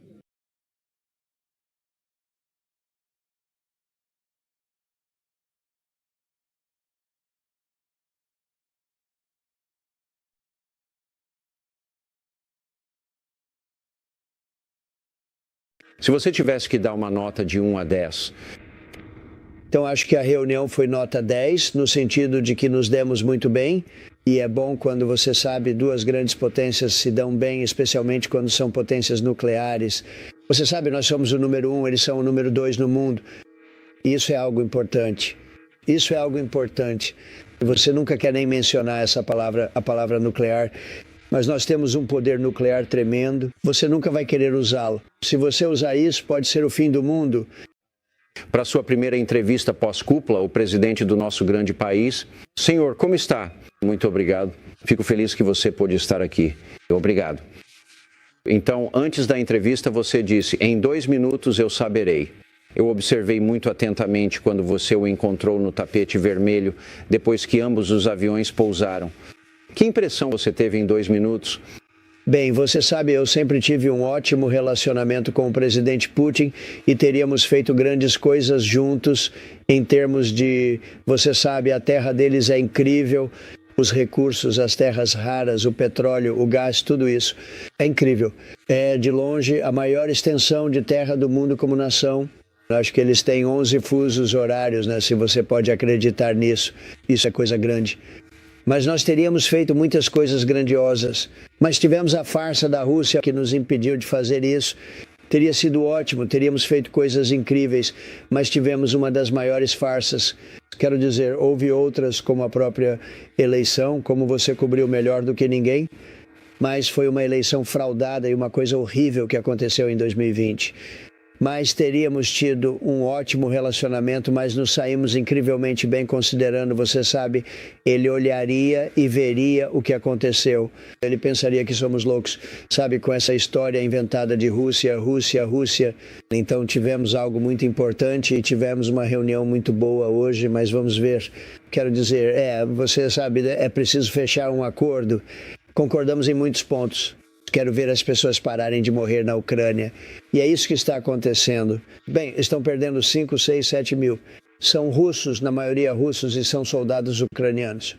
Há pessoas morrendo em cidades e vilarejos onde estão tentando explodir fábricas de mísseis e outras coisas. Em algumas cidades, não sei se você sabe o que está acontecendo, muitas pessoas morrendo. Se pudermos acabar com essa guerra, seria bom. Fiquei feliz ouvi-lo dizer. Se eu fosse presidente, essa guerra nunca teria acontecido. Senhor presidente, essa era a minha próxima pergunta. Ele disse na coletiva de imprensa conjunta que, e o senhor já disse isso muitas e muitas vezes, e ele confirmou para o mundo hoje que se o senhor fosse presidente, isso não teria acontecido. Algum detalhe específico foi mencionado sobre por que ele disse isso? Foi mencionado. Isso não importa neste momento, mas essa guerra nunca deveria ter acontecido. Sabe, muitas guerras nunca deveriam ter acontecido. Acontecem coisas estúpidas e as pessoas erradas estão falando. Mas o Biden foi um presidente terrível de tantas maneiras. Ele nunca deveria ter deixado isso acontecer, mas aconteceu. Há milhões de pessoas mortas. Quero dizer, é a pior coisa desde então. Vejo todo mundo dizendo que é a pior desde a Segunda Guerra Mundial de longe. Não há nada sequer parecido, mas tivemos uma reunião muito boa hoje e acho que muitos pontos foram negociados em nome da Ucrânia e em seu nome. Toda a situação da OTAN, onde estamos lidando muito bem com vários países estrangeiros que são grandes países europeus. Então, veja, no que me diz respeito, não há acordo até que haja um acordo, mas realmente fizemos muitos avanços. A reunião aconteceu nesta sala? Sim, é aqui você conheceu, certo? Nesta sala, você teve. Deixe-me examiná-lo. Era isso que você dizendo, isso é? Isto, eu diria que é isso, sim. Então você teve um tempo a sós com ele? Sim, eu fiz. Na verdade, sim, depois dos nossos discursos. Ele fez um discurso muito bom e eu também o terminei. E depois conversamos logo depois disso. Nós conversamos com muita sinceridade. Acho que ele quer ver isso feito. Sim. Na sua coletiva de imprensa, você falou sobre muitas coisas em que vocês concordaram e talvez uma grande questão em que vocês não concordam. Você está preparado para tornar isso público? Não, eu prefiro não. Acho que alguém vai acabar tornando isso público. Eles vão descobrir. Mas não, eu não quero fazer isso. Quero ver se conseguimos resolver isso. Sabe, não está nada fechado ainda. E a Ucrânia precisa concordar. Quero dizer, sabe, o presidente Zelensky precisa concordar. mas é uma guerra terrível em que ele está perdendo muito e ambos estão, e espero que isso possa ser resolvido. Seria uma grande conquista para eles.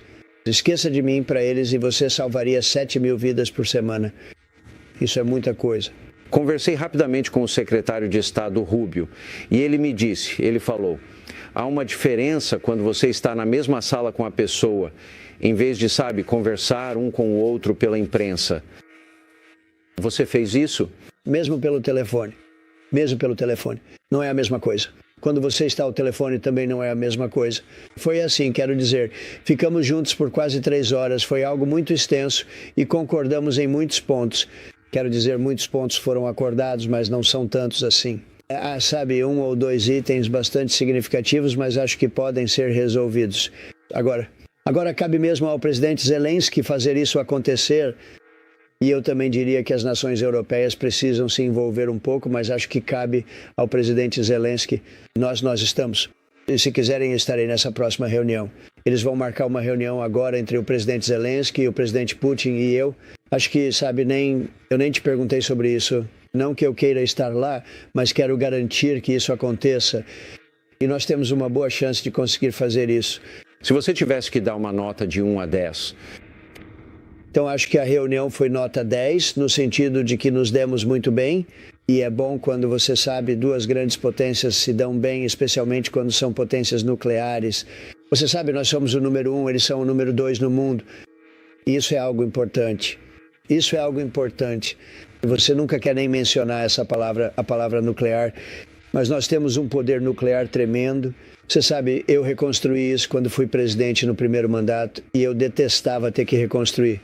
Foi a única coisa que eu detestei reconstruir, mas tivemos que fazer isso. E nós temos, de fato, a maior e mais poderosa força nuclear do mundo. Na verdade, temos o maior exército do mundo e eles também têm uma grande presença nuclear. Você tem que respeitar isso. Você sempre tem que respeitar. Isso. Você nunca vai querer usá-lo. Se você usar isso, pode ser o fim do mundo, como é desse tipo de poder que estamos falando. Vamos falar sobre o que levou o presidente Putin à mesa de negociações. Eu diria que há 4 coisas em minha mente.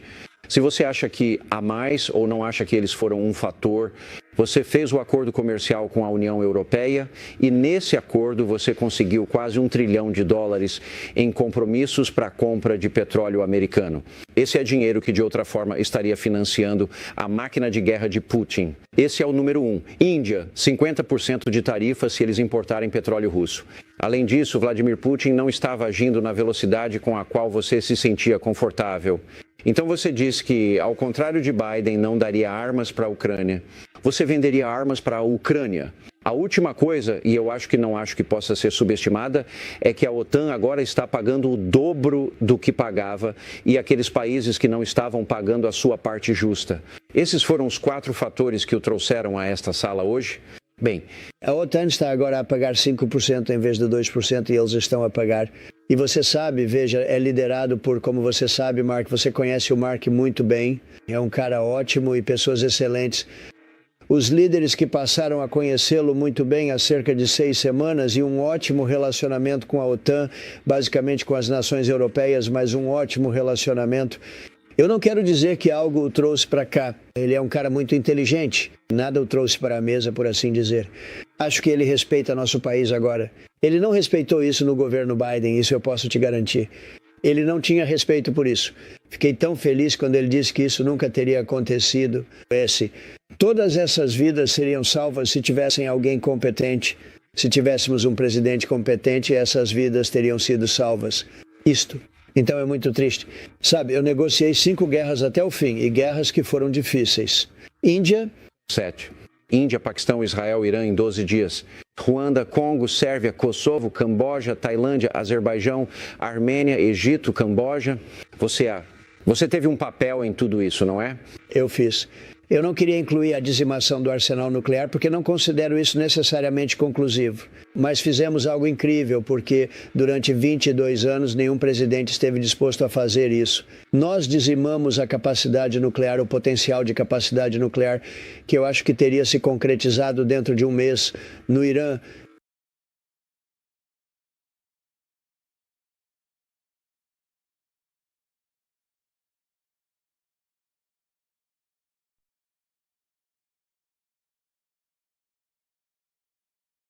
Vladimir Putin também olhou para os combatentes.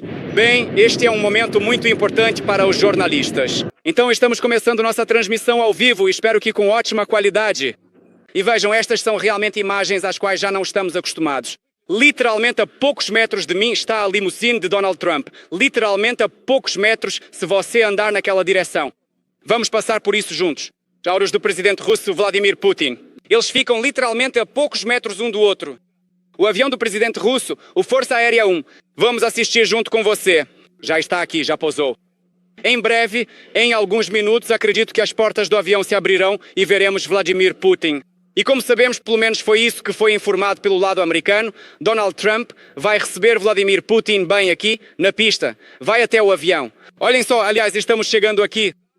Aqui é o tapete vermelho, de fato, o tapete vermelho para receber Vladimir Putin. O avião de Donald Trump, o Air Force One, um Boeing 747. Donald Trump chegou aqui há 30 ou 40 minutos.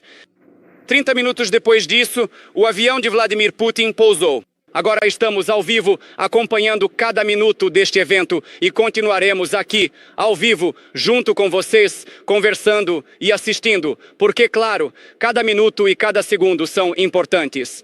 Mas eu queria mostrar para vocês mais alguns momentos, algumas cenas das quais, acredito, todos nós já nos desacostumamos. A última visita do presidente da Rússia aos Estados Unidos foi em 2015, há 10 anos. E claro, lembramos que foi uma visita à Assembleia Geral da ONU. Isso não pode ser chamado de visita aos Estados Unidos. Vamos assistir juntos. A porta do avião número 1 de Vladimir Putin se abriu. Agora a escada foi posicionada. É claro que Vladimir Putin não vai sair imediatamente, ainda são necessários alguns segundos, talvez alguns minutos. Aliás, lembro que há alguns anos atrás, para a cúpula entre o presidente da Rússia e o presidente dos Estados, que na época era o Biden, nossa equipe de filmagem viajou no avião presidencial, o avião número 1, e vimos o que Vladimir Putin faz durante o voo. Durante o voo, ele trabalha com documentos, como nos contou o porta-voz do presidente, Peskov. Durante esse voo, Vladimir Putin passou todas as 4 horas de Magadan. Lembro que o avião de Vladimir Putin chegou aqui, vindo de Magadan, também trabalhando com documentos. Estamos acompanhando junto com vocês o avião número 1. Aliás, aqui vai uma observação interessante também. Vou contar para vocês como foi organizado o dia de Vladimir Putin hoje. Ele saiu de Moscou cedo pela manhã, no horário de Moscou, e chegou a Magadan. Lá, ele trabalhou no dia 15 de agosto, o dia inteiro de 15 de agosto. Depois, na verdade, o avião número 1 de Vladimir Putin viajou para o passado. Agora estamos em relação ao horário de Moscou, 11 horas no passado. E, consequentemente, agora Putin está vivendo o segundo dia 15 de agosto. Ou seja, hoje o dia de Vladimir Putin tem 48 horas seguidas. É uma carga assim. Mesmo assim, ainda há grandes negociações pela frente.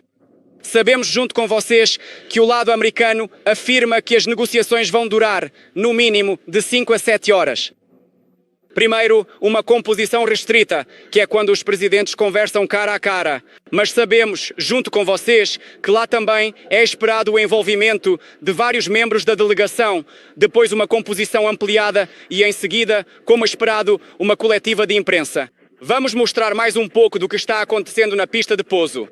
Quero mostrar para vocês porque, de fato, há muito tempo não víamos imagens assim. Vocês veem aqui inúmeros funcionários do Serviço de Segurança. A propósito, eles próprios estão muito interessados.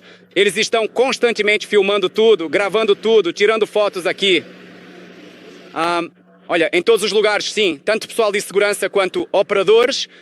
Deixe-me lembrá-lo de que estamos em uma base militar e filmagens de televisão dificilmente são bem-vindas aqui. Mas devemos dar-lhes crédito, as autoridades de segurança americanas não interferem no nosso trabalho. Vocês podem ver que estamos nos movendo aqui pelo local de forma bastante livre, eu diria até confortável, contando para vocês o que está acontecendo neste momento. Vamos dar mais uma olhada no avião número 1. Estamos aguardando a saída de Vladimir Putin. Olhem só, ali perto do Aurus conseguimos ver também o porta-voz do presidente, Dmitry Peskov. Vocês estão vendo? Espero que agora consigamos mostrar. Isso bem aqui, entre os dois carros. Ali está Dmitry Peskov, o porta-voz do presidente, também aguardando a saída de Vladimir Putin. Depois toda a delegação russa está trabalhando de forma muito ativa, muito tensa. É claro que hoje é um dia muito importante para o mundo. Nós, é claro, ninguém sabe como essas negociações vão terminar. É evidente que provavelmente não se deve ter expectativas excessivas. A questão é complicada demais. Mas mesmo assim, acho que agora todos os milhões de telespectadores, talvez até bilhões de pessoas no planeta, estão em suspense. Todos acompanham o que está acontecendo aqui, cada minuto. Nós não sabemos como será esse encontro nestes próximos minutos. Vejam, vamos olhar mais uma vez. Avião número 1. Aqui está ele, a poucos metros de nós. O avião número 1 do presidente dos direitos está a cerca de 300 metros do avião número 1 do presidente da Rússia. Acho que são cerca de 300 metros. Ou seja, em algum momento, aparentemente, quando o presidente da Rússia descer a escada, Donald Trump deverá vir ao seu encontro aqui. Aliás, vejam só, ali está tudo preparado. Estão preparados e aqui estão caças, aqui estão bandeiras, aqui estão militares americanos. Estamos assistindo juntos com vocês. Lá está Donald Trump descendo a escada do avião. Estou vendo certo? Agora vamos pedir ao operador para dar um close. Sim, estamos absolutamente certos. É o presidente dos Iguá, Donald Trump. Então, neste exato momento, começa aquele evento histórico que estamos esperando. Vamos olhar para a escada de Vladimir Putin, do avião número 1. Agora, provavelmente, é Vladimir Putin quem deve sair dali. Sim, é Vladimir Putin. Estamos acompanhando cada segundo junto com vocês. E acontece que os líderes descem as escadas de forma sincronizada, enfatizo, e se dirigem um ao encontro do outro também de forma sincronizada. Vamos ver isso agora juntos. Vamos passar para cá. Aqui está Donald Trump se movendo. Vamos tentar dar um close mais uma vez, como se diz. O operador vai dar um close. Donald Trump está caminhando pelo tapete vermelho. E então, agora, em alguns instantes, ali eu vejo ao lado Vladimir Putin se dirigindo a Donald Trump. E aparentemente é bem aqui no cruzamento, por assim dizer, desses tapetes vermelhos que acontecerá aquele histórico aperto de mãos, começará aquele encontro histórico que todos nós estamos esperando. Se nós, com o cinegrafista, nos afastarmos um pouco para o lado agora, devemos conseguir ver, eu acho, Vladimir Putin um pouco mais alto com a câmera. E nós vemos a delegação russa. Vladimir Putin está indo ao encontro de Donald Trump. Vocês, é claro, entendem que estamos trabalhando agora em um modo totalmente extremo, de emergência. A câmera treme um pouco às vezes, não há nada de grave nisso. Esse é o modo de trabalho. Estamos testemunhando um evento histórico. Então vejam, Donald Trump está parado agora e ele está esperando Vladimir Putin. Vladimir Putin só precisa dar mais alguns passos e começará o aperto de mão histórico, o encontro histórico. Vamos tirar alguns segundos para assistir a esse momento verdadeiramente importante. Então, vamos dar uma olhada.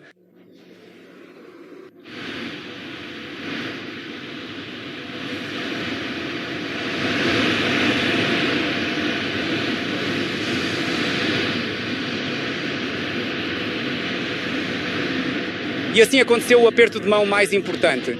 Agora os jornalistas estão todos congelados aqui, porque olhem, os presidentes estão vindo em nossa direção. Eles estarão literalmente a poucos metros de nós. E como veremos, provavelmente será uma sessão de fotos conjunta. Talvez agora mesmo os líderes estejam indo para as negociações.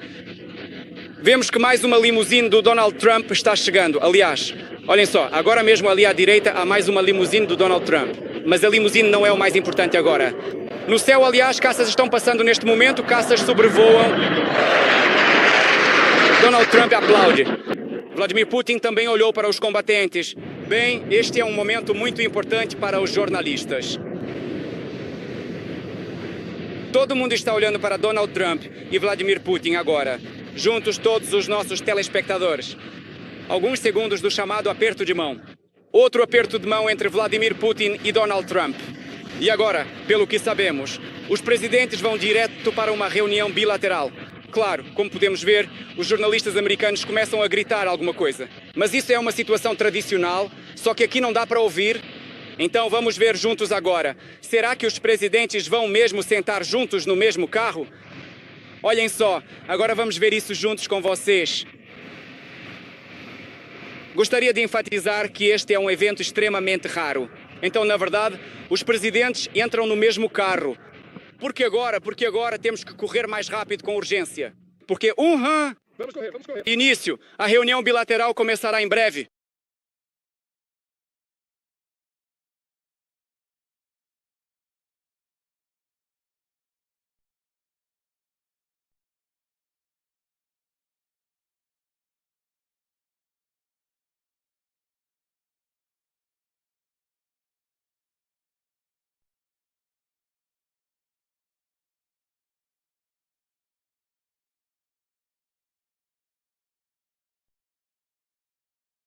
Do principal encontro de cúpula dos últimos anos, é claro, veremos e mostraremos mais do que qualquer um.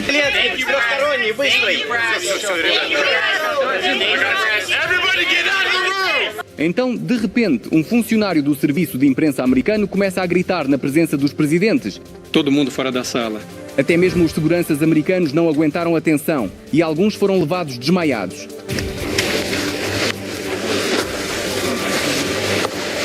E os intérpretes, apesar de tudo, precisavam se manter firmes e transmitir cada palavra com precisão.